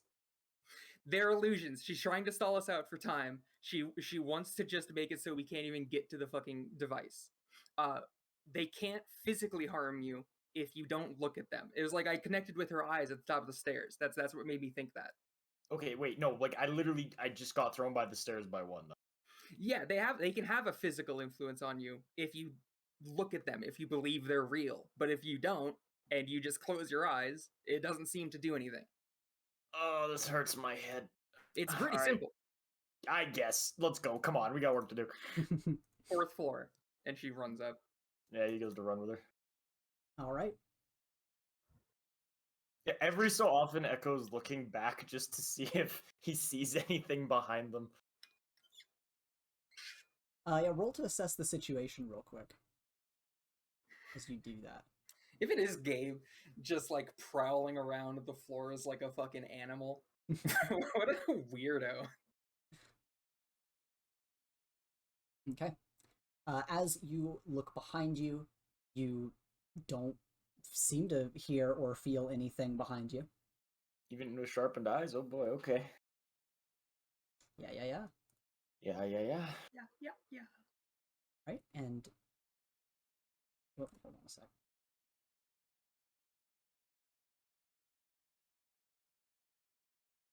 There we go. Oopsie. All right. You guys run up the stairs. What'd you say? I Is a drift kind of scary though? Not scary enough. And you make your way up here. This is the 3rd floor? It seems to be. Okay. Oh, seems to be. Seems to be. I mean, I could count the steps. I mean, I'm meaning like, we're when we come up, this is the 3rd floor we've been on, is my point. Yes, If Triff is around this corner, I'm gonna lose it. I just gotta like fucking with you guys. I'll be real. Is Triff up top on the stairs as they round this corner? Yeah, as you round the corner, you do see her at the top of the stairs, and she smiles at you. Lily, Alright, bugger this. Echo's just gonna go run at her. you fucking idiot. Yeah, you go to run up the stairs, and she is going to fan her wings out. Her eyes are going to flash, and Echo, roll to take a powerful blow. Okay, but what if this is the real one? That's Well, valid. then we fight her. But I mean, if it's not, then we should run the risk to, be able to just ignore them completely. Oh no. Oh no, that's good. No, yeah, that is good. That is good. Yeah. You actually, yeah. Let me look at that real quick, just again. Okay, yeah. So, first of all, you can mark potential because you did very well on that. Are we marking potential on this session? Yeah. What? I forgot to mention that. I will help you guys count after. But you can mark potential. I'm filling mine because you can't fill it multiple times, right? I definitely Yeah, failed. I think that everybody up until now, except for Alex, has filled it completely. That's why I thought I had said it because I was like, oh wow, everybody's like filling it completely today. That's okay though. That's okay. But yeah, you can fill it, and yeah, you're running up the stairs, and you manage to once again dim your goggles just in time, and you run up to the top of the stairs, and you tackle into Triffany. You feel a physical impact. So once you reach her, she's gonna try to throw hands with you, and roll to directly engage a threat. As Echo's going, he's like, "Hi, Triff," and he just Like a freak. Hi, Triff. "Hi, Triff." Not like that, but okay. You're like, hey, Triff, what's going on? And you're throwing hands. Oh no. This guy. You go to throw a punch. She grabs your arm, kicks you down the stairs, and says, "Bye, Echo," as you tumble down the stairs again. I like to picture he went to throw a punch in with one hand, she grabbed it, and then with her other hand, she just haymakered him down the stairs. Yeah, she got 4 arms. Yeah, everyone's like crashing down. Lily, you watch Echo start to roll down the stairs. How do you want to react as this happens? Lily jumps up into the air and has her ghost carry her. Okay. And she's just gonna close her eyes and let the ghost run upstairs. You're gonna glide along, and yeah, you don't feel anything stopping you as you make your way up to the next floor. Keep your eyes closed, moron, and I'll try to have a ghost pick him up too. You just hear a groan from down the stairs. Right, and you get up here, and are you just gonna like keep your eyes shut in general, or are you just like, you get past Triff and you go to open your eyes, check what's ahead, kind of, glance to Echo and be like, all right, and just keep moving? Yeah, she would open her eyes briefly enough to make sure it's not like the stairs give out or something, Yeah, like she wants to make sure she isn't having her ghost run her into a trap. Mm-hmm. Okay. Echo, you watch Lily basically like glide and fly up the stairs and like a knelt, like she's being carried but gliding through the air. What do you want to do, Echo? You see Triffany at the top of the stairs waiting for you. Here's the interesting thing. She went like up the stairs, right? Did Triff not like move out of the way, or do you literally see her no clip through Triff? No, you see Triffany move out of the way for Lily. Echo groans, oh no. Alright, fine. And he goes to stand up with the help of the ghost, and he's gonna go to close his eyes and just run up this barrel up the stairs. Okay.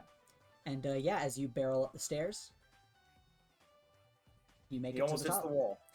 Yeah, you almost slam into the wall, and Lily, you're turning the corner and gliding up the way. And So, maybe I know what I'm talking about. I mean, to be fair, I just was testing a hypothesis. What, if she could kick your ass? I shut up. And you make your way here. Okay, so this should be the 4th floor. If Triff's around this corner, I'm gonna lose it. This is the top floor, so what is this, like roof access? It looks like it goes up somewhere, yeah. You're not exactly sure, because, you can see the landing. He's and I actually, bet you any amount of money he's Mario Infinite staircasing us right now. Because you will look up there, and you will see another set of stairs heading up. You don't know if it leads to a landing that leads to the roof, or if it leads to a 5th floor. Is Triff up there? When you look up there, no. Open those doors. Again. I think we scared her off. Alright, and you want to open the doors? Yeah, she's telling Echo to open the doors. Can I check the roof quickly, just to make sure? Yeah, you can go for it. I was asking Lily. I mean, yeah, you can look. Alright, I'll be back. 2 shakes, and he goes to run up.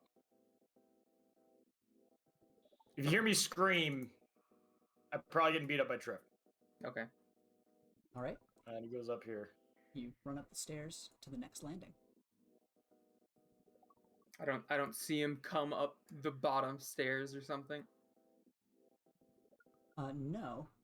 But Echo, what you see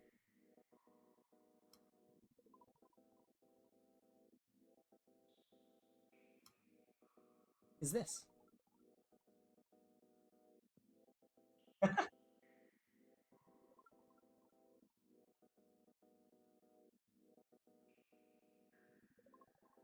So yeah, you see this as you make your way up here. Does it go up again to, like, another floor? Yeah, it does. Echo gets on comms and goes, he gets on comms and goes, Lily, I think we're stuck in a loop.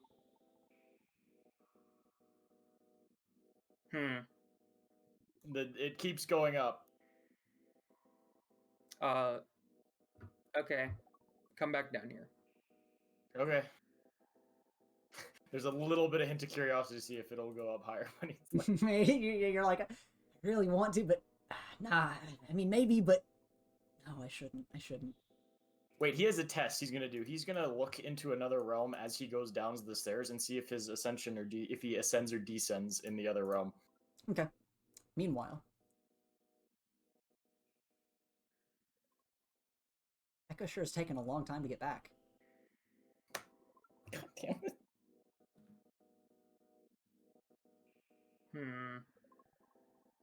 Lil will have a ghost go open the door. She's still just being carried in place here in the air. Right, and you see open up to a hallway. Is this the same hallway we came in from, or is this different? I actually can't tell. Just as you said, you can't really tell from here. I mean, Lily's smarter than me. The hallways are very similar. It makes sense that it'd be a little hard to tell just on opening the door and looking. She'll poke her head around the corner. See the hall going down that way. Well, it couldn't be because that was the first floor. So the fact that there's stairs going down. Mm-hmm. Because there wasn't a basement. That's true. So at worst, we're trapped on, like, the 2nd floor.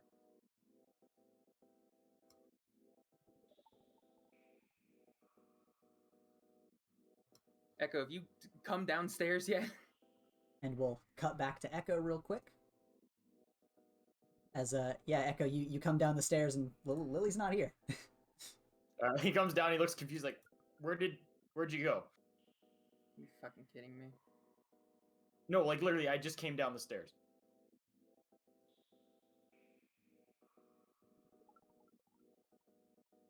He, like, waves his hand in front of, like, the areas. You're like, hello? Hello? Okay, so what's the plan here? He puts his, like, finger up to his ear. I'm thinking.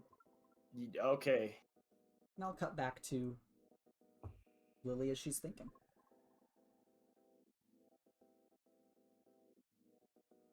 You thought yet?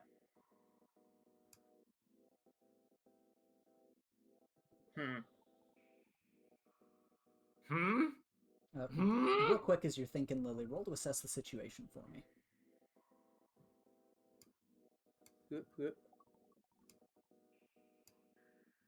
Yo. Yeah.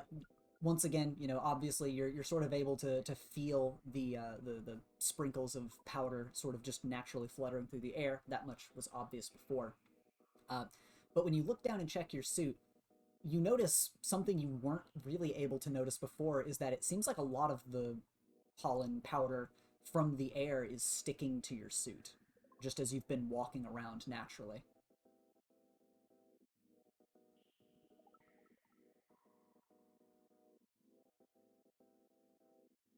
Okay, we're in some sort of hallucination or something. That actually reminds me, Ethan, when Echo was descending and looking into another realm, would he see himself get lower to the ground?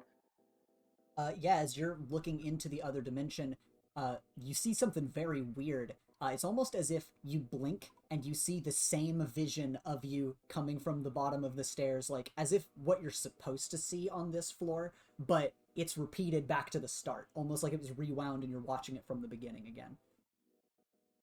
So you are seeing Magea on the other side of the dimensional barrier, and when you walk down again, once again, you're ground level with Magea again. I'll give it to Triff. Her power's kind of cool. It's annoying, is what it is. I thought she was your friend. Triv is my friend. We're fighting Hipmoth. Oh. Yee. You just hear that on the other end as we can feel that he tugged on his like collar a little bit. And we'll actually cut real quick too, Echo, as you're sort of tugging your collar here, and you blink. And you see Triffany at the top of the stairs, just standing there with her hands behind her back, and she's just sort of rocking on her heels a little bit. She's being a little shit. Hey, Triff, how you doing? Hello, Echo. Are you having fun? Okay. I don't know if you're the real Triff or you're like an extension of her, but cool. I'm actually impressed. Thank you. Can I go now, please? I kind of want to win this. Oh no, Echo. Why would you want to leave? We are having such a good time together. I would agree with you if my grades didn't depend on this. Oh, sweet Echo. Your grades are not that important that you would have to avoid a fun time with me, yes? Triff, back up a bit, and he goes to ready a crossbow shot. And she just puts a hand against your arm with the crossbow and slowly pushes it to the side as she goes to get closer to you and says, "Come now, Echo. Let us have a fun time together, yes?" And as you are looking into her eyes, you don't see a bright flash, but a sort of weird optical illusory pattern appear in her eyes. And really quick, I want you to roll to assess the situation. This is when Gabe double kicks him through a wall.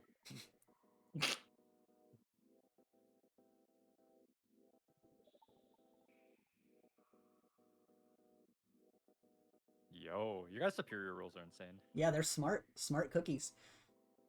So as you're looking into her eyes, the first thing you note is you don't feel like you can really look away from her for some reason. And you're trying to deduce why. Spark immediately notifies you, just like Lily figured out outside of the stairwell, that your costume is coated in this powder, which you can't really look down to check because you're not able to break eye contact with her. The next thing you feel is that she's definitely coming at this with a different energy than before.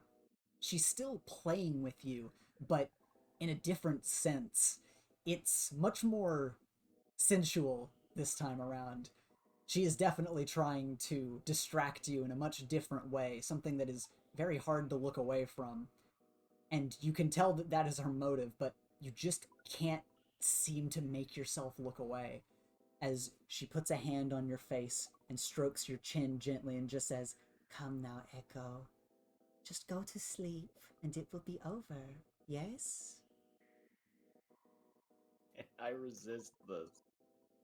You can roll to resist this. Roll to take a powerful blow. He's gonna be like, kind of, his eyes are gonna get a little bit hazy, and he kind of wants to just, no, sleep seems nice. And then he's gonna like kind of snap out of it. Wait a minute, I got a thing to win. Mm-hmm. So he's gonna go to Roll to take a powerful Friday. blow, and let's see how you react to this. Oh God, please no. Uh-oh. That's a hit. You get 1 from the bottom list. Your opposition can gain an opportunity if you give ground. You can lash out verbally to provoke a teammate to foolhardy action, or you can struggle past the obstacle and mark 2 conditions. I guess. Okay, so I'm just trying to piece this in my head how I can. I'm gonna lash out to Lily on comms, and be like, "Hey, your friend's being really weird right now." Yeah, you kind of you note that spark flies up to your communicator, and you hear the beep as you're like, "Your friend's being really fucking weird right now. Maybe do something," because obviously you have to lash out. You have to say something that would hurt Lily's feelings or make her angry. You're like, "Hey, fucking do something," and your eyes glaze over. She leans in close to you, tugs down your mask. It feels like she's going in for a kiss. And Lily, you hear this on comms, and you're standing outside of the stairwell doors. What do you want to do? I think Lily would first respond. I think she's angry mostly because it sounds like Echo is losing wherever he is. So that is what pushes her to be like, okay, I got to do something, literally anything. But I think she would respond, I already said we're not fighting my friend, we're fighting Hip Moth, and I'm fucking tired of it. And I think she's going to try to burst ghosts out of her, sort of like how she was using them to keep the powder from her, face, hoping that by bursting them out, she can just use them to like telekinetically force the dust off of her outfit. Okay. Yeah, and very quickly you are able to do that. Your ghost energy pulses from your body as you glow for a brief second, and the pollen dusts off of you. And when you spin around,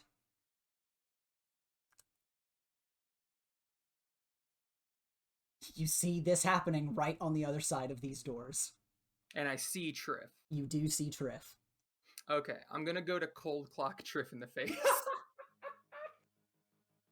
All right. Yeah, you... It's just danger, I assume, yeah. Yep, roll to directly engage a threat. Get fucked. Yeah, you pulse all of this pollen off of you, like outside in the hallway where you were standing. You spin around, see Triffany lulling Echo into this weird dreamlike state as she's like pulling up the cuffs with 2 of her hands. You spin around and you go to cold clocker. And yeah, you could choose 2 from the list. What do you want to do?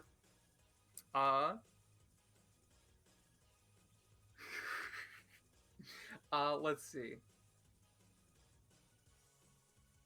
Because, she's not attacking me, so I don't need to resist her blows. I would say that's avoiding any other weirdness or pollen getting on you.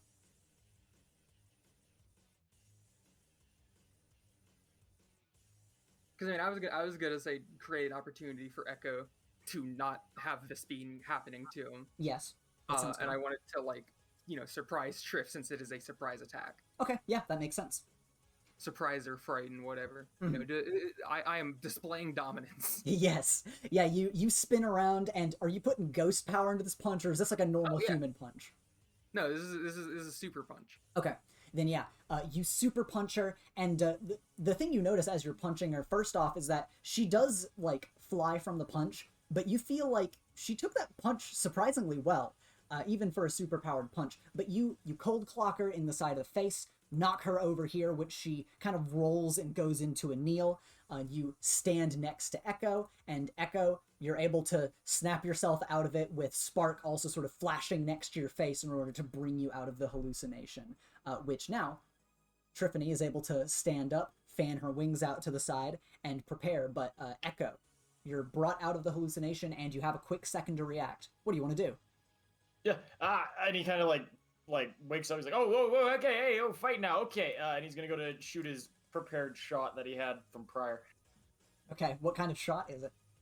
It's a force one. He's gonna try to hit her into the wall. All right. Then yeah, you're able to very quickly whip out your crossbow, fire your bolt, slam it into her, and once again, based on how she visibly reacts, it seems like she took that surprisingly well, but it slams into her. She knocks her back into the wall before she can fan her wings out to, do the eye flash move on you guys again. She gets knocked back into the wall and just giggles and says, "Oh, Lily, you're back?" It's Wretch. Wretch. And then she'll fan her wings out and go to fly towards the both of you. And now, I want both of you to roll for a Clash of Souls. Against her, obviously. No, I'm attacking Echo. Yeah, hey, if you want to attack Echo, by all means, throw him out of the fucking building. Yeah. Nice. Nice. Okay, actually, yeah, this is an important question. Mhm. Because I have the thing that when I have angry marked, it adds +1 to freak, which would make my freak 3 when I unleash my powers. But would that be my highest stat?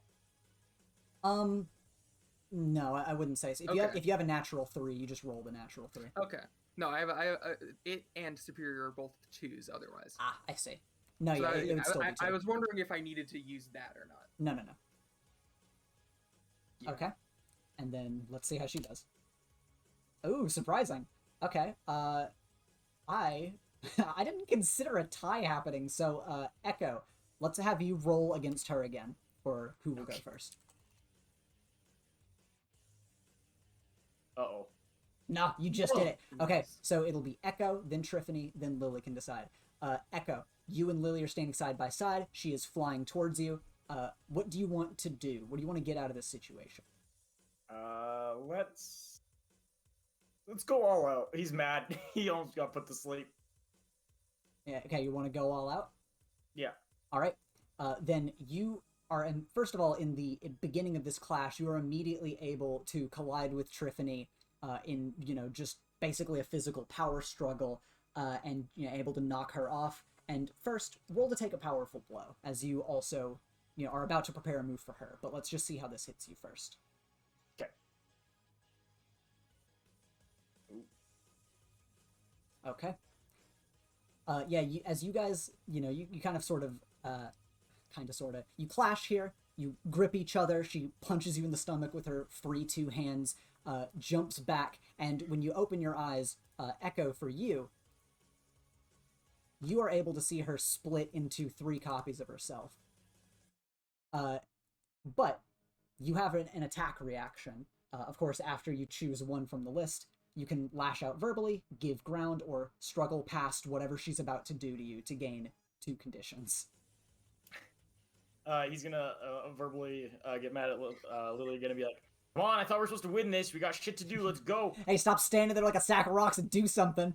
Yeah, you kind of like lash out at Lily as you're seeing Triffany split into multiple copies, and one by one, the Triffanies curl up into a cannonball and just fly into you and slam into you 1 hard time with the first Triffany, 2 hard times with the second Triffany. The third one goes to fly towards you as a cannonball. What do you want your attack response to be? Ethan. Yeah. Can I open a portal between us? There is a portal to Nagay you can open if you want to. That. No, you know what? He's just gonna go to friggin' step out of the way. He's gonna open a portal and go to like he's gonna open a portal, but he's gonna jump through it and try to get behind her so she just crashes into this wall. Okay. Yeah, you hop into the portal and disappear. You appear on the other side of her, almost like teleporting, and she slams into the wall here before, quickly pivoting around to face you. Lily, you see Triffany flying towards you, so, we'll have you guys react here in just a second. This is going to collide somewhere, but what Triffany is going to decide to do is she's going to gain some insight on you guys. She is watching you very closely as you guys fight. So first of all, both of you mark... Actually, I guess Echo, this would work weird for you. She could spend it, though. Lily, does Triffany already have influence over you? Yes. Okay. Then That's part of Okay. Then in that case, she's going to spend it on both of you. Lily, she's going to make your danger go down 1 and your mundane up 1. Why? Because she doesn't want you to be fighting her dangerously, and I'll give allusion to that in a second. Echo, same thing. Danger down 1, mundane up 1. And both of you are able to see these images of her, and you're kind of able to see her splitting off from herself, tackling into each of you. This Triffany flies over to you, Lily, and just says, "You've been rather cold during this fight, Lily. I know we must contest against one another, but you mustn't be so cold against one of your best friends, yes? It is Triffany, not just Hit Moth. You're Lily, not just Wretch, yes?" And it's very clear she doesn't want you to have to fight her. She wants you to just kind of be cool and lay down and give up. That is what she wants from you. Ooh. I want to knock her out so bad. Do you want to knock her out? I want to knock her out so bad. Cold cut, smash red. Because I think, especially, because Lily is not like because Echo has not been able to get the dust off him. So she knows he is probably going to be way worse with the whole illusion thing. She knows she has a brief moment where she gets to know who the real Triffany is. So it's like, I need to just end this so that we can do the rest of the mission. So I think in response to her saying that, I think Lily would just say, like, I'm mostly voicing it just for myself. I think in response to her being like, "You are not just Wretch," all that, I think Lily would just clench her fists and say, "Yeah, I'm not Wretch. I'm the Wretch." And she's gonna punch her in the face. All right. Metal as hell. And yeah, you cock back your fist as she goes to collide with you. You kind of swat her hands away from you to make this opening, and you go to land this spiritually empowered fist straight into the middle of her face. And you know that while you were sort of having this weird moment, you had to end it now. So you knew which one was the real Triffany. So you rolled lower and chose this option. So you are going to mark 3 conditions. But there's there's no insane extra cost. I mean, aside from natural strain, but it's not going to be an insane strain on your guys' friendship or anything. But yeah, you punch her hard. She goes flying back into this wall. Echo, you blink, and you kind of see the other vision of her, and it seems to be warbling, but when this Triffany slams into the wall, it's almost like it snaps you out of the illusion. And this Triffany slumps to the floor, and you have knocked her out. Echo kind of pauses, and he I need to say something important. Point of order. Yes. I did not know it would be 3 conditions. That is all the conditions I have left. Actually, wait, do you have influence over her? No. I'm gonna say you do, because it's weird that you don't. So in that case, Okay. You're gonna lose it and mark 1 condition, because that actually makes sense for this situation. So mark 2. So because I was gonna say, I would to keep staying in the fight. I would trade out for it to have a real strain on the friendship, because I think that would make sense. Lily is kind of being so a bitch. mark 2 conditions instead of 3, and again, a strain on the friendship, since you don't have that influence already to spend. Let's see. And also, could I unmark angry because I hurt her, but then remark angry because Lily is usually always angry? Because I mean, regardless, I think I would unmark angry because I'm hurting someone. Yeah, it is just that is then true. Could I remark it because I want to have that condition marked anyway? Yeah, sorry, I had to take a second and like think what that meant. Yes, you can do that. Okay. And the other one I marked was guilty, because I think that makes sense. Yeah, you knocked her out, and you briefly like let out all your frustrations, and then you look at her slumped on the floor, and you're just mad all over again at this situation. And yeah, Echo, you're able to see that she's been knocked out here. Spark has kind of helped you stay out of the hallucination you got from before, which seemed to be more potent when her eyes and wings were in your field of vision. So the copy of her you don't see anymore, and she is slumped on the ground, and both of you have a pair of cuffs, as well as the cuffs that are on her person that she was going to try to put on Echo. Echo, on seeing that, he kind of rubs his eyes and just goes to immediately go to cuff her. Use her cuffs. I was gonna. She has 4 arms. Yeah. And he does that, and he kind of looks over at Lily and is like, Are you good? Lily looks down at the fist she punched with, and is gonna dust off, some of the particles that were left from the impact, and is just gonna say, "Hit moth down, 4th floor." That wasn't what I asked. Is gonna go to just walk upstairs. Okay. Alright. Go sighs as he just kind of like pats Triff's shoulder and goes to follow. Alright. Yeah, you guys want to make your way up to the 3rd floor from here. Yeah, I had to refresh because I could not move my token. Yeah, Roll20 was weird for a second. I had to refresh too on my end. But alright. Make your way up. Indie program. Ah, Gabe, you bastard. And yeah, at the top of the 3rd floor, you can see the stairs have been collapsed. Unable to make your way up to the 4th floor from here. Piece of shit. Only there was person portals. Hey, let that be a lesson that we had the right idea. I don't know why the fuck everyone's obsessed with 1v1s. Lily's gonna kick the door open. Echo's kind of scared of this angry like Lily. He's like, okay, what is going on here?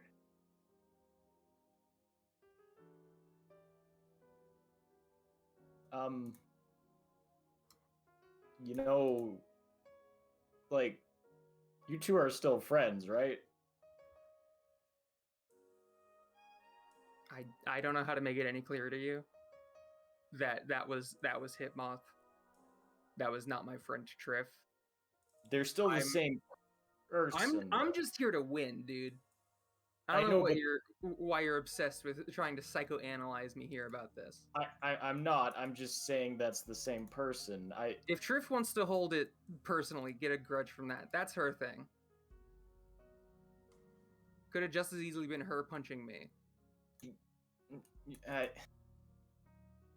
Yeah, you're your friends. Shouldn't you care about them?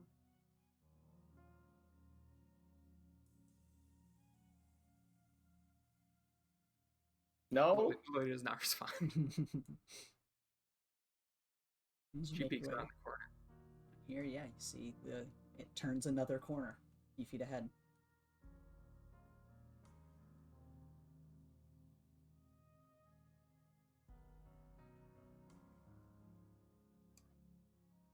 God, I completely forget what this floor looked like. I was trying to pay attention. I'll open this door, see if I can get an idea. Okay. Alright. Is this? Yeah, okay. I was gonna say. Yeah, I couldn't remember. I was actually thinking, I was like, if they pass it up right now, that'd be really funny and unfortunate. Yeah, you open the door.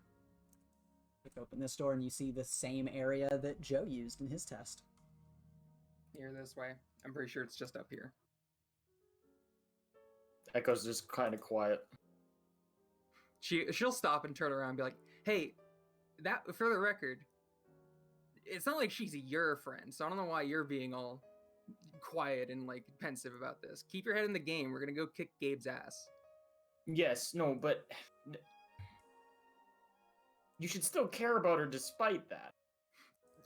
What was I supposed to do? We were put in this situation to beat the snot out of each other. I'm just doing what I'm told. No, but you seem to have a weird disassociation between who Triff was and who Hitmoth was. Well, that's because right now, I don't get to look at her as Triff, because we're fighting. Echo just shakes his head more. He's confused about all this relationship stuff and Earth things. He's like, fuck, it'd just be easier to go back to the Sand Realm. God, human relationships are hard to understand.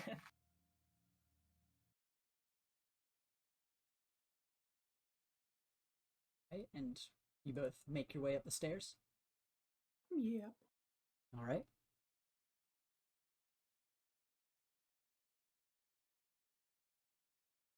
You make your way here. So what's the plan of attack then? I mean, you know what the plan of attack is. We've discussed the plans of attack. Yes, but well, I guess we'll have to see. He goes to. We I look guess they for go to openings, the corner. and when we make an opening, we try to end it right then and there. Right. She'll also peek around the corner. Okay. And when you look, you see a giant open room, and standing right in front of the device is Gabe. Does he see us? That's a good question, actually, about how sneaky you're being. I'm trying to be sneaky. We're trying. I'll say he doesn't look over in your direction. You can assess the situation to see what his sort of vibe is right now. Oh boy. I'm going to assess the situation. Okay. But there's another additional question I want to ask. Let's see if you can ask it. Let's hear something. Probably. Yeah, there you go. Gotta go. Firstly, I guess, can he see us, or has he made notice of us? When you go to like kind of peek around the corner, depending on if you stay out for a good second to try to like evaluate the room, it seems like he might turn in your direction. But if you just sort of peek, see Gabe, and then pull yourself immediately back around, he wouldn't have enough time. Okay. Second thing is his. Because I know Joey, saw this last episode, but I want to make sure Echo knows. Is his suit all that technologic? It seems like there's definitely some tech to it. As for the specific nature, that'd be another question, which you might actually have because of your sharpened eyes. I think. Sharpened eyes, so I'm going to ask that one. Okay. So ask the question so I can give an answer rather than spilling too much. What type of technology does his suit contain? That's a good enough question for this answer. His suit, as you're sort of evaluating and scanning it, it almost looks like it's built to like contain and suppress whatever is inside of it. And additionally, direct because of the various panels along his suit. Okay. Echo kind of nods to that and ducks around the corner. Is it at all similar to the like cuffs we have? That's a very good question, actually. It's different. You have the idea that it might have a similar purpose, but it is different technology. And I assume Echo communicates this. We are speaking quietly, but yeah, he did say in character. We are speaking quietly, but we are speaking of normal volume so that we can be heard. Yeah, he'd express this to Lily. Okay, well, that's good to keep in mind. If possible, obviously, if we get a chance to, use your little spark thing to see if you can't, amplify the whatever suppression thing his suit's doing, and maybe turn off the direct. See if we can just completely close him in that shit. Okay. And then I'll throw him out this window. She points to the window. Throw Echo or Gabe? Gabe. Okay. Wanted to make sure. Oh no, she was saying, and then I'll throw him out the window, not me saying, and then Lily throws him out the window. Okay, that's why I was confused, because you made it, because you prefaced it with Echo, and that's why I thought, oh, well, right, there he goes. How do you want to approach? This is a good question. I know just from the layout of the room, the other stairwell is like over in this direction. Yeah, it's up in the top left corner. Could I make a ghost go over there and just try to like fucking jiggle the door like to make it sound like maybe we got through? Roll to unleash your powers for that one. Okay.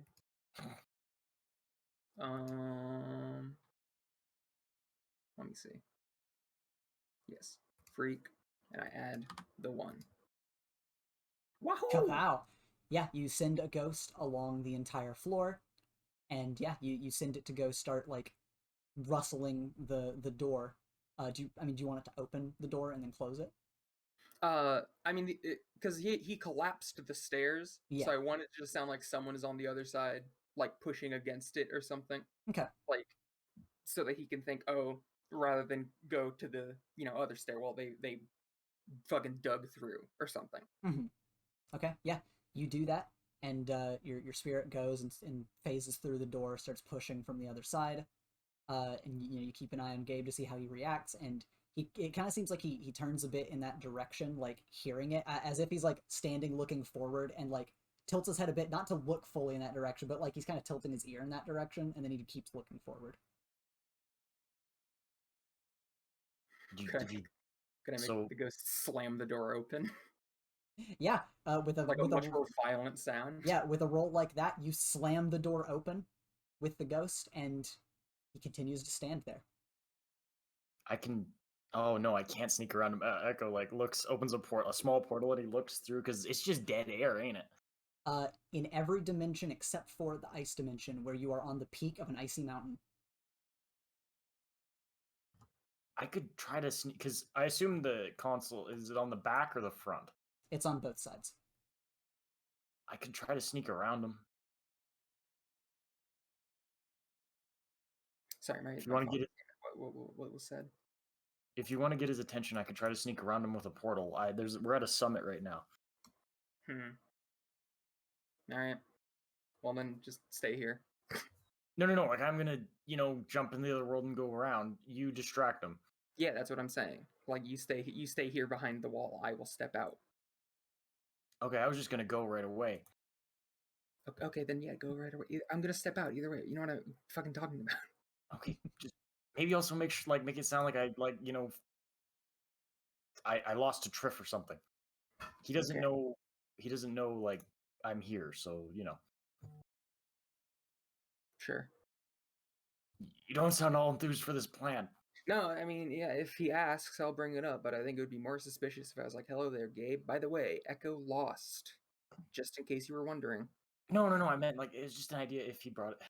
Yeah, if he brings it up, yeah. Bark hops up to you, Echo, and just kind of, like, taps your goggles and shows you that time is passing.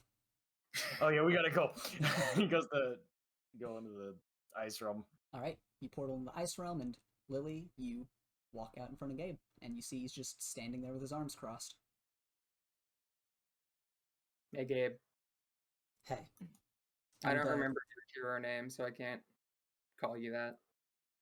He just kind of shrugs, and, he just says a very brief, let's get this over with.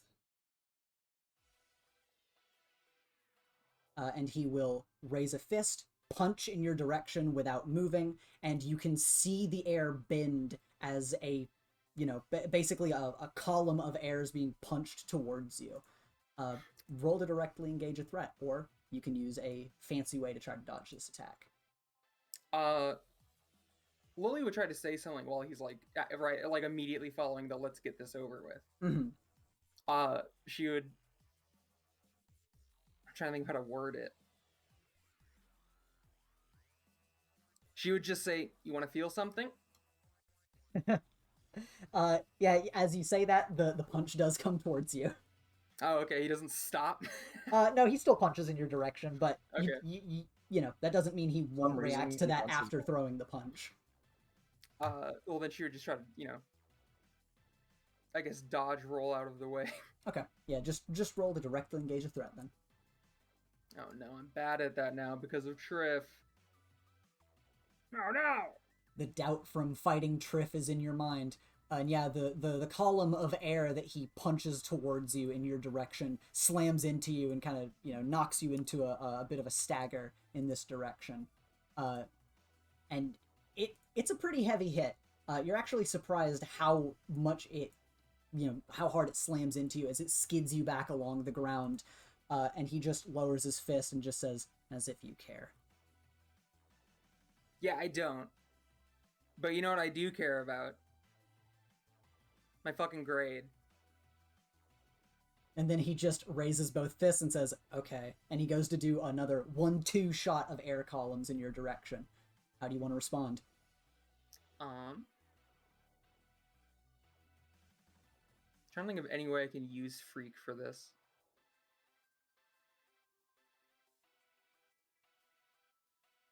Because if I just tried to make them, if I just tried to use my ghosts to like leap out of the way, that would just be the same shit. Mm-hmm.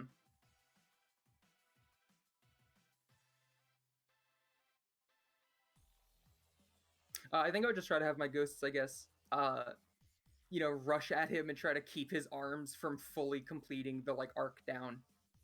Okay, that Like makes they're sense. just trying to slow his swing. Yeah, roll to unleash your powers. Yeah. Okay. Do you want to mark a condition or have it be unstable? Or temporary, I guess. Okay. Then yeah, he lifts his fists up, goes to punch you. You very quickly fling your hands up, send two ghosts in his direction, and you can kind of see their glowing ethereal forms as they wrap around his arms and try to pull them back. But two weaker columns do still fly in your direction, slamming into your shoulder, then your hip, and still like skidding you back along the ground, but with less force than before. And the ghosts are holding his arms and kind of trying to hold him in place, and you can tell that's not going to be that way for long, but at least it's happening now. Okay. Lily will start running to the right, in this direction. Okay. Like whatever is over here, like if there is cover or something. Yeah, over in this direction, I'll just reveal this real quick. It is an opening into another hall, but otherwise it's just this big open space, but you can run over towards that hallway. Yeah, and she would try to have her ghosts, speed her up. Okay. And as she is, she would just be like calling out, like, "What? Now you don't care? What happened to the dude who is like sniveling and begging me to do this shit again?" You say that as you're dashing, and you're able to round to the corner, and be behind the wall. And you just hear him call out again, as if you actually care. Why would I worry about what you're thinking? Meanwhile, Echo, you're on the snowy peak. What are you doing during this time? He's watching the whole situation, and he's hoping Lily can hold out her own. He's just going to try to make his way to the back of the computer to, at the very least, plug in the gobo, and if he can, after that, he'd join the fight. But okay. Yeah, I mean, you're in the other dimension, so by all means. I can move freely. Yeah, you're in the other dimension. His teeth are chattering as he makes his way over.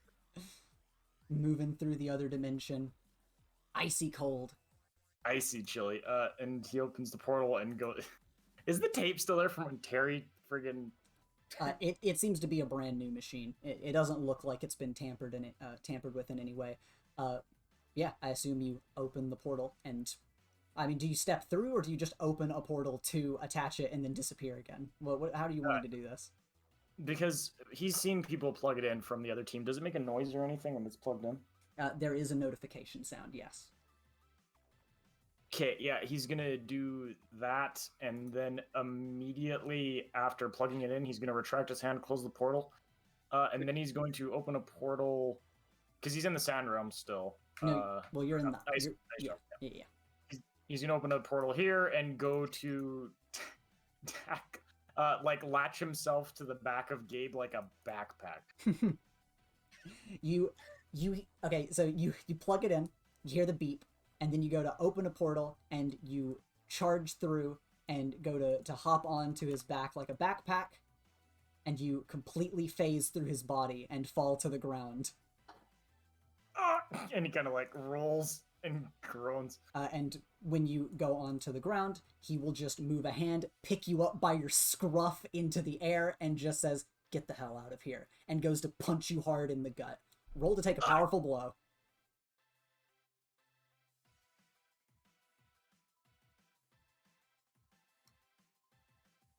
Hey, there you go. Yeah. You took that very well. As he goes to punch you, and you thankfully open a portal for his fist to very quickly go into and come back out of, so you don't feel the impact of his fist, but the vibrations through the air still slam into your chest, which thankfully lightens the blow. But you fly back from that hit after, kind of condensing it a bit, and you hit an invisible wall and slide to the ground. Can I have a move to fight back, or is it Lily's turn? Lily, how do you respond to this? Or, you hear the beeping sound, and then you just hear, a oh, and you hear Echo slam into the wall. You can check around the corner and see that he is near Gabe. Lily is, because Lily's just trying to keep Gabe's attention basically, so that the machine can do what it wants to do. But she is going to just kind of groan and be like, Echo, what the hell, dude? Routine maintenance, man, not fucking monkey him. What are you doing? But then she'll, continue running behind walls out of sight of Gabe. Okay. And just kind of call like, yeah, I don't care, but you and I both know I'm the one who can do it. So. Yeah, you run along, and as you're running. So if you want it, come and get it. And she's running further in. You're running around behind the scenes, calling out to him. Maybe even your ghosts are kind of helping project your voice more. And Echo, you're knelt down on the ground, and Gabe walks towards you. How do you want to respond? Hey, Gabe, it's funny. Echo does he let Echo get up? You can sort of get up. He kind of just stops walking towards you when you stand up. And he kind of cleans some blood from his mouth as he spits it. He reels through his mask and spits it to the side. I got a gift for you. And he's gonna go to Echo kind of has done a gesture whenever he opens a portal, and he's gonna pretend to open a portal, but instead he's gonna go Spark now, and he's gonna send Spark out into Gabe's suit to fuck with him. Okay. Let's see. Roll to provoke someone. Roll to provoke someone to see if this tricks him. I see. Okay.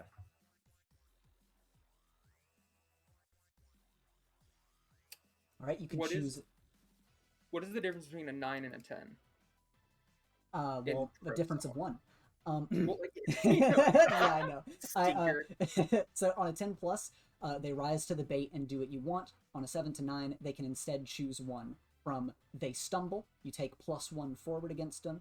They err, you gain a critical opportunity. They overreact, you gain influence over them. Okay, what would in this situation be they do what you want? For Echo trying to hack a suit, would it just be that he's able to hack a suit? Yes. Okay, then could I add +1 because Lily has also been provoking him this entire time? Yeah, that's fair. It's just we're just flooding his brain and probably making him more mad than he already was. Yeah, for sure. You're distracting him, and you're yelling at him during this happening. He sort of stops as you stand up. Echo, you pretend to open a portal, send Spark into his suit, and yeah, use your move. Let's see how it does. Oh boy, here we go. All right, what's a 9? Now, what's Can the I take difference from here, the team pool? Can I take one more of the team pool to make it a full hit? Well, what? If you want to, you can. Yeah, let's do that. Okay. And, so I think we have 1 left now. So what is alien tech doing on a 10? So, do you want me to reread the move just so you know what it does? Yes. When you alter a human device with your alien technology whose Spark, roll plus Freak. On a hit, you create a device that can do something impossible once and then fizzle. When you roll a 10 plus, choose 1. It works exceptionally well. You get an additional use out of it, and on a miss, the device works, but it has a completely unintended side effect that the DM will reveal when you use it. So that's only if I miss, but that's not part of this thing. Okay. So it works incredibly well, and you have 2 uses of it. Yes. So... yeah? You know what I'm going to do, Ethan? Okay, what are you going to do?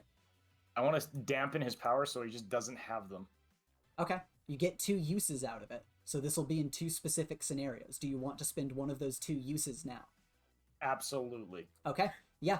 He goes to punch in your direction, and this time you can feel there's a lot less force behind it, as he still clocks you, on the shoulder or on the face or whatever, and he kind of he seems surprised by that just not absolutely annihilating you, and you got an opportunity to just brawl with him.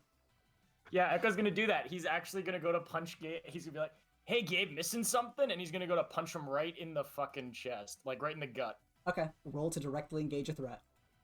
Does Echo calm that he did this part of our plan so that Lily knows too? Yes, he's yelling this. Lily would definitely know what's up. It worked. Yeah. Swordfish! Swordfish! you go to punch him, and you're kind of thinking like, oh, should I punch him in the gut? Should I punch him in the head? I should make this really good. And you go to swing, and you just by instinct go to punch him in the head since he did that to you before. And he just grabs your arm, punches you in the gut to knock the wind out of you, and just says, "Very funny." And he just throws you onto the floor. And he will walk over towards you. He's going to lift up his boot and just go to slam it into your face. You feel it. It is a rough hit. And after slamming his boot into your face once, he slams it back on the ground. Oh. Hmm? No, you're good. Okay. I thought he I kicks had a you. reaction, but I guess not. No, he kicks you in the face real quick, and it's a hard hit. And he puts his foot back on the ground, and you can feel Spark's power fade after that. As you took away his powers, he didn't fuck you up too bad, but he did just kind of normal beat the shit out of you for a second. And yeah, with Spark being in his suit, you have one more negation of his power, and he is just kind of standing over you. Meanwhile, Lily, you're running around the halls behind the scenes. What do you want to do? Could Echo use the last use of Spark so that I could do something on my turn? It depends I what get to capitalize on that. Yeah, I mean it depends on what form it takes, but like probably. Okay. I mean, would you be fine with doing that? Oh, absolutely, man. We're a team. Okay. Then yeah, if Echo, calms like I'm in his suit, like I can only do it a few times. Lily would like stop because she's, no longer is it like, hey, I'm trying to get him to pay attention to me instead of the machine. Mm-hmm. She would turn around. I will use infinite powers to give myself from the Legacy playbook Mythic Might because that sounds cooler than Super Strength. And Lily's just going to full charge through this wall and just barrel towards Gabe. All right. And yeah, you're barreling forward, and Echo, for a brief moment, you're like, oh, I felt an invisible wall before, but you realize you interrupted his powers. So, Lily, you are able to close the gap as you bull rush towards him. He looks in your direction, and yeah, as you run forward, Echo, do you want to enact your second negation of his powers in this moment? Yes, actually, I do. And Echo's just gonna go, hey, Gabe, to your left, and he's gonna go to shut his powers off. He hears Lily and looks to his right, but yeah, I was gonna say his left is the wrong side. Hey, on your left, Echo's been kicked in the face, and he's no, it was a last attempt at subterfuge. Yeah, but you bull charge towards him, and yeah, you can roll to directly engage a threat or unleash your powers if you want. I think either of those will work here. I think it'd be unleash my powers because it's the infinite powers thing. I think it specifies that I need to use, or no, it doesn't. But I would still like to use it because it's better. Yeah, that's fair. Let's go. Yeah, I want Lily to pick him up and suplex us through as many floors of this building as I can. God, yeah, you grab him, pick him up, and suplex him hard, and you crash through the floor.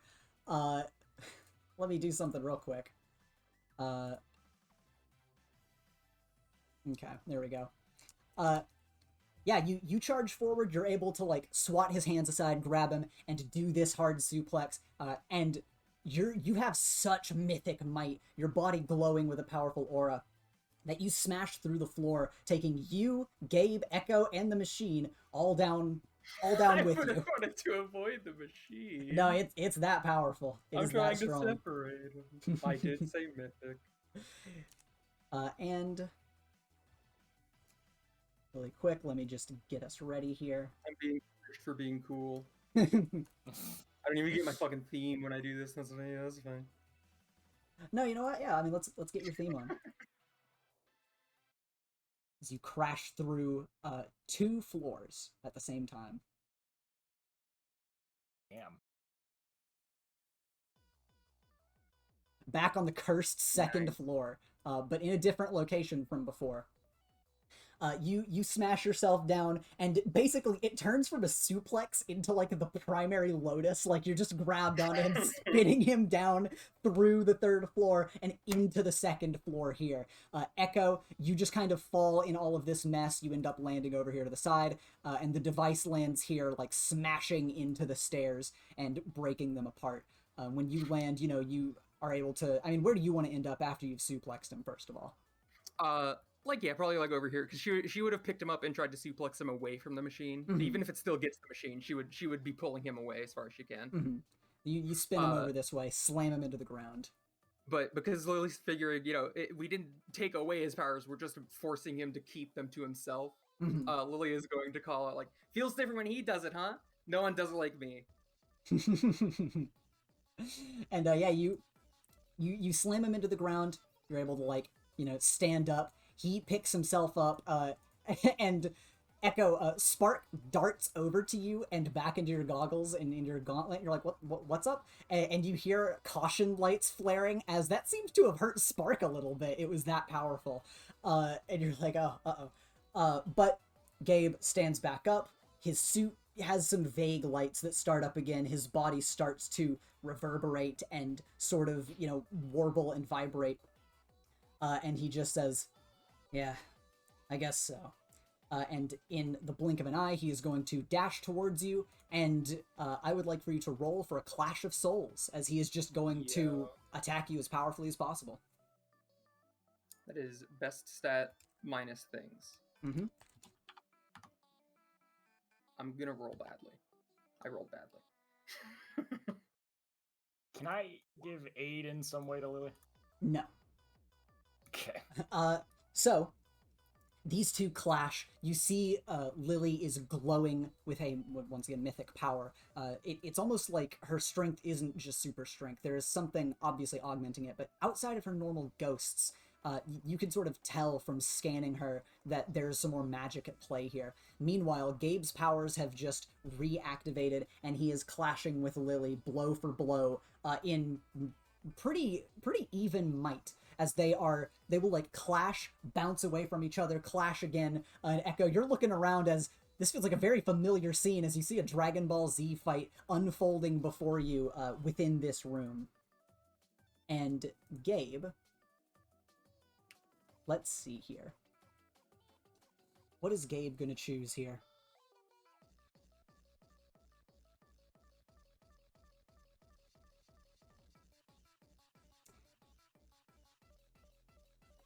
Gotta think about this for a second.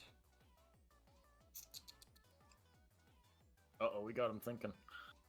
The general response from me would be go all out.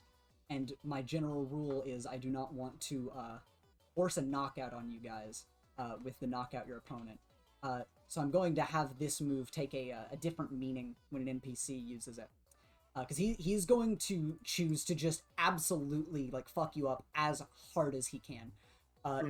So as you guys are flying around, he is throwing a flurry of blows at you to the point where, the fight started and it was pretty even footing as you guys darted around the room. But over time, his blows get more and more and more powerful. And eventually, he knocks you off your guard, punches you straight into the ground, and, knocks you over towards Echo. And when you look up, you see him land and start phasing and vibrating. And you're kind of able to tell based on how much he's vibrating, he is probably phasing right now, so you probably don't have a clear opportunity to instantly knock him out. Yeah. And also I wouldn't take that right now anyway. And how many conditions do you have? I have 3. Okay. Then in that case, mark a condition. I was gonna choose Okay. something else if you were at 4. But yeah, if you were at 3, mark a condition as that hit you hard and knocked you over towards your partner. I think I'll mark afraid because that makes the most sense between the two. Okay. It's a fear. I want to say it's a fear. It's like a heart racing thrill fear. Like she is afraid, but also she's like, this is exactly what I was wanting to have happen. So it is scary, but it is also something she is entirely into. So now I pick a funny thing. Yes. I would like to gain funny insight on my opponent's state of mind. Alright. Purely because Lily is trying to understand. She kind of wants to know how much, the taunting she has been doing throughout all of this is actually affecting him, if at all. Yeah, that makes sense. So yeah, I guess you're just trying to sort of get a read on him as he throws you around and you eventually land here. Yeah. And the vibe that you get is, for the first time, really, I mean, he always seems like he is in a bad mood, but it seems like you genuinely pissed him off when talking about that before. Okay. And when he throws you over here, we're gonna go into anime time real quick. But when you're thrown over here, and you're kind of kneeling next to Echo, Gabe just looks at you two and just says, "I don't know why you want to act like you give a shit about me, and I don't know why you think that I would believe that you do."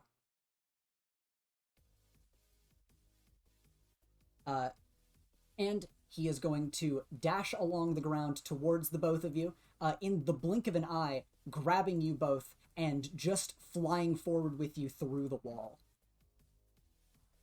Oh, everything's on the same way. What's Gabe's last name? Because I'm putting down on influence. Gabriel Knox. That's right. I guess he's knocking us pretty hard through this wall, eh?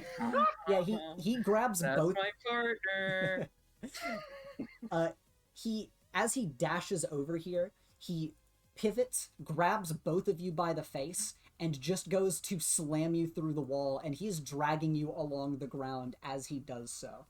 And he just says, as he's dragging you along, just saying, "I didn't want that." Yeah, don't worry about that. That's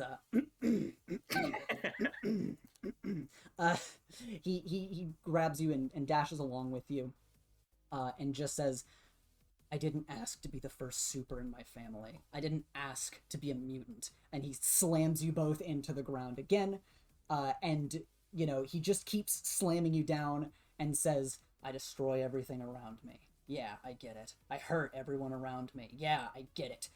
Echo, he swings to the side and throws you like a rag doll into the wall, knocking the air out of you, and just says, "I'm a fucking monster. I get it."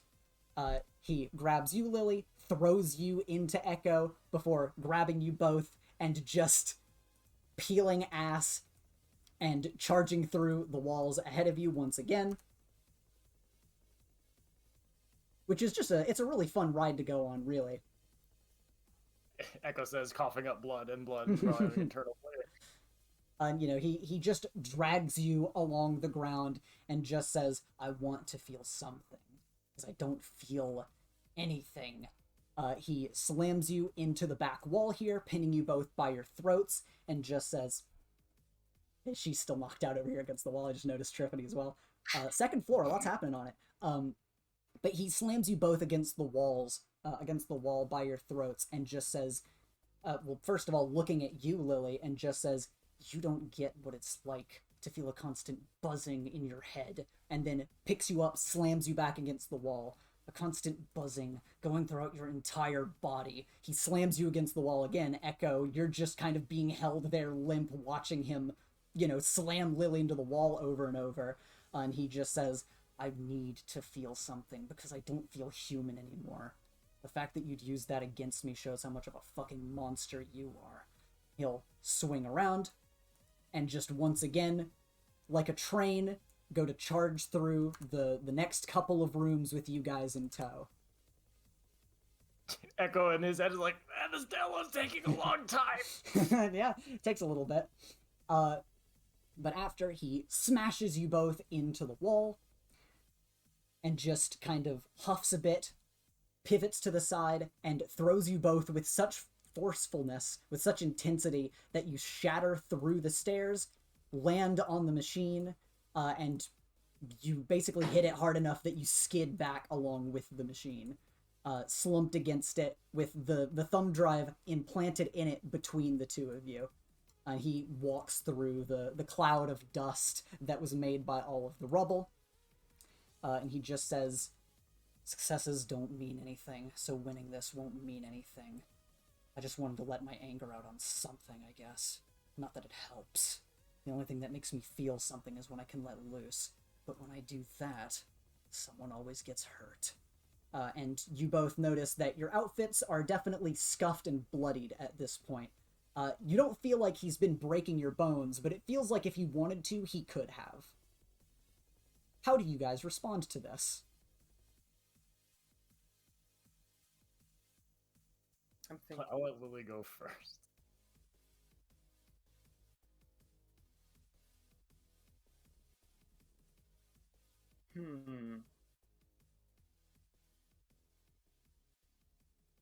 I hate that you're letting me go first because I'm thinking.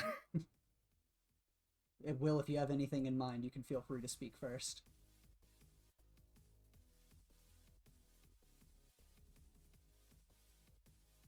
I'm thinking too, because this is important. Yeah, you guys, as you guys get slammed into the machine and skid back, and he says that final line to you, it makes sense that there's a brief pause where you guys are like, we were just smashed around through half of this floor, and that was a lot to take in.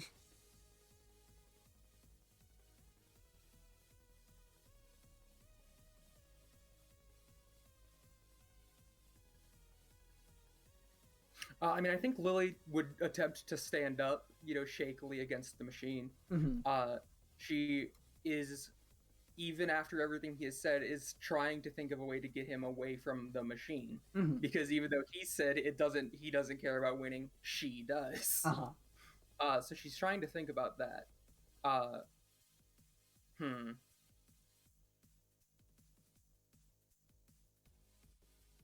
I think she'll just say,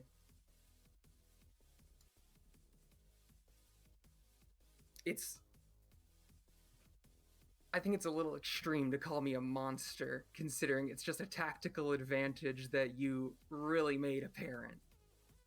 I don't know, man. Maybe don't go around begging random people to do shit for you, because here's the thing. You were begging me to kill myself, because using that power kills me. He first of all, when you say, maybe you shouldn't, let that loose so freely, or however you worded it, at first he just responds by saying, piss off. And when you say the second thing, he just looks at you for a second and then just says, I didn't know your power set then. I didn't know that it did that. Yeah, and I didn't know about yours, and yet here you are throwing me through 5 different walls because I'm a monster for it. So I don't know, man. That makes him think for a second. As you give a very valid point. Echo. And then she would. Oh, okay. No, go on. Go ahead. I was gonna say if he seems distracted by it, she would go forward and use infinite powers to try to take his powers. When you go to do that, you do phase through him. When you phase through him, you kind of turn around, and he just says, he turns around to face you and just says, I can't trust you if you're around. I knew about your power to negate mine, though I guess I didn't see his coming. But then he will just turn back around, ignoring you, and walking towards the machine. Echo, what do you want to do? So I assume is it clear he's going for the stick? Yes. At this point, he is going for the stick. Echo is going to raise his hand and put a he's gonna roll a little bit over, because I assume he's getting up. And he's gonna open a portal to the ice realm and put a wall of literal ice in his way. That's that's true. That's valid. Yeah. You open the portal and there's a wall of ice, and he just lowers his hand, turns around, and he will just dash at you, Lily, and is just like, well, that didn't work, and he's just going to go to attack you. Well, that didn't work. Time for more violence. Okay. Yeah, so roll to Lily directly is fine engage the with threat. this because it means he's away from the machine. Mm-hmm.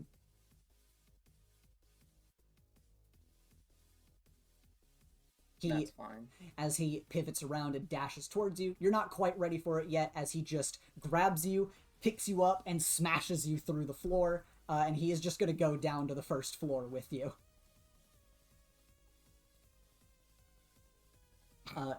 Meanwhile, Echo, you're left here with the machine. Could Echo glean how much of a download is left? Yeah, it seems like there's not a whole lot of time left. enough that if he really wanted to, it seems like he could probably make his way up here and do something, but with him smashing a hole through the floor going down to the first floor, you're not exactly sure if he's really going to come back up here. You're actually kind of worried about what he might try to do to Lily. That's exactly what I'm getting at. Okay, so it's clearly a download of data, correct? Yeah. On the stick? Download, upload. There's some kind of bar that's loading, yeah. Yeah. He's gonna go be like, Spark. He's kind of like leaning over. Spark, can you try to speed this up, please? Okay. Yeah, I will leave you to do that while we go down to the first floor.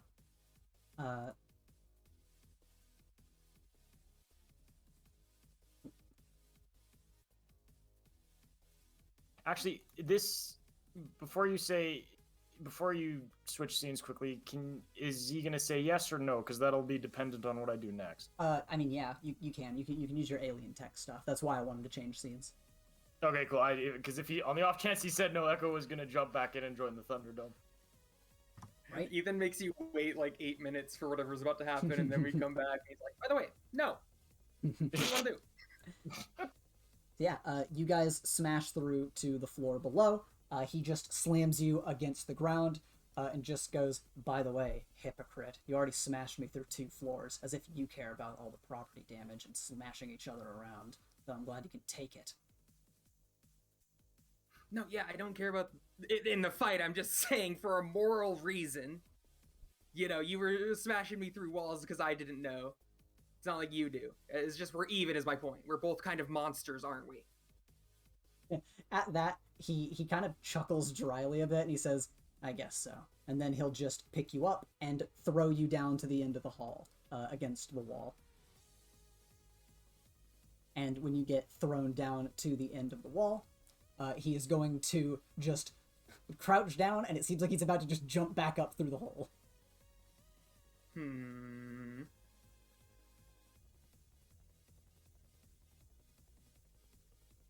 Okay.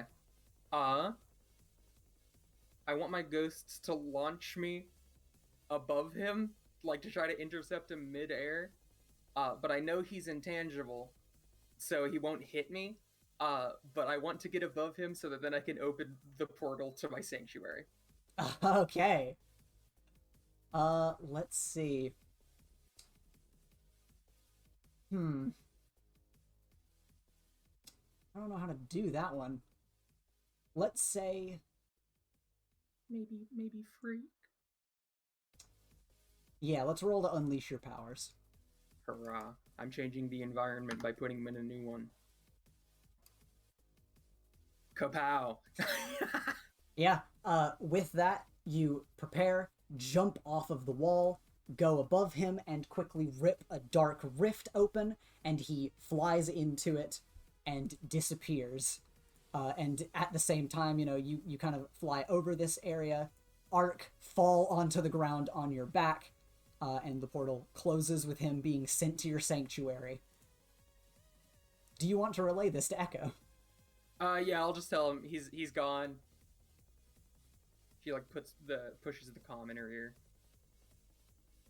And yeah, Echo, as you're up here, considering you've got plenty of time now, you know, you're told that Gabe has been taken care of, and after just a few more moments, Spark speeds up the download and finishes your 100% completion of this mission. You know, as he watches the bar go to 100, Echo's like, you know, Gabe, despite your best efforts, I still won.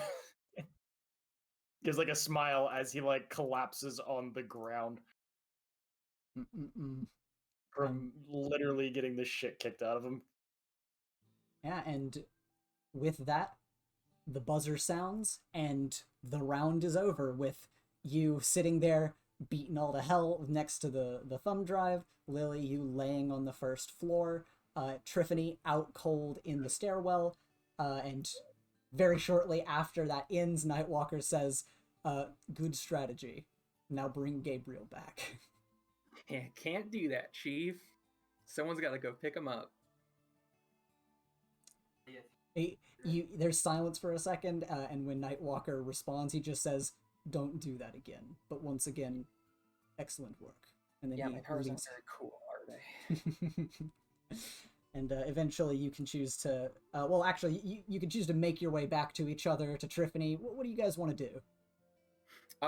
Lily would want to go to the locker rooms as soon as possible to change into normal clothes. She would not want to see Triffany until she is in normal clothes. Okay. And, Echo, what about you? Where do you want to go? Like after? Yeah, what are you gonna do? Are you gonna go check on Triffany? Or are you gonna just kind of go change out of your clothes? What's Echo thinking after the test concludes? Well, first off, he tried to smuggle that memory stick for, like, a nice little memorabilia. Okay, it clearly does nothing, but yeah, you smuggle it out to keep it for a memory. Cool. And then he's gonna go check on Triffany. Okay. And you're on the same floor. So Echo goes to go check on Triffany. He opens a portal and he goes to kneel down. He goes to gently shake her shoulder. And you would know from Nightwalker that taking the cuffs off of her should slowly bring her back to consciousness. He does that. And you take off her cuffs and her eyes flutter open and she says, "Oh, Echo, hello." You lost, unfortunately, but hi. Oh, dear. Hey, you did good. He goes to stand up and offer her hand. And she kind of looks at you for a second and then grabs your hand, picks herself up daintily, dusts herself off, and just says, "Oh, I was sure that I had you two." And You almost did. She kind of instinctively feels her face and then twitches her hand away and just says, "Where did the wretch end up?" She's somewhere else right now. I'm not sure, but she's not in the best of moods. Tread lightly. She just left. Yeah, are you two okay? She looks over you and notes how roughed up you are and just says, "Oh, dear Echo. You look like you, how you say, were kicked very hard in the ass." Yeah, Gabe did that. Wasn't pleasant. I think we went through, if my math is correct, and Spark, correct me if I'm wrong, 4 walls, or was it 5? Beep, beep, beep. You get a little response, and Triffany just kind of sighs and says, "Well, at least you weren't hurt more, at least. How was he? He did not seem to really want to, participate." Gabe? "Yes." He went all out. He was scary there for a bit, actually.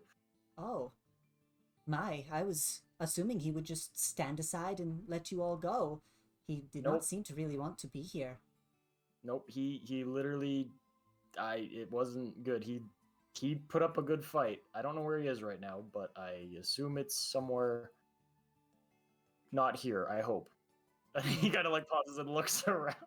"I'm curious to pick his brain. Speaking of, he is not here. You sent him to another place with your little holes?" No. They went, literally, we smashed through 2 floors, and then they went into the ground floor. Oh my. Is she okay?" Lily, Echo gets on comms and goes, hey Lily, you okay? I think after not to not engage with you for the millionth time, but I think she would just take her comms out. She wants to detach herself from this as soon as possible. Yeah, so she's that getting makes sense. I'm not getting a reply, but I'm gonna assume she's okay because I haven't heard otherwise. Well, I suppose that is it then. I felt like I put up a good effort, but I suppose only the times will tell me, yes? I mean, despite our grade, I think you did pretty good. She gives a little smile and just says, "I almost had you," and she taps your nose. Echo actually blushes and he goes to raise it a finger he's gonna give her a stern talk. She would go, no, you didn't. That didn't happen. You were the slime in my hands, easily moldable. No, shut up. I didn't happen. You did not. I was completely soundly awake. Quite weak of will, very much wanting my touch, yes? No, Kate, I'll walk you out. Let's go. Come on. She just giggles and laughs at your expense. Obviously just teasing you. Yeah, Echo's right red in the face. He's like, I don't want to admit she had a leg up on me there. Because he's like, he just grumbles, trying to have a sense of pride. And with that, round 3 ends. Everyone disperses from the round. And you all head out to where you need to go, of course. Going to change, going to make your way to the viewing room. Getting whatever medical care you might need after that round completed. But after round 3 concludes, there is still 1 round left to go. We cut ahead to round 4, currently in progress. After fighting her way through Nelson guards positioned throughout the building, an army of Mirages dukes it out with a colony of colony men in a mob fight surrounding the device on the top floor. Nelson seems to have the advantage in terms of raw combat prowess, but Mirage's light tricks throw him off, evening the playing field. The sole Mirage, that isn't a light copy, speaks up. Give it up, Vice Prez. I don't care how much experience you have. You can't beat me. On the contrary, Priscilla, you seem quite worried. Your footing is off. And Nelson sweep kicks her off her feet. The clones continue to fight, and suddenly, Aiden slinks up behind Nelson, consuming him in a watery prison. At this point, the real Priscilla takes this opportunity to dash towards the device, whipping out the flash drive. All of the other Nelsons are preoccupied with her copies. But thankfully, a few dark, oily bubbles float out from the air vents. They fly towards Priscilla just as she reaches the device, and before she realizes it, she's been hit. Priscilla's body slowly kneels to the ground, numb and paralyzed. What the hell? She kind of looks around the room, and all of her copies start shattering and dissipating as her body seizes up. The air vent is kicked out, and of course, Robert hops out, making his way over to her to slap a pair of cuffs around her wrists. He takes the flash drive from her and croaks with a small smile as Nelson calls out, "Excellent work, Dartling!" Aiden shudders as the Nelson clones all start to surround him, with one of them picking up a large glass container from the other side of the room. Aiden chuckles nervously before we smash cut to him being contained in a glass jar, and Priscilla sitting slumped against a pillar, half-conscious. The ground had gone on for quite a while because of the mob fight, but thankfully when the buzzer sounds, the red team wins. Nelson speaks up as he lets Aiden pour out of the jar. "I'm impressed, Robert. You found the perfect opportunity by hiding in the shadows there." Robert just kind of shrugs as he takes the cuffs off of Priscilla. It was your plan to focus Priscilla. She kind of looks at that with a smirk, saying, "Focus on me? Am I that big of a threat, Robert?" And he croaks with a little smirk, just saying, "We figured you wouldn't trust Aiden with the drive, so you're an easy target. And your clones aren't independent like Nelson's, so we figured the real you should have it. I just sat and waited for you to show up." Priscilla just kind of scoffs at that, and the two teams make their way to join the rest of the class after the round concludes.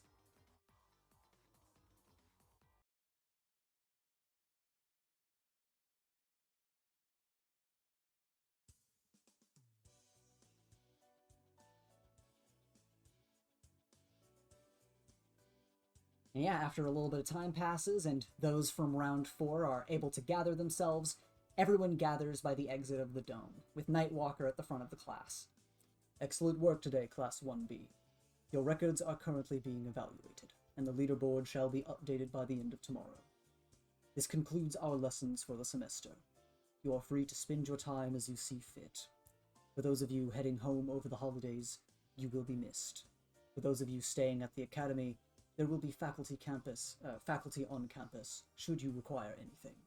Specifics for staying on campus will be sent to your handbooks in case there are any questions. You are dismissed." Nightwalker pulls out his datapad and begins tapping away at it, seemingly not leaving yet, and the rest of the students wander around, with some coming together to talk about the test. Where do you all end up? And I'll go down the list. Echo, what are you doing with almost all of the students in the crowd post round 4? I assume he'd just kind of be hanging out and seeing who's there presently. Like, who's not there, actually, is a better question. Who's not here? is Joe and Gabe. They are not present at the moment, but Is everyone Lily, I else thought is. Lily would be gone too, or maybe I misheard. Lily is here. Joe kind of like Yeah, ran she's away, back. disappeared. She changed, and Lily showed up. Yeah. Lily was just prioritizing getting changed. She would be here now. Okay. How bad is Echo beat up? Pretty beat up, but again, you had medical aid administered from Catalyst, which freaked you out initially, but he seemed pretty gentle with you as he was using various mists on you to heal your wounds, and you're still kind of banged up, but not so much worse for wear than you thought you'd be after a fight with Gabe, considering the healing. Echo kind of just stands there awkwardly, not really knowing who to go to. Mhm. But then he sees Alex and walks over and gives a wave like, "Hey." And Kind of Alex, sees that Echo's looking a little bit beat up, and she's like, "Echo, are you okay?" Well, Gabe happened, but yeah, mostly. Yeah, I saw that. Gabe tends to happen pretty aggressively, doesn't he?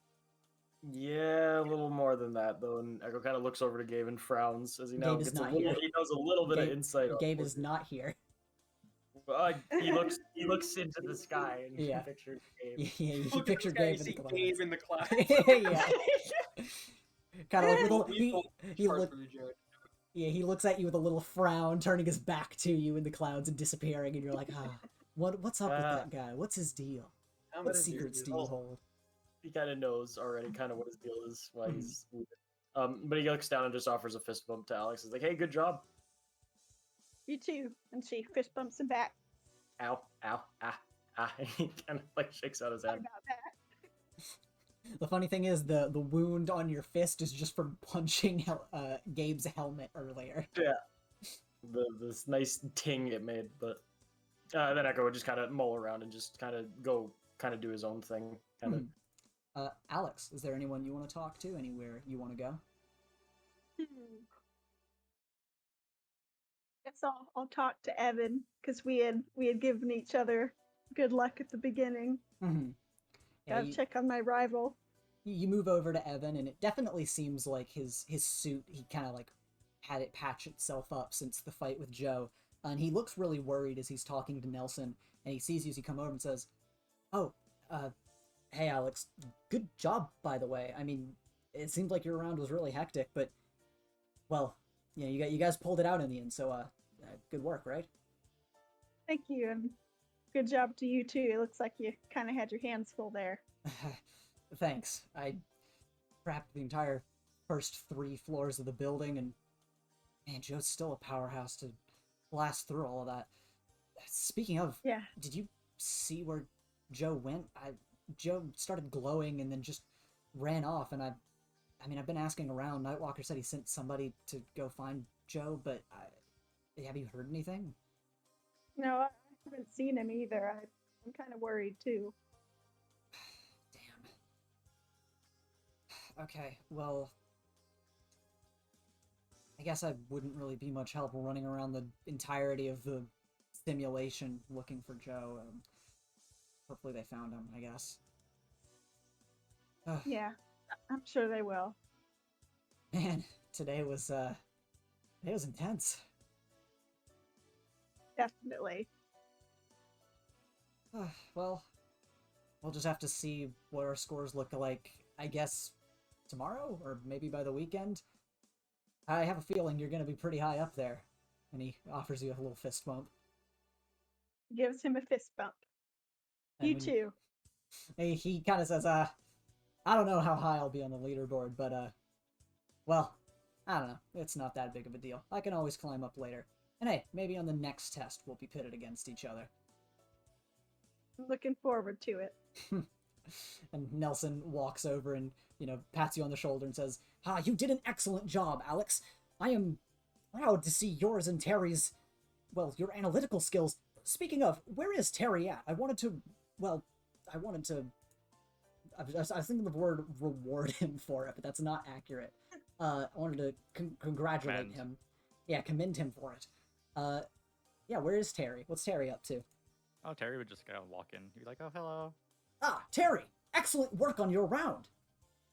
Oh, thank you. Did you know snakes can hold their breath for a really, really long time? It is quite a fun fact, isn't it? Yeah.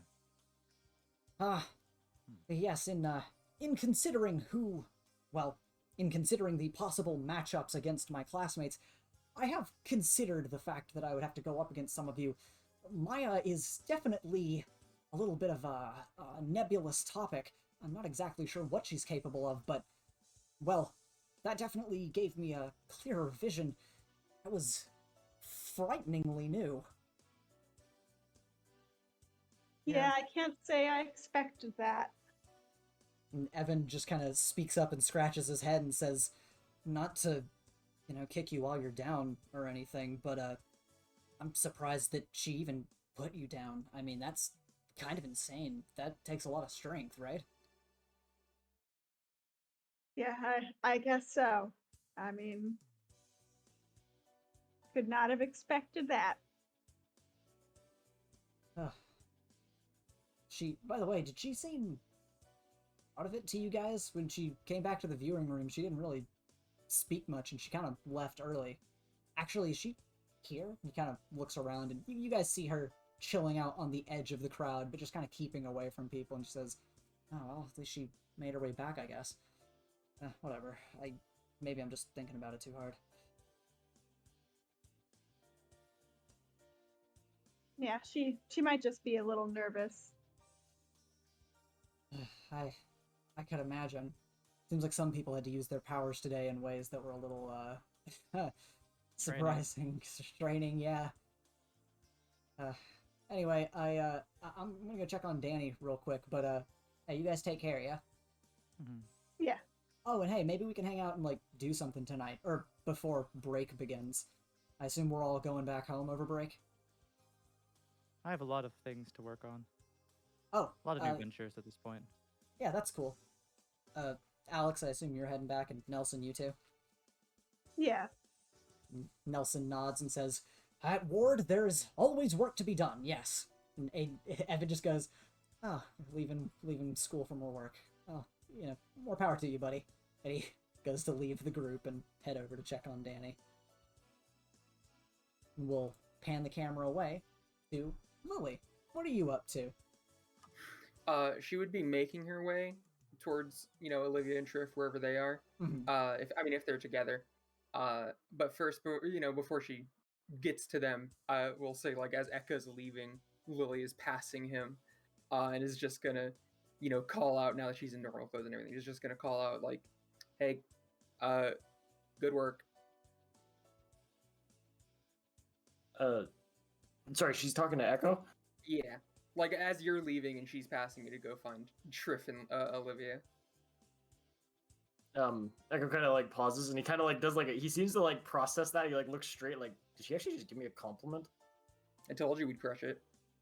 Yeah, we did, didn't we? And he kind of looks over a little bitch about it in the future and, go into situations you can win them and you win them. Yeah, I know. He kind of gives a smile and a wave, kind of waves her off, and then he kind of just offers a fist bump. I already gave you one, man. Don't push it. Yeah, well, I can't blame you for trying. But, part of me actually had fun fighting with you. That was strictly business for me, but that's cool. All right. And his body's all right, back to the status quo. Later. All right, well, and she walks away. Goes okay with you and Triff. Oh. And... She's ignoring you. Lily. Yeah. Lily. Oh, yeah, what's up, Derek? Are you gonna go find Triffany? I'm gonna go find the girls. Okay, I have something to talk with her about, so can I tag along? Sure. As they're talking, I picture Echo in the background of this shot, just raising his hand, and he's following as he walks out of the shot. Yeah, you two can make your way over to the girls, which it seems like Triffany has just now made her way over to Olivia and is kind of feeling her face and her mask, and is kind of checking on her. Say Lily's doing the exact same thing. I was gonna say Lily comes over and would grab Olivia's mask because he said it was cracked. Yeah, it was. You move over and Triffany kind of stands to. She sees you coming and very quickly stands to the side as you rush over and check on Olivia. And Olivia jolts up and gets a little rigid when you do that. And yeah, She like traces her thumb over whatever the crack is. It seems like Yo, the you crack okay, is girl? coming down along where one of the goggle points, for her eye is, and going down along her face. And it seems like it's not a full crack. Her mask hasn't completely fallen apart, but it seems like it's just about ready to. And she just says, I'm fine, I guess. My head's still kind of throbbing a little bit. Yeah, that was a bit of an overkill from Joe, to be fair. I tried really hard. No, yeah, I mean, are you feeling? Because I know with your like powers, you said before, like, was all that you're like fine, right? My hands and forearms are numb. It'll go away in a while, I think. Well, I mean, don't push yourself too hard, of course, but like, you looked badass out there, so. Thanks. I really wanted to win, but Yeah. I tried really hard. I guess I'm just glad my mask didn't break. I mean, hey, I definitely think, the lead word should represent that you tried pretty damn hard. That was like for sure the most impressive performance I've seen of you from, the various tests and shit we were doing. Yeah. I mean, that was cool. You did good. Thanks. Do we know how it's being graded? I don't know. Aiden lost, didn't he? Yeah, he did lose. Yeah, so you probably stomp him in the dirt. I mean, you both lost, but I mean, you looked way more impressive than just kind of falling on top of a guy because you're made of water, you know what I mean? I guess. I wouldn't say I was that impressive, but I think that was cool. thanks. She seems to, loosen up through this talk, and meanwhile, Terry, of course, you've made your way over, and Triffany is just kind of standing off to the side, letting Lily and Olivia talk. Do you want to talk to Triffany, or do you want to let them all talk first? Oh no, he'd let them talk first. He's not going to get in the way of the whole friendship thing. Yeah. Then Lily, you're talking to Olivia. You want to talk to Triff? I mean, at some point, once she's done talking to Olivia, she would turn, not specifically towards Triff, but like turn to the group as a whole. So like, you feeling okay, girl? Yes, just disappointed. What? Just because you lost, you mean? Yes, I very much wanted to win too, but well, Rift Runner and the Wretch make a formidable duo. Yes. Yeah. I guess so. Yes. Are you okay? You left very quickly. Yeah, I just don't. I kind of wanted to not be wearing my hero outfit. It was like bloody and scuffed and sweaty. So I was kind of done wearing that, Yes.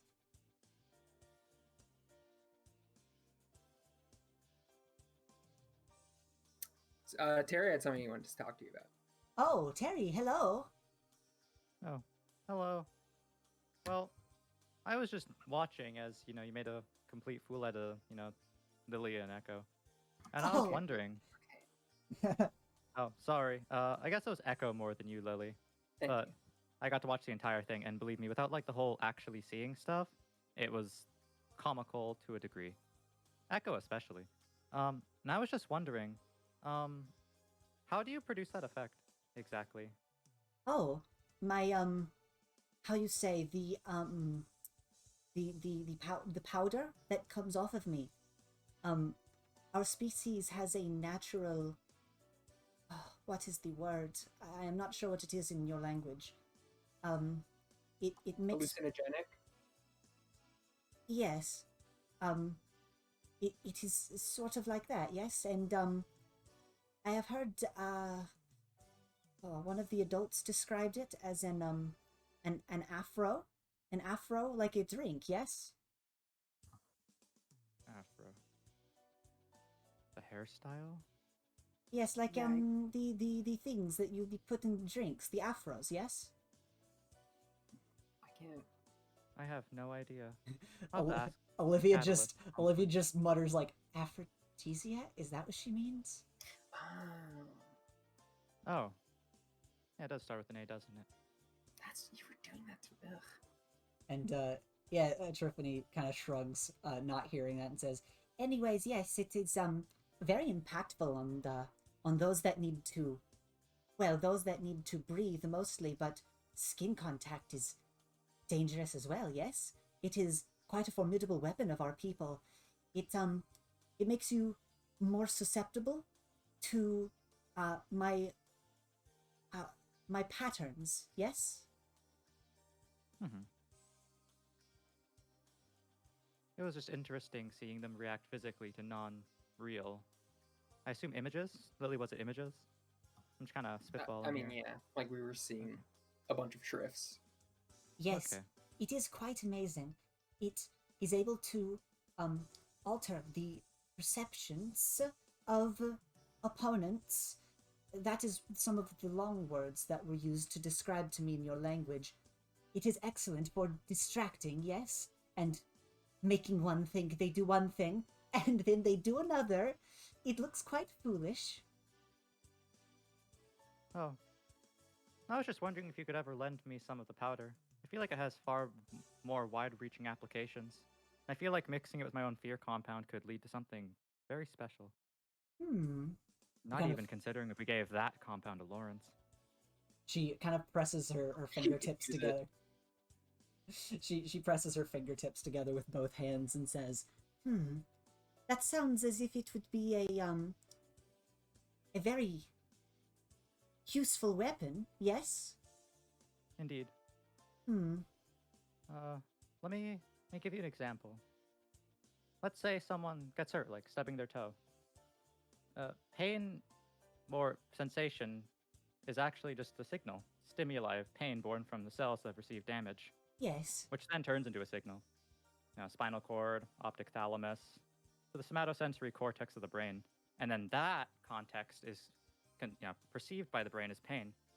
So if we could mess with that, a lot of interesting things could happen, especially if we mixed it with magic. The effects could be spectacular. The wide range effects would be interesting to behold. I would be interested in talking more on this, but only if we both get a piece, yes, some use out of this new tool. Of course. We'd also have to name it. It would be a completely new compound after all. Yes, yes. I do believe there is something to be spoken of here.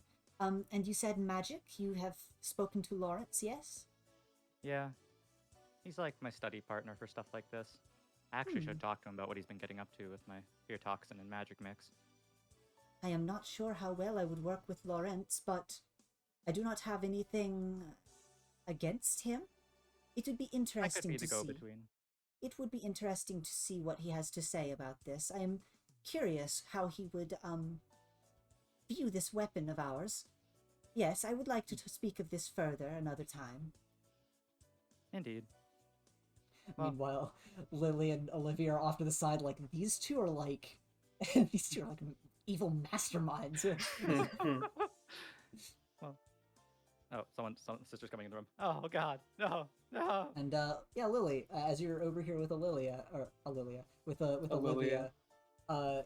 is there anything else you want to say to her? Is there anyone else you want to know? Yeah, well, it's just the two of us. Like, to speak, when Triff and Terry can't hear us, Mhm. Lily would just be like, "So did you watch you watched my fight, right? Or were you getting checked out? I mean, that's fine if you were." No, I was awake by then. Okay. I saw, yeah. I mean, what'd you think? A lot of things. I am worried. What do you mean? Well, I mean, like about the Gabe stuff, I guess, yeah. But, then also, you got hit really hard a lot, and you Oh, he's- you used your powers a few times, so I'm worried about that. And you know, you had to. So it's not like I'm not mad or upset or anything, but Triff seems like I don't know. It's weird. I mean, is it fine? Am I overthinking it? She seems like she's about to cry as she's trying to explain. It should be fine. I mean, she could have knocked me out all the same. I mean, it's not like I, told Nightwalker, hey, put me against Triff. I want to fucking fight her. Like, it's not like I had a say in it. I just did what I had to. Yeah, And I mean, yeah, I used my power a bit, but like, I was just worried because of what it looked like on the feed. I don't know, it looked kind of scary. I mean, I didn't use my power against her. I wouldn't do that. I wouldn't. You didn't? Well, no, I mean, I used my. I mean, I didn't use, the like extra level of power. Oh, Like that shit. Have you talked to anyone about the feed of that? What do you mean? I thought you did something crazy. The feed wigged out whenever you did that for a bit, and it was kind of like a screamer or something. It went kind of crazy. We saw faces and hands and stuff, and when it came back, you were just standing over her body, and I was kind of scared that you did something. Oh, Jesus. You think I would do that? Well, I wouldn't do that. No, again, I'm not like, I trust you. It was scary, that's all. I'm not like you, but, the situation. No, yeah, I'm scary. I get it. No, that's not what I meant. I'm sorry. I'm not very good at wording stuff like this. I haven't had this before with a friend that has something kind of like this. Like, And she kind of shrinks back as she tries to find words, and you have scared people close to you. Oh, no. Mark a doom track. Oh, no. No. Why is my phone going off? That's what I ask every time someone messages me. Lily is just crossing her arms. She is now, like, visibly annoyed. And Olivia, just after sputtering for a second, just says, I'm sorry. That's not what I meant. No, it's fine. I should have expected it. And we'll cut real quick to Terry as you're talking with Olivia. Not with Olivia. God, there's so many names. Terry, as you're talking with Triffany. Poor people. As you're talking with Triffany. You guys kind of get off of that conversation, and it seems like Lily gets a bit heated for just a second before kind of reining it in. Like, she gets a little visibly upset before just kind of crossing her arms. And Triffany just taps you on the shoulder and just whispers, I'm going to go, yes? Oh, all right. I will see you later. Ta-ta. And she waves a bit and quickly flutters and flies off. Oh, she, like, leaves? Yeah, she moves to leave the group. Oh. Okay, so he just mutters to herself, like, okay, bye, I guess. No. Harry would get on his phone and message Lawrence. Like Triffany's stuff? Like the site, he remember, like, the hallucinogenic Triffany used? Just message that to Lawrence. You start typing that, and you hear a phone notification, and you turn around, and Lawrence is just kind of nearby, and he looks up, he's like, what? Oh, hey, Terry, hey, guys. And he kind of just walks over towards your group to replace Triffany. Hey, I'm not gonna read the text since you're right in front of me. Terry would go back down and pens another text. Who'd you do these? Like, come on. Now I feel like, damn it. All right. I joke. I joke. I'm joking. I'm messing with you. When you did that, relatable. he started to pull out his phone. Like, now I feel like I have to check it. No, don't bother. Okay. I'll just tell you. Triffany's hallucinogenic stuff that made Echo look funny? Oh yeah, they were stumbling around like a couple of idiots. Yeah. Yeah, I was talking to Triffany, and she might be willing to have that be used mixed mixed with my fear gas, make another compound. Okay. Would you be interested? Uh, he seems surprised by this. He's like, I mean, that sounds like a hell of a lot of fun, but are you sure? He like whispers and looks over to the other like people nearby. He's like, are you sure? It's true that once Pandora's box is open, you can't close it again. But I do like furthering science, and this sounds interesting. It definitely sounds fun. I'm surprised you always I don't trust me with this shit. I mean, yeah, hell yeah, I'm down. It'd be crazy to see what all that kind of shit can do together. Am I close enough to hear these two? I mean, yeah, unless Terry's trying to keep it a secret. No, we're not whispering. We're being Like, very Lawrence is just talking about this openly. He's like, yeah, that's like crazy. That's Lily would call out from over next to Olivia, just be like, "Hey, I can't stop you guys from doing what the fuck ever. Terry's an independent person. Hey, Lawrence, yeah. If you guys make some sort of fear aphrodisiac and I get infected by that, I'm actually going to break your legs. I swear to God, I will go crazy on you. I'm not gonna like spike you with it, but I mean, I'm not the only person on this project. Why do I like? I'm just saying, if you create another little creature that bites me and infects me, and I get a little weird disease, but this time there's like a flirty element to it, I will kill you. Maybe next time you should dodge. I don't know. I mean, I could kill you now. I could break your legs now. I could beat the fuck out of you now. If you hey Terry, I'm gonna talk to you later. I'm gonna go over. Yeah, this way. I'll text you. Don't worry. Okay. That's why I want to do the phone thing. He just like jogs away. Olivia just kind of, she's just sort of holding herself still as she watches that conversation. Looks around like, oh, Triff's gone. Yeah, guess she had flew somewhere away. to be. She went that way. You just point where she flew away. You think she's gonna make a big deal out of this? You guys. I was asking Olivia, but I guess you're close enough, Terry. Yeah, Terry be like, you guys forgave me when I poisoned like everyone. Like, when I poisoned you, like that could have been really dangerous. You just punched her in the face. That's It's true. a lot less bad. Except I didn't really poison you maliciously. Did you punch her maliciously? No, I mean I had to do it. Yeah. Don't worry. I've been in a position where I told myself I had to do it as well. I'm joking. You can That was go. a joke. No, that was a joke. You can go, Terry. When Olivia hears that, she's like, I'm gonna go check on. Hang on, wait. Triff. Yeah. Oh. I mean the semester's over. Because I mean Triff. I think she said she's going back to her parents or whatever, like on her planet. Oh. Okay. I feel like she said that. Am I insane? I don't know. I didn't hear anything she said. I'm asking you, Ethan, out of character. Am I insane? She just said that she was leaving. You don't know if that meant leaving or just. I feel like I feel like in a past session I thought Triff said that over semester break she would be going back home. Yes, she is going back home over break. Yeah. Okay. Yeah. Then that's what Lily's talking about. Okay. So yeah, reword what you were saying again now that I have the context. Yeah, Lily would just be like, it's semester's over. I'm pretty sure Triff said she's like, going back to her parents or whatever over semester break. I was just, curious. What are you up to? Oh, I'm I'm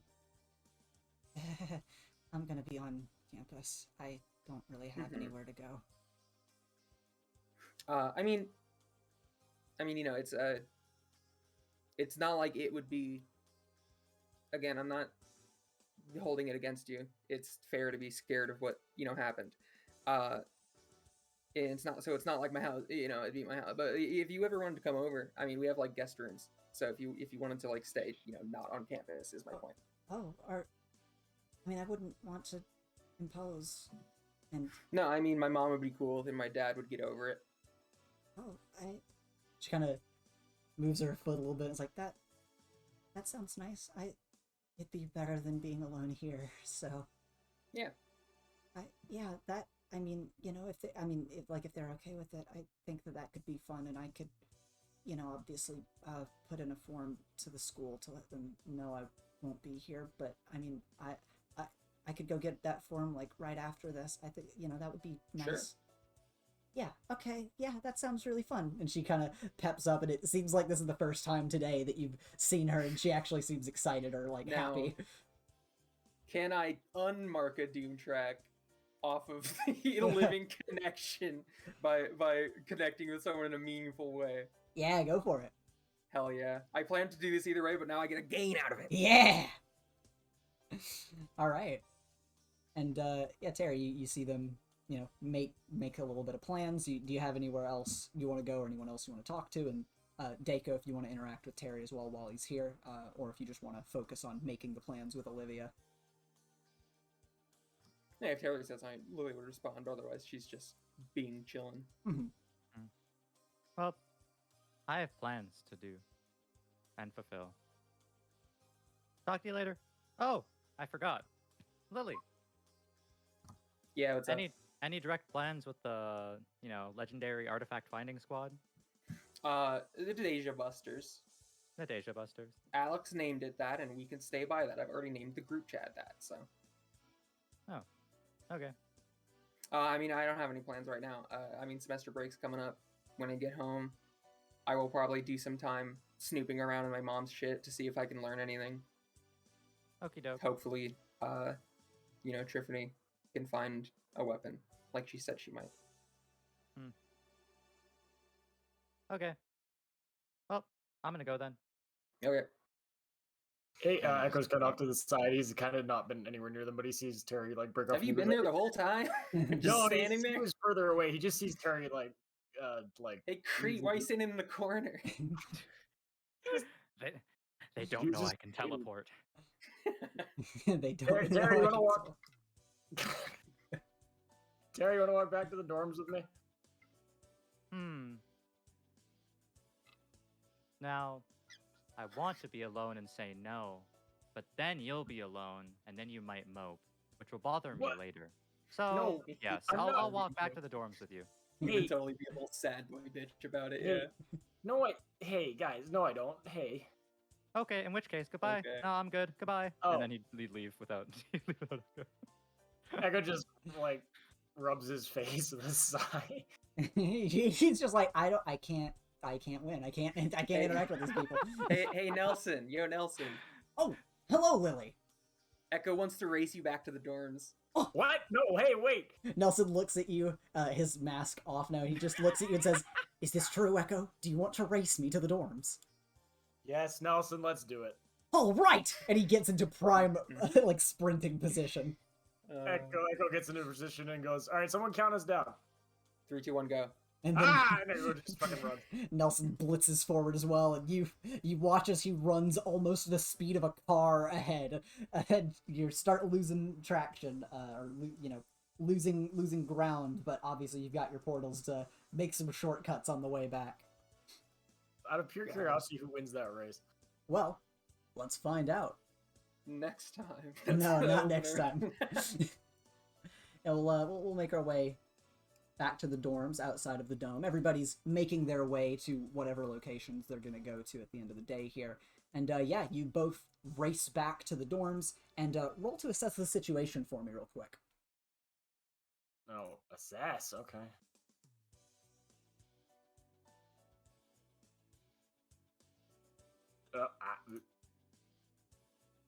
Okay.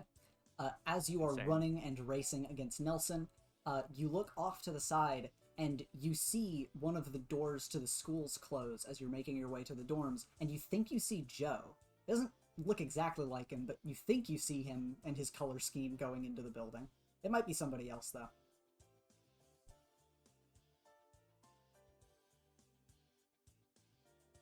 Do you continue the race or do you stop? What do you do?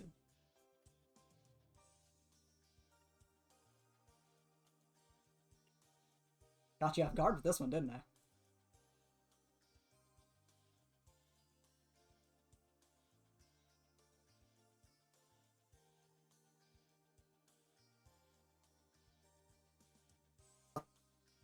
Oh, this man's... He stops. Okay, he stops. And he kind of stops and goes to like, yeah, you did, you asshole. And then he kind of stops and pauses and goes, I assume he watches Nelson just fucking book it. Is Nelson Yeah, Nelson's got his eyes on the prize unless you call out to him. Good old farm internet. Yeah, no, No, he's gone. Let him go. Okay, yeah. And then he darts off, and you see, you stop and you see what you think looks like Joe going into the building. And with him darting off to the dorms, what do you want to do?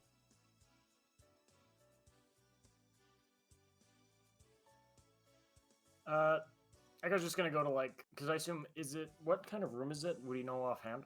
It's like one of the entrances to the school proper. Echo would go to adjust course and go to see who that was. Okay.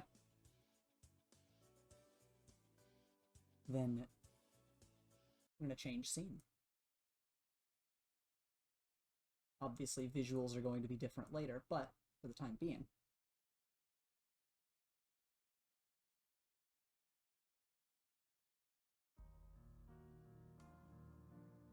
Jay, you walk through the halls of the school.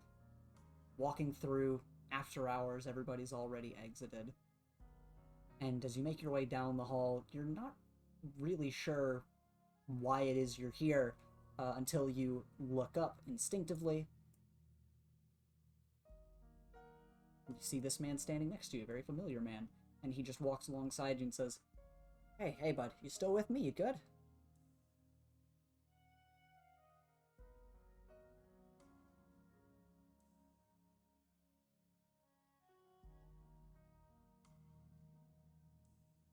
Chloe, you there? Still muted? There you go. I'm a dummy, There you and go. I didn't unmute myself. Jay Sorry. stares daggers into the Yeah. He goes, yeah, I'm fine. Are you? Oh, well, I mean, I guess not really. I'm a little worried, but as long as you're fine, I'm better. How's your, well, arm, wherever it ended up? Oh, yeah. I guess I did lose that. I guess I'm just tired. I don't know why I tried so hard during that match. It's got my head all fuzzy. Well, maybe you just need a quick rest and you'll have your thoughts together about it.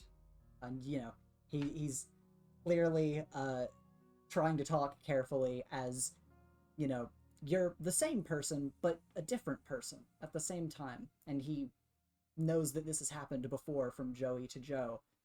But you can sort of tell it seems like he's not 100% on how to talk to you, but is just sort of defaulting to, concern and is just like, I'm just gonna make sure everything's okay and just try to talk to him as naturally as I can.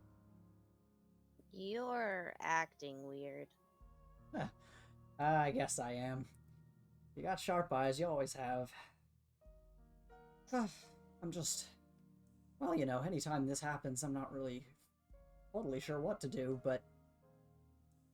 As long as you're okay. I swear, the tests they put you kids through are kind of crazy.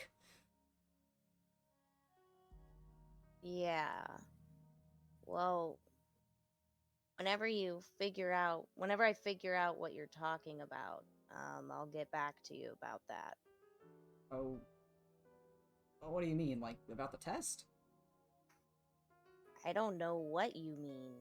Every time what happens? Oh. He kind of thinks for a second, not really sure how to answer that, and just kind of kneels down and looks you in the eyes and says, What's your name? Jay? Jay! You know who I am, right? Or do you? Yeah, I know you're my dad. And he just kind of smiles and gives a nod and says, That's the most important part. Jay, you're not alone. Obviously, I mean, I'm always here with you, but...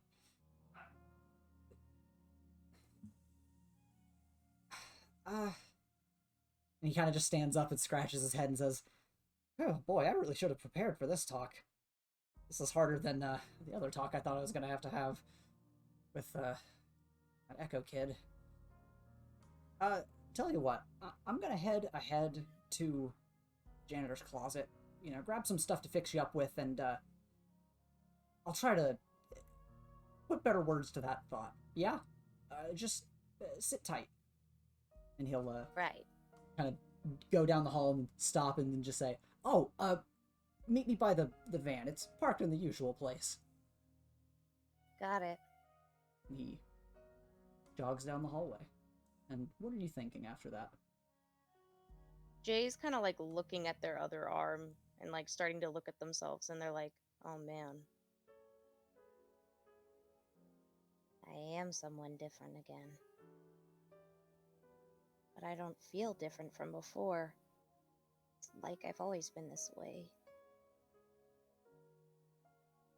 And down the hall, Echo, you kind of saw where the person went, followed behind, and when you get here, you see someone that looks like Joe, but slightly different. The hair is going over, well, hair in quotes, is going over one of Joe's eyes, and it seems like Joe is in a slightly different form than normal. It's not totally different, like, between Joey and Joe, but given what happened after Joey and Joe, you have a feeling that he'll, or they, will only get more different over time if this is truly the same thing.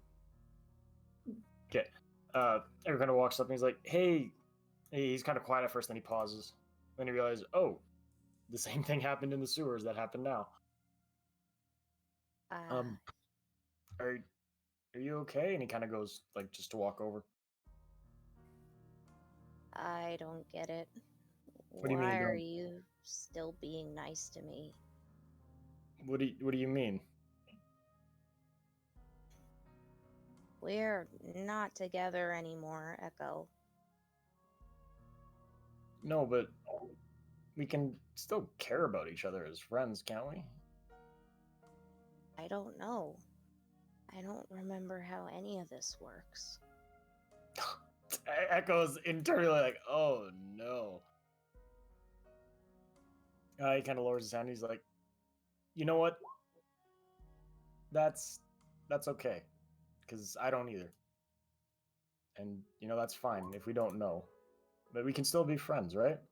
We got to figure ourselves out first, right? Yeah, I guess so. Well, I know so. We have to figure ourselves out first.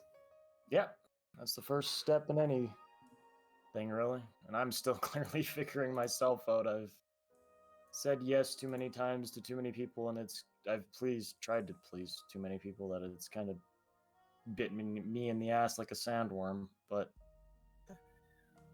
I think that's the best step, and I'm sorry for when I did hurt you. I didn't mean to. I just wanted to make everyone happy that I didn't think. I'm still new to all of this stuff, and I don't know. For some reason, Echo feels comfortable telling this because part of him was like, Joe's a little scrambled.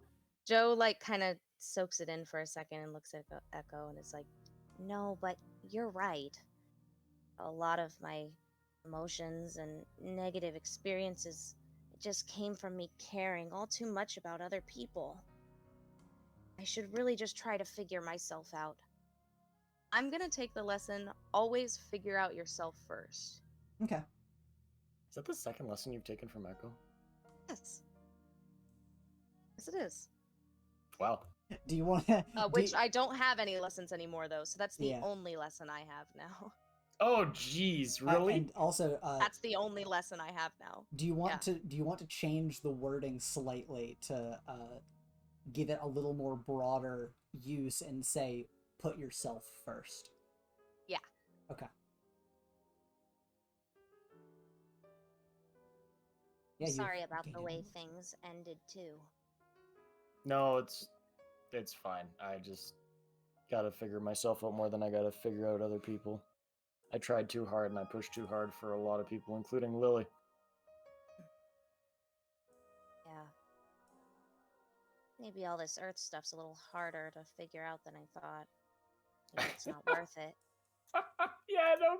Echo just kind of starts laughing, kind of, because he's reflecting on today, and he's like, yep, no, absolutely. I don't know.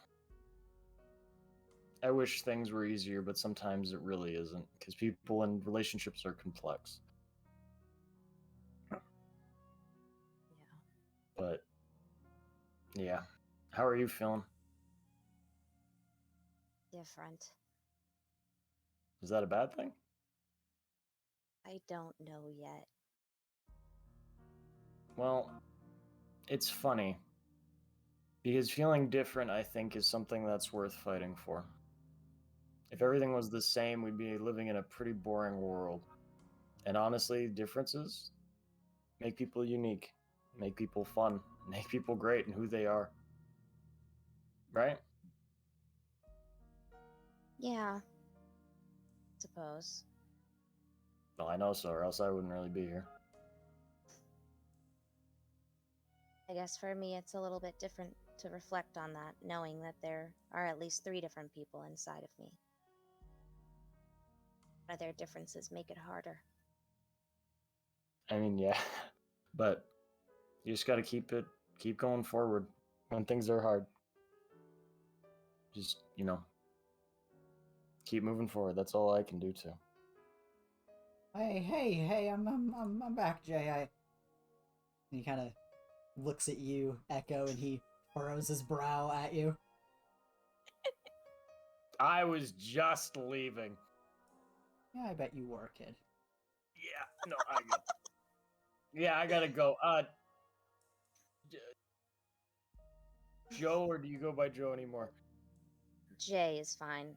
Jay, if you see me, I'm gonna be staying on campus during the term. Just if you see me around, come say hi. I gotta go. Okay, bye. And then he kind of goes to leave, but then he pauses. And then he kind of turns to, because we never really learned the janitor's name, did we? That's a good question. I don't know if you did. I don't think we did. And he's just kind of, can I assess what he thinks of Echo quickly? You think you have a pretty good idea, but you can go. you can roll for it if you want to, but you think you might have a pretty good idea. Yeah, I just want to roll for it, anyways. Yeah, you think you have a pretty good idea. He definitely, it's obviously not like he hates you. Like, he's an adult, you're a kid, but he very obviously is being defensive of Jay, not trying to keep Jay away from you necessarily, because they're wanting Jay to be able to talk freely, but he's just kind of looking at you and is very clearly kind of gives you a look like, what are you looking at, kid? I kind of raise his hands like, I just wanted to make sure they were okay. Oh, thanks, I guess. Yeah, don't worry, we're just friends. He kind of adjusts his goggles a bit. When you say that, he says, yeah, you are, aren't you? Alright. I got just really. When you do that, he more jokingly, when he looks at you and has a smile on his face, Jay, he just goes, "Oh, I wanna," kind of moves his fists in little circles, let me at him. I was like, oh god, I'm gonna get beat up first. I'm gonna go. Just take care of yourself, Jay. I'll talk to you later. Jay just nods. Echo nods back and gives a smile, and then he looks at the guy like, okay, I'm leaving now, goodbye. The janitor, and then he opens a portal to his bedroom and leaves. All right. And when Echo portals out, he kind of sighs and just says, hey Jay, anyway, you ready to go to the van? Yeah, I'm ready. Oh, and you guys start walking down the hall, and he goes, oh, by the way, you had mentioned it, brought it to mind. Do you want to stay on campus, or, I mean, we could always take a little road trip over the break. I actually didn't think about this as much in character, because for some reason I just assumed I was staying on campus. Oh yeah, that would be the assumption. It just seemed he's offering a new idea now. Yeah. Sounds nice. I Yeah? could use the break. Ah, cool. I don't know where we'll go, but, we'll make it back in time for the next semester. Yeah. I mean, we have to, but you know. Sorry, I'm laughing at Dago's comment. No, that's great. I would love just the vibe of like, for some reason I want to go to a place called Hot Topic. I don't know why. I just feel like that's where I need to go right now. I think I saw that once, and it feels right. Yeah. Sorry about that. You guys walk down the hall. It seems like he's in Yeah. good spirits, hearing that you're in the mood for a road trip, and he puts a gentle hand on your shoulder and just says, we'll figure this out. Right, kid? Yeah, we'll figure it out. And he smiles and says, well, and hey, even if I don't figure it out, I know you will, champ.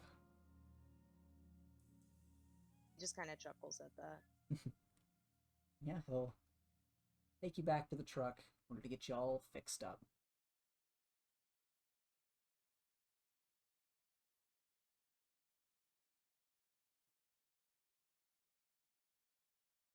Let's change to this. So, a little more time has passed, and, Echo, you end up portaling back into your room, and you're kind of there for a little while, and eventually you get a text from Nelson, like, hey, did you fall behind? And then another text of, where are you? Do you need help? And then Echo texts back and is like, hey, no, I just, I saw someone who needed help, and I helped them. Everything's good now. And you get a text back that says, oh, I'll recall my clone I sent to find you. I'm so dead. He said, do you need help? Do you need help? Did you get stuck? Did you get lost? Like, cancel the Nelson search party. Yeah. You look out your window and you see 12 Nelsons with floodlights all kneel on the ground and get raptured. He is the best friend to have. Like, he's on about, it's like, Nelson, if I'm not home by 9 o'clock, you know what I mean? Like... Send out the army. And he just says, after saying he's going to recall the search party, it just says, hope it went well. Do you need help? Are you back at your room? I don't know how your stuff works. The army Nelson. But he's like, just thank you, Nelson. Sends back a little thumbs up emoticon. Yes, I'm back at my room. I'm safe. Don't worry. Everything's fine. Okay, and meanwhile, Terry, you also end up making your way back to the dorms alone. And you kind of saw Nelson on the way in. He asked you about Echo. You didn't really know where he was at. And Echo enters. How many did you send out to look for me? Oh yeah, as he's texting you, he says he sent out like a handful, like 5 to 7 Nelsons. But yeah, so Terry, you saw Nelson by the entrance of the dorms, and initially got to have him ask you if you'd seen Echo, and he like sent out the search party. And I imagine you're still heading back to your room on your own, or do you want to hang out with Nelson? What's up with Terry here? And is Kai here? He's muted. Bet they laugh. I might also just be gone. He didn't seem muted anymore. He's not muted on Discord. He mutes with his mic instead of with Discord. Mm-hmm. We'll just say he went back to his room. Make it easy. Played Flappy Bird. He did play Flappy Bird. It is true. And yeah, as everyone starts maneuvering to their rooms, eventually, the day kind of starts coming to a close. And just by the pumpkin he stole. And Echo, what are your what thoughts are lingering in your head after today? He beat Gabe, which I mean, props to him. But in the same, and you got a little bit of closure with Joe, but he's kind of happy after the rough first test, which was the run. Gonna do for summer break, probably work on the project for break, by the way. Lewis. Mm-hmm. Makes sense. Makes sense. Pardon? It's Winter winter break. Oh yeah, I yes, guess winter break. he'd still probably be spending it on campus work. Mhm, mhm.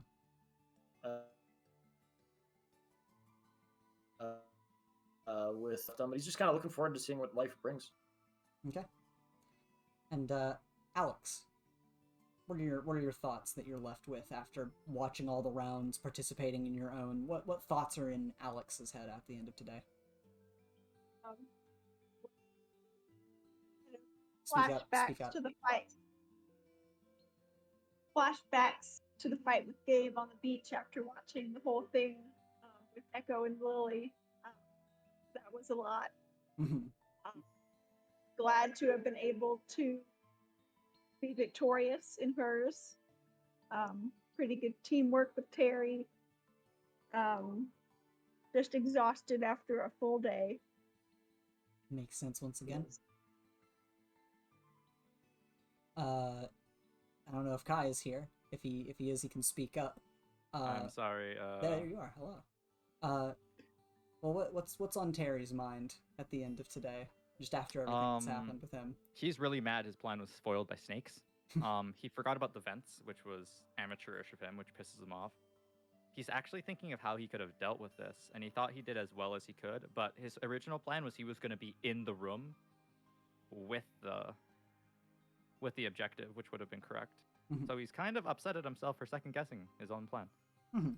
But also, he doesn't know how he would have fared against big snake creature in a 5 foot by 5 foot box with no way out. So maybe it was for the best. But he's very interested in further business ventures with Triffany and yeah, really with just the making magician. a Star Heights black market of substances. Oh no, it's a research group. We're not black market. We're pursuing science. It'll be science well spent. Yeah. And definitely. I mean, hey, you did win. Could have been worse, but it is good that he's reflecting on his plan and thinking it over. He's glad he got to witness a bunch of people trying in earnest. That'll help. Mm-hmm. Also, Gabe getting rolled. Getting yeeted is maybe a little more accurate. Oh, yeah, yeeted into a roll. We rolled him. Yeah, you guys rolled him. Speaking of, that's a W. Lily. Also, the betting pool. Who bet for which side on that? Of the characters and player characters. There's so much there. There was absolutely a fat payout for the 2 people who believed in Echo and Lily. It's true. It's true. You had One of some which faith. was Olivia. You had some faith on your side. You did. Then you learn Olivia's like, no, yeah, I lost all my money. You're like, what? How'd you lose all your money? I tried to play it safe. But no, yeah, she's gonna have a little bit of money over the holidays. Yeah, speaking of, Lily, what thoughts are you coming away with today after everything that's happened? I think Lily is trying just an absolute clash, like a tornado of emotion, because on one hand she's pogged out of her gourd that she beat Gabe. That's a huge, he's top of the leaderboard, and as of last time Nightwalker complimented her for being good at the leaderboard, she really cares a lot more. So she's like, fuck yeah, maybe I'll get complimented again. But then also she does not feel very good about having to do everything she did to do that. Obviously the shit with Triff, and then also Gabe had a point with calling her a monster. But then also when she just threw back in his face, he was so accepting. He's like, yeah, all right. And he's like, I'm hey, a monster too. Yeah, I am a monster. Know it when I see it, right? Which made her go like, oh, okay, cool. So I can feel a little better about myself. It's not like he's better than me. So yeah, she's just conflicted on a lot of things, and is trying her best to ignore most of them. All right, and finally, Jay, which. Hello. Yeah, I get you only have so much from today. You lost your lessons. You lost some specific memories, but you've kept emotional memories. You remember who everyone is. You remember your history with people, but a lot of the specific details are blurry and maybe even gone for you now as you're living through a new pair of eyes, and you're, you both realize and don't realize, oh, I'm a different person, but I'm the same. It's kind of fucked up. It's more like the meaning behind certain things have been taken away. Yeah. And so, how is Jay feeling? Which, I mean, I guess we're not going to know how Joe feels at the end of today, but how does Jay feel after today? Jay feels like they have grown into their own image of themselves. Oh, we're not doing end of session moves yet. That is good to know. I'm just asking generally, like, what's going through Jay's head? How's Jay feeling? Oh, Jay feels like so confused. But like trying to embrace the confusion. Mm-hmm.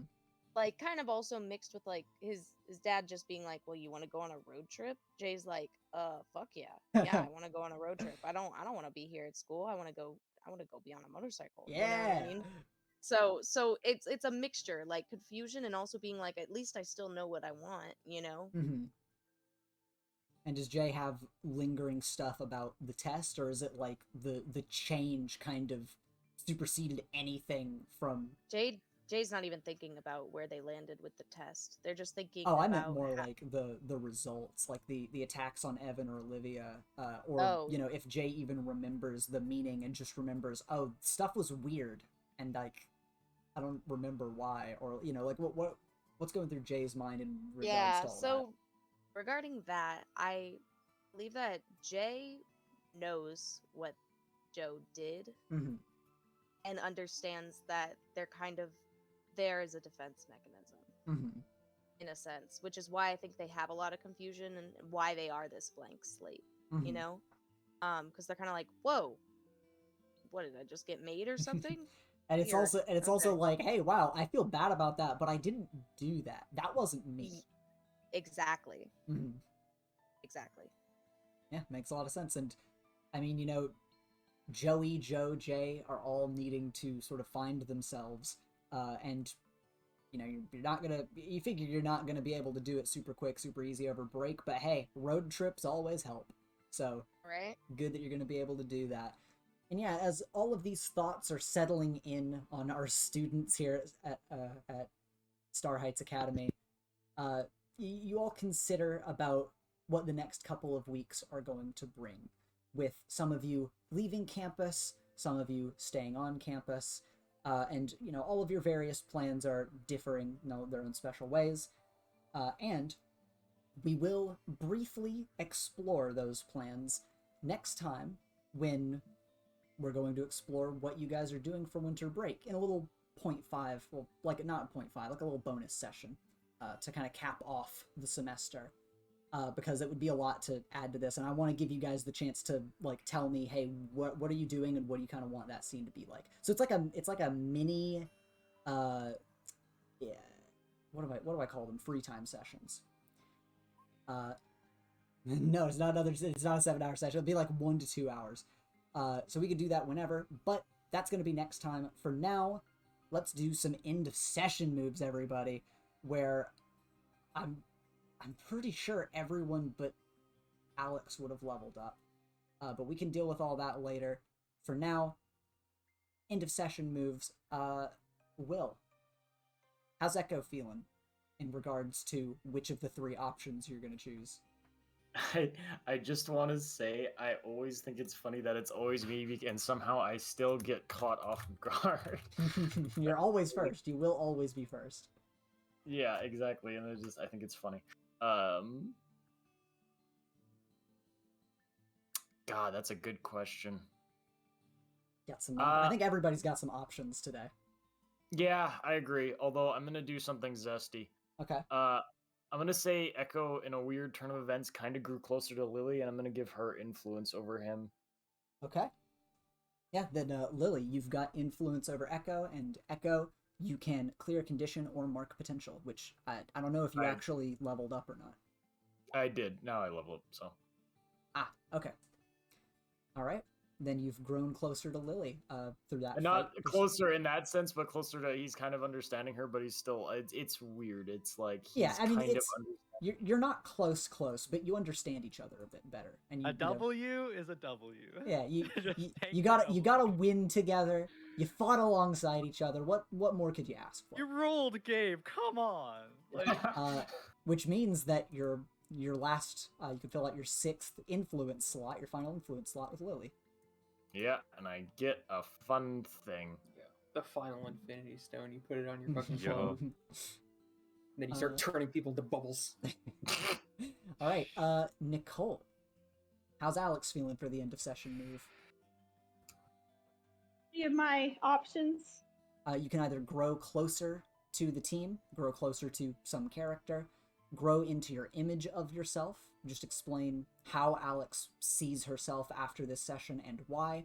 Or you can grow away from the team and explain why you feel detached from someone. This is basically, you can give influence to somebody and get another perk. You can take influence away from somebody, or you can shift your labels if you have grown into an image of yourself, and you can explain what that image is. Obviously, that doesn't have to be the perfect image of yourself, just whatever Alex is feeling today. I guess I'd say that she grew closer to the team and a little bit to Terry, because really Alex and Terry have not interacted a lot one-on-one, but I don't know if it's to the point of giving influence. Okay. That is what that option is. So alternatively, if you don't feel like you're close enough to give him influence, you can always grow into your image of yourself.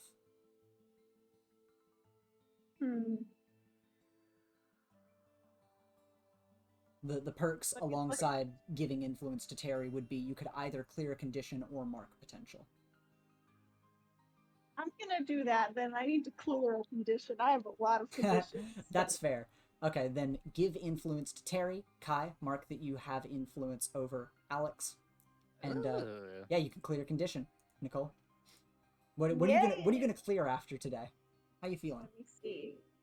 So my conditions were afraid, guilty, hopeless, and insecure. I'm gonna go ahead and remove guilty. Okay. Yeah. Why are you removing guilty rather than hopeless? Because I'm actually curious. Because you were feeling hopeless about the test, and then you guys won. Oh, you know what? That is right. That does make more sense. Because I guess I was thinking like there hasn't been it's been a little while since she's been in a situation where she's caused something and felt guilty. That's but valid. I guess you can do either one. I was curious because that's the one I assumed you were going to do. But that makes sense as well. You can do either one, whichever you prefer.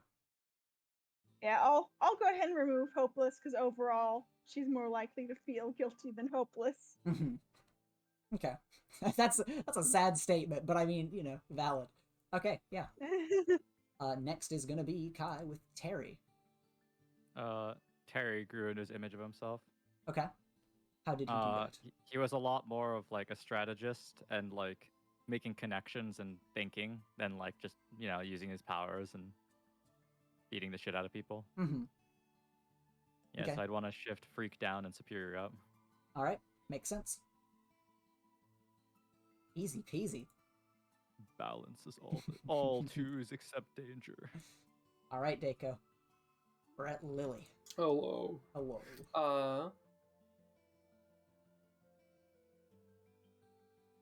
Thinking. I think I'm also going to give influence to Echo. Okay. You've grown closer to Echo in some way. Give influence to him. So, Will, you have influence over Lily now. And Dako, do you want to clear a condition or mark potential? I will clear a condition. Okay. What condition are you going to clear, and how you feeling? I will clear insecure. Because I think after beating Gabe, I think Lily's like, yeah, I fucking... I rolled it. Yeah, valid. I'm feeling good. And afraid, angry, and guilty all make sense for her to still have. Yeah. Okay, cool. Then we're at our final one with Chloe. And Chloe, you said you were going to grow into your image of yourself, right? Yes, I am. Okay. How do you see yourself and why? So I believe that they see themselves as getting almost like this weird clean slate. And that kind of just opens up for just change, essentially.